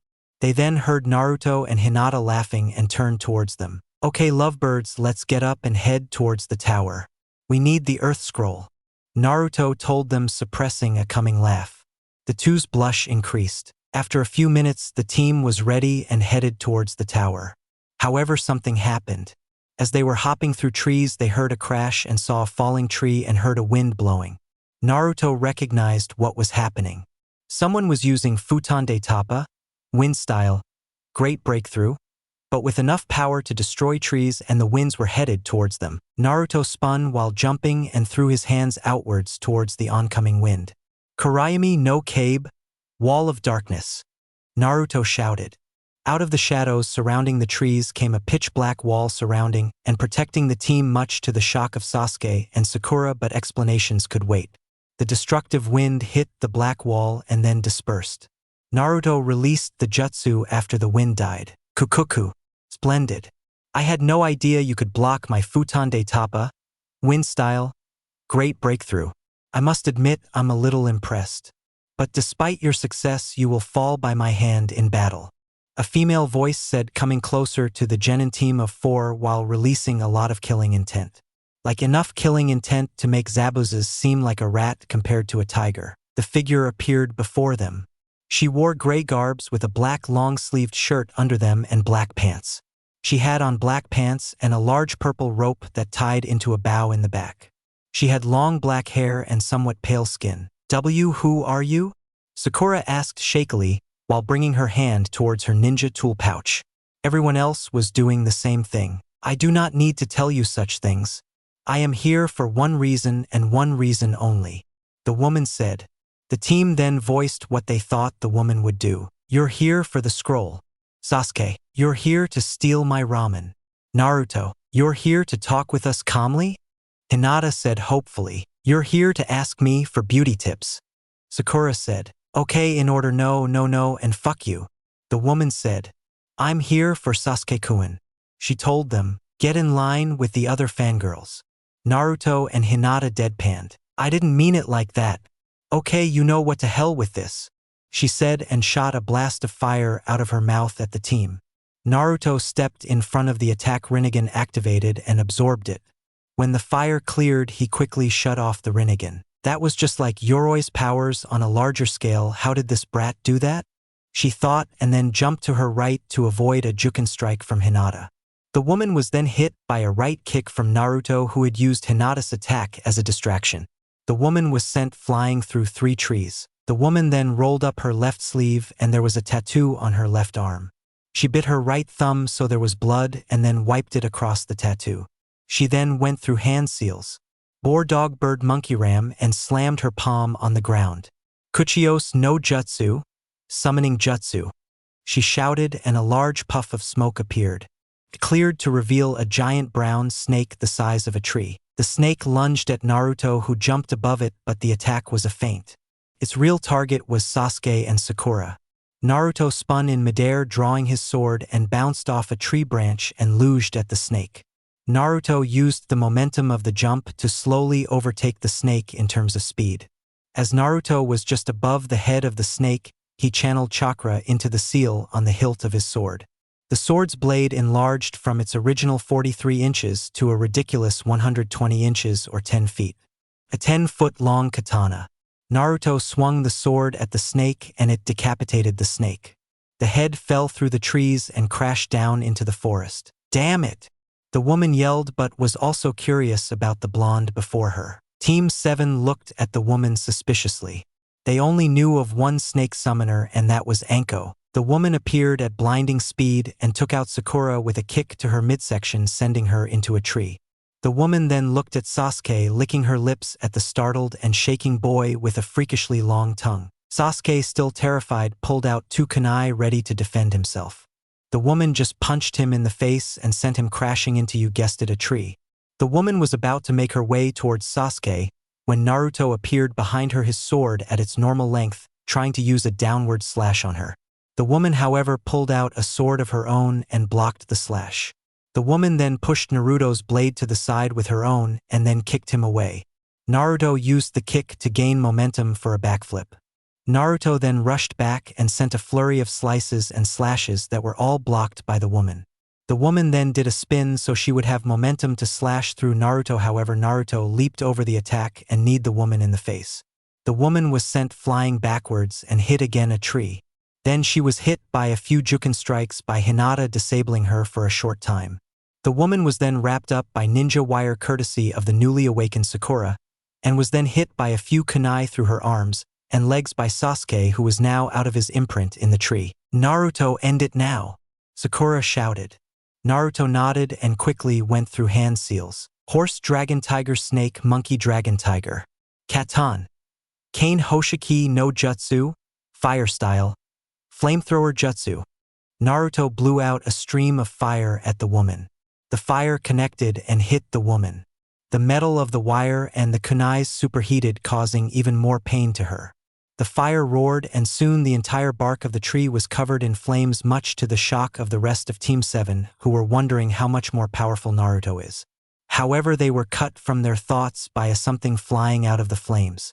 What happened was the woman they were fighting apparently stretched her neck inhumanly, and then her head shot towards Sasuke. She bit Sasuke's neck despite the fact that her face looked to be melting. After she removed her head from Saju, she ripped off her face with her hand, revealing herself to be a man. He had really pale skin, almost a sickly bluish-gray color, golden eyes with slits for pupils, and purple markings around his eyes. What are you? Sasuke asked, breathing hard and grabbing his neck where he was bitten. On Sasuke's neck formed an odd mark that looked like 3 black tomo. Kukuku. Anko-chan didn't tell you all about me? Shame on her. I am her old beloved sensei Orochimaru the Hebe, Snake Sanin. And I decided to give you a gift. In time you will come to me for power, Sasuke-kun. The now named Orochimaru explained to Sasuke. The genin all gulped when hearing that he is Anko's old and villainous sensei. In time you will come for power, Sasuke-kun. And as for you, Uzumaki Naruto, you intrigue me. I shall be keeping an eye on you. Until then, I bid you all farewell, Orochimaru said, and then jumped through the trees to leave. Naruto was about to chase after him, but was stopped when Hinata pointed to the downed Sasuke. They picked him up and carried him back to the cave while Sakura followed behind them. They needed to help Sasuke first and foremost. With Orochimaru. Orochimaru was leaping through the trees when he was hit by a tan and purple blur and thrown into yet another tree. Seriously, how many trees am I going to hit today? He thought, annoyed. However, he was cut from his thoughts by recognizing the blur. It was Anko, and behind her was Zabuza. And the look on Anko's face told Orochimaru she was pissed. So I guess my old sensei decided to waltz into my palace and attack my genin. That in itself has made me angry, but there is something worse you've caused. Anko told him while Zabuza looked battle-ready. What would that be, Anko-chan? Orochimaru asked, a little fearful. Anko looked at him with pure hate and said, "You have made me miss my dango date with Kakashi-kun, and for that I will eviscerate you," she said, and sent Snake's fire and kunai at Orochimaru, who kept dodging that along with attacks by Zabuza repeatedly until he left the forest of death as quickly as he could. He even ran through Konoha so quick people thought someone had mastered the Hiraishin, Flying Thunder God technique, and they didn't even see who did it. Back to Team 7. Sasuke was laid down on the ground and Sakura had placed a wet towel on his head since his temperature rose. Naruto was meditating to learn some new abilities and Hinata was keeping watch with her Byakugan activated. What none of them realized was that the team of Odo Sound, Genin just happened to be in Hinata's blind spot. They were watching, waiting, preparing to strike, for their mission was simple: kill Uchiha Sasuke, and they would see it through, as their leader told them to. Chapter 13. The Second Exam Part 2. Leaf versus Sound, and Earth and Heaven collide. Team 7 had brought Sasuke to their shelter in the forest to rest and heal after he was bitten by Orochimaru during their battle with him. Sakura had applied a wet towel to the feverish Sasuke to help him rest. Hinata was scouting the area for potential enemies with the Byakugan, and Naruto was meditating and training within his mindscape. Hinata soon turned off her Byakugan to relax for a minute. She looked over to the meditating Naruto and smiled. She then went over to Sakura, who was trying to keep the high-fevered Sasuke cooled down. "How's he doing?" Hinata asked Sakura. "He has a really high fever and he's also breathing heavily and shaking in his sleep," Sakura told her. "Say, Hinata, can you do me a favor?" Hinata nodded for her to continue.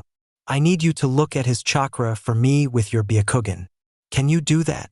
Hinata nodded and did as she was asked. Hinata activated her Byakugan and took a look at Sasuke's chakra. It looked to be fizzling and unstable, but there was something else that caught her eye. There was some purple chakra that was entering into his system, but it started from a point at his neck. Hinata deactivated her Byakugan and pulled Sasuke's shirt collar so she could see his neck. She noticed a mark on his neck that looked like 3 black tomo. "What is that?" Sakura asked. "I'm not really sure. When I was looking at his chakra, I noticed 2 things. One was that it was a bit unstable, and the other thing was that there was a second chakra entering his system and it was originating from a point at his neck." Hinata explained. "But where did it come from?"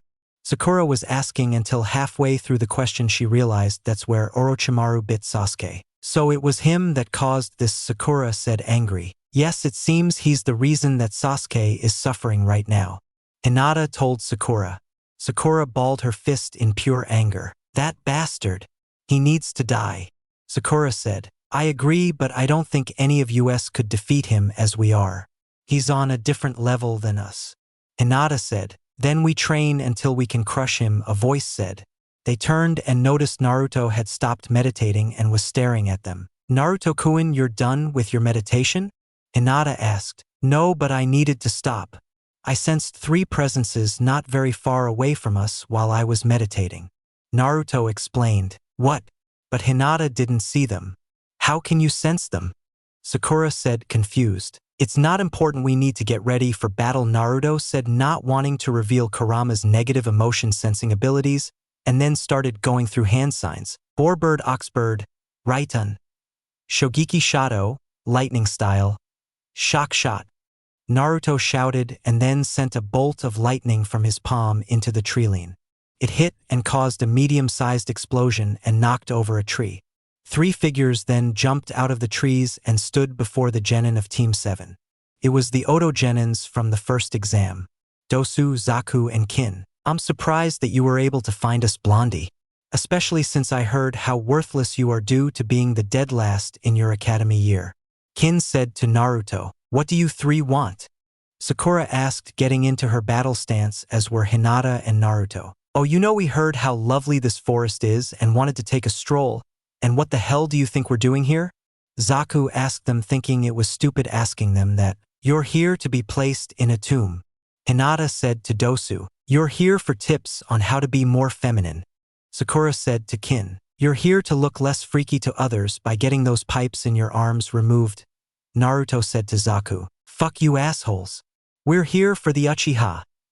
The sound genin chorused at the three Konoha genin pissed. Let us kill the Uchiha or we kill you and him, Dosu told them. Not happening now, why don't you go running to your crypt before you get hurt and cry to your mummy? Hinata told him. Ooh, mummy jokes, those don't get old at all. Dosu said sarcastically. Just for that, you're mine white eyes, he said to Hinata. Sorry TP face, I have a boyfriend. But I suppose I can send you to dreamland to live your fantasies. Hinata said, ready to fight. I'm very feminine, you bubblegum-haired skank. Kin growled at Sakura, ready to rip her face off. Please, for a while I thought the mummy was the girl in your team, Sakura said. Wait, you thought the mummy was the girl? I thought Pipe Arms was the girl, Naruto said to Sakura. Okay Whiskers, just for that I'm taking you out. Zaku said to Naruto. Bring it. Naruto said to Zaku, ready to scrap. The genins all charged at each other, ready for a fight. Hinata versus Dosu. Dosu and Hinata charged at each other. Dosu sent chakra to the metal piece on his arm, attempting to disable Hinata with the sound waves. Hinata, however, saw what he was doing with the Byakugan and jumped to the side as far away as she could from him. She then sent 3 kunai at Dosu while she was dodging. Dosu held the metal piece of his arm up and swiped it at the incoming kunai. The throwing knives were brushed aside like they were flies. Damn it! I can't use my Juken due to his close-range sound waves, and I don't have many tactics I can use at a range. I'm going to have to tread carefully in this battle. Hinata thought, rather annoyed at the turn of events. Come now Hyuga, is this all you have? I thought your clan was said to be the strongest. Dosu mocked as he charged her. Hinata jumped up into the air and held her palm towards Dosu while above him. Juho, Yuzuyasi, gentle step, vortex palm. Hinata yelled and sent a twister of chakra from her palm at Dosu. Dosu wasn't expecting a Hyuga of all people to use a range-type attack. The attack ended up pushing Dosu into the ground and then spun him into the ground further, creating a large indent into the earth. Dosu shakily stood up from the crater in which he laid. Is that all you got? He asked Hinata. Damn it, I won't be able to pull that attack on him easily since he saw it the first time. This is gonna require some serious strategy. Hinata thought, but then had to jump back from an attack by Dosu to avoid his gauntlet's ability. Hinata decided to do something strange. She pulled out her sais and threw them at Dosu. Dosu didn't need to block the sais as they passed by him harmlessly. What was that? That aim was horrible. Dosu mocked, but then remembered something. When she threw the kunais earlier, she would have hit him had he not blocked them. So why did the attack miss? Dosu then noticed ninja wire being held in each of Hinata's hands. Before he had time to register what was happening, it was too late. Hinata pulled the wire and the sais came crashing into Dosu's back. The feeling of blades entering Dosu's back made him stagger and close his eyes in pain. When he opened them, he was hit by a giant vortex of chakra. Hinata had used another Juho, Yuzu no Yasi, gentle step, vortex palm, that hit Dosu and sent him crashing into a tree. Yeah, a lot of people are being sent flying into trees lately. Dosu indented into the tree and then fell unconscious. Hinata was breathing heavy but walked over to his body and used her Byakugan. She found out he didn't have a scroll on him, so she decided to check on the others. That is until she felt a large surge of power. Sakura versus Kin. Sakura and Kin rushed at each other, engaging in taijutsu. Sakura sent a right punch that Kin blocked with her left arm. Kin then sent a right kick at Sakura's left leg. Sakura jumped over the kick and sent a left kick at Kin's midsection while in midair. The kick connected and sent Kin back a few steps. Kin then rushed back at Sakura and sent a flurry of punches at her. Sakura kept blocking and dodging. However, Kin saw an opening after she sent a left punch during the flurry. She sent a right uppercut to Sakura's jaw and it connected. She then spun and sent a back kick at Sakura with her left leg to Sakura's stomach. The force of the kick sent Sakura back a few steps and brought her to her knees. Kin walked over to the downed Sakura, arrogantly ready to deliver the final blow. But she didn't count on one thing. the old shinobi method of lies and deceit. Sakura acted as though she was weakened enough to be killed, and Kin took the bait. Sakura had tripped Kin as she came close. Kin fell onto her back and Sakura stood up and planted her foot into Kin's chest with a stomp. Kin felt the hit and coughed up a little blood. Kin then grabbed Sakura's foot and pushed her off. Kin then stood up and jumped back a few feet from Sakura. "You're not half bad, bubblegum, but I'm about to get serious," Kin told her with an arrogant smirk on her face. "Tch, bring it, Shemin," Sakura told the sound genin. Kin got pissed at that remark and went into a charge at the pink-haired kunoichi. Kin sent a strong right punch at Sakura's face, who ducked. As Sakura ducked, Kin sent a left kick to her ribs, sending her flying to the side. Sakura fell on her back after flying a few feet. Kin then broke into a sprint and leaped into the air. Kin then brought her knees down as she fell on Sakura. Kin's knees connected, hitting Sakura's chest.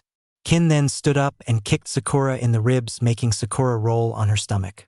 Kin then repeatedly stomped on Sakura's spine until she gripped Sakura by her hair with her left hand and pulled out a kunai with her right, ready to slit Sakura's throat. Sakura, however, used her Bunshi Sakurachi, Banshee Screech, to stop Kin by injuring her ears. However, Kin's grip on her hair tightened due to the action. So Sakura pulled out a kunai from her pouch and cut off her hair, giving it a shortened look. Sakura then sprung to her feet while Kin was trying to regain her bearings. Sakura then did a strong right punch to Kin's face. Kin was sent onto her back from the punch. Sakura then started walking away from Kin, but then turned around after hearing the sound of metal being gripped. Sakura turned around and saw Kin wielding a kunai. Kin was about to throw it until both her and Sakura felt a surge of power. Naruto versus Zaku. Naruto and Zaku rushed at each other. When they got close, Zaku sent a right kick at Naruto's stomach. Naruto jumped over the kick and sent his own right kick at Zaku's head while in the air. Zaku brought his left arm up to block the kick and then pushed Naruto's leg to the side. Naruto used the action to spin while in the air and send the heel of his foot into Zaku's face after spinning. Zaku was sent staggering from the attack. Naruto then sent a left punch at Zaku's stomach. Zaku bent over from the punch, and then Naruto smashed his right knee into Zaku's face, bringing him back to a standing position. Followed by Naruto left upper-cutting Zaku and sending him tree-high into the air. Naruto then created 5 Kage Bunshin, shadow clones, and activated his Rinnegan. The clones activated it as well. The 5 clones jumped at the airborne Zaku. The first appeared behind Zaku and put him in a headlock in the air. Then 2 more pulled out kunais and slashed at his legs, leaving some gashes on each leg. The next 2 punched Zaku in the stomach at the same time. The 2 clones then gripped his arms, and the one behind him released the headlock and put his foot to Zaku's back. The clone then pushed Zaku with his foot while the other 2 pulled his arms downward. This sent Zaku flying towards the original Naruto right after they released him. Naruto then started going through hand seals, Snake Bird Oxboar, Raitun, Kaminari Ransu, Lightning Style, Lightning Lance. Naruto shouted. His hand was covered in a spearhead made of lightning. He leaped at the descending Zaku, ready to impale him. That is until Zaku held his arms in front of him and channeled chakra to the tubes implanted into his arms. Zankaha, slicing sound wave. Zaku shouted and released a blast of air from the tubes at Naruto. Naruto was hit by the attack and his Kaminari Ransu, Lightning Lance, was cancelled due to the wind. Naruto was sent back to the earth from the force of the blast but landed on his feet. Zaku then fell to the earth shortly after him, landing on his slashed legs, causing him to wince from the pain. So he uses the tubes to release air blasts, huh? Guess that means I'm going to have to use Katan Jutsu, fire-style jutsu, to win. Naruto thought in his mind. Naruto, I have a better idea, Shikaku told him from within the mindscape. What would that be? Naruto asked, curious on what the Tanuki was planning. You see the sand around you? Shikaku asked, and Naruto looked around. That there was sand around the forest, specifically where they were standing. Then he maliciously grinned inwardly after deciding on what to do. Ready to give up Whiskers? Zaku asked arrogantly. Not on your life. Naruto shouted, determined, ready for round 2. Too bad, had you given up your life would have been spared, but now it's forfeit. Zaku shouted, holding his arms out, and then blasted another Zankaha, slicing sound wave. Naruto, however, jumped out of the way and then controlled the surrounding sand by turning it into a giant sand tentacle. The tentacle wrapped around Zaku's legs and lifted him up into the air only to throw him back down to the ground. Naruto then had the sand disperse only to then appear under Zaku and trap him into the ground by wrapping around his legs and arms, keeping him chained to the ground in a manner of speaking. Naruto was about to leave when Zaku opened his right palm and was about to send another blast at a tree that would crush Naruto, but both stopped when they felt a surge of power. Everyone minus the unconscious Dosu turned and saw Sasuke standing in the cave, shrouded by purple chakra and covered in black markings along half his face. He was laughing maniacally. "I see a lot has happened since I was resting. I take it these guys attacked us?" Sasuke asked. No one from Team 7 moved due to the evil presence they were feeling from Sasuke. "Yeah, we came to kill you, Uchiha. Our master ordered us to," Zaku said, even though he was still bound. Sasuke walked over to him and stomped on his left arm with enough force that it broke. You could hear the bones snap throughout the forest, and then Zaku screamed in agony. "He, with this power I can kill him," Sasuke said with sadistic glee in his voice. "Sasuke, stop, this isn't you," Naruto told him. "Shut up, Dobe. I said I would surpass you, and with this power my ambitions will be fulfilled," Sasuke shouted until he was hugged from behind by Sakura. "Sasuke-kun, please stop, this isn't you. Please go back to the real Sasuke-kun. Please," Sakura begged with tears in her eyes. She didn't like this malicious Sasuke. Sakura IINJHAH. Sasuke shouted in agony as the power went back into the mark on his neck. All the power going back into the mark that quickly would cause anyone pain. "Now that's over, hand over the scroll and leave, or this battle will forfeit your lives," Naruto told the Oto sound genin. Kin nodded and placed a scroll on the ground before picking up Dosu and leaving with the broken-armed Zaku through the trees. Luck had it for Team 7 that it was an earth scroll. The scroll they needed. Hinata then suggested that they rest for the day and head for the tower tomorrow. After the day they needed to rest. The next day the genin awoke and headed to the tower.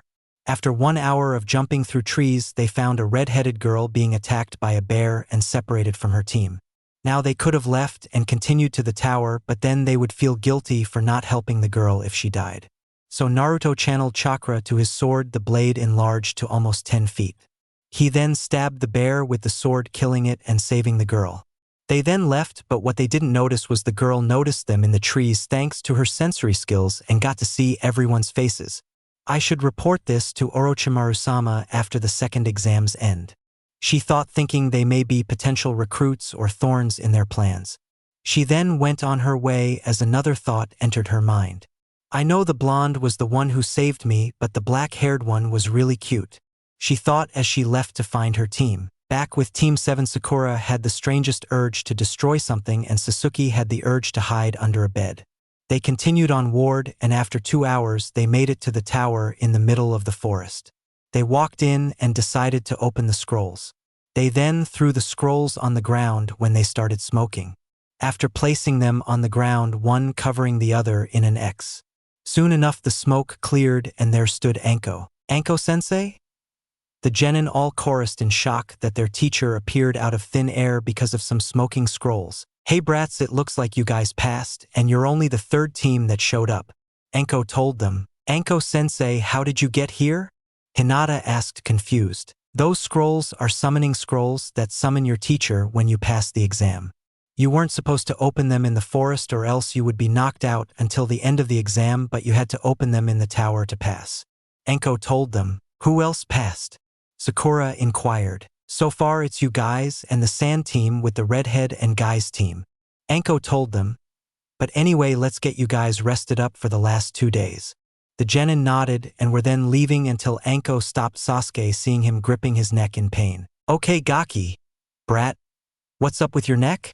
Anko asked him and then took a look at his neck and then jumped back when she saw the mark. "No, he bit you," Anko said in terror and then gripped her own neck. "Yeah, you know what this is?" Sasuke asked. "It's a cursed seal that Orochimaru developed. It gives the bearer extreme power, but it is dark and malevolent. You become sadistic in battle and you may at a time attack anyone just because it tells you to," You will have Orochimaru's voice telling you to kill and to join him. Because of this, you will hunger for power no matter the cost. And in the end, your life would be forfeit.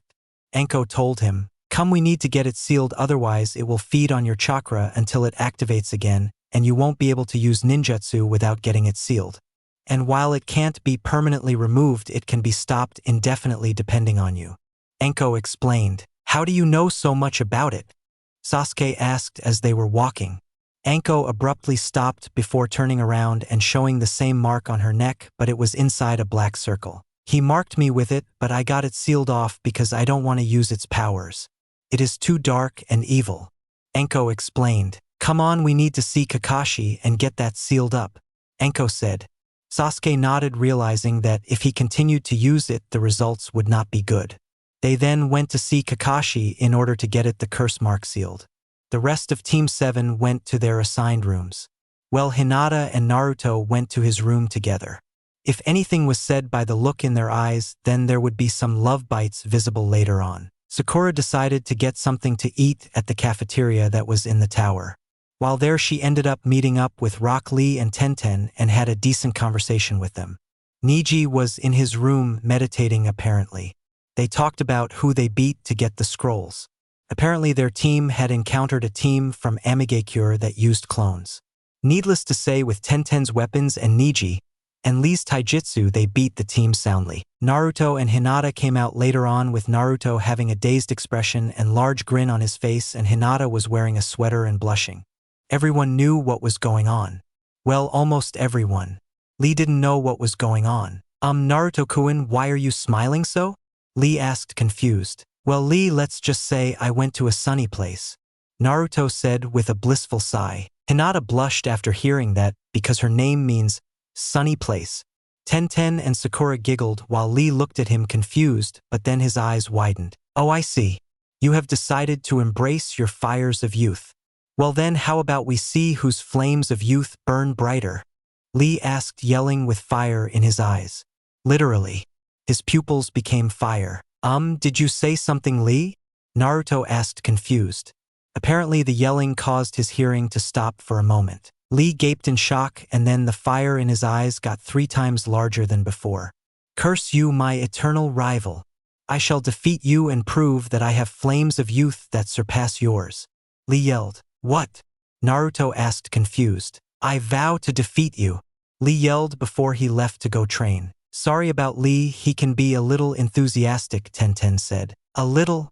Naruto, Hinata, and Sakura questioned with deadpanned looks. "Okay, he's overly enthusiastic, but enough about that. I'd like to know why Hinata was blushing when Naruto said, 'Sunny place'," Tenten asked with a smirk.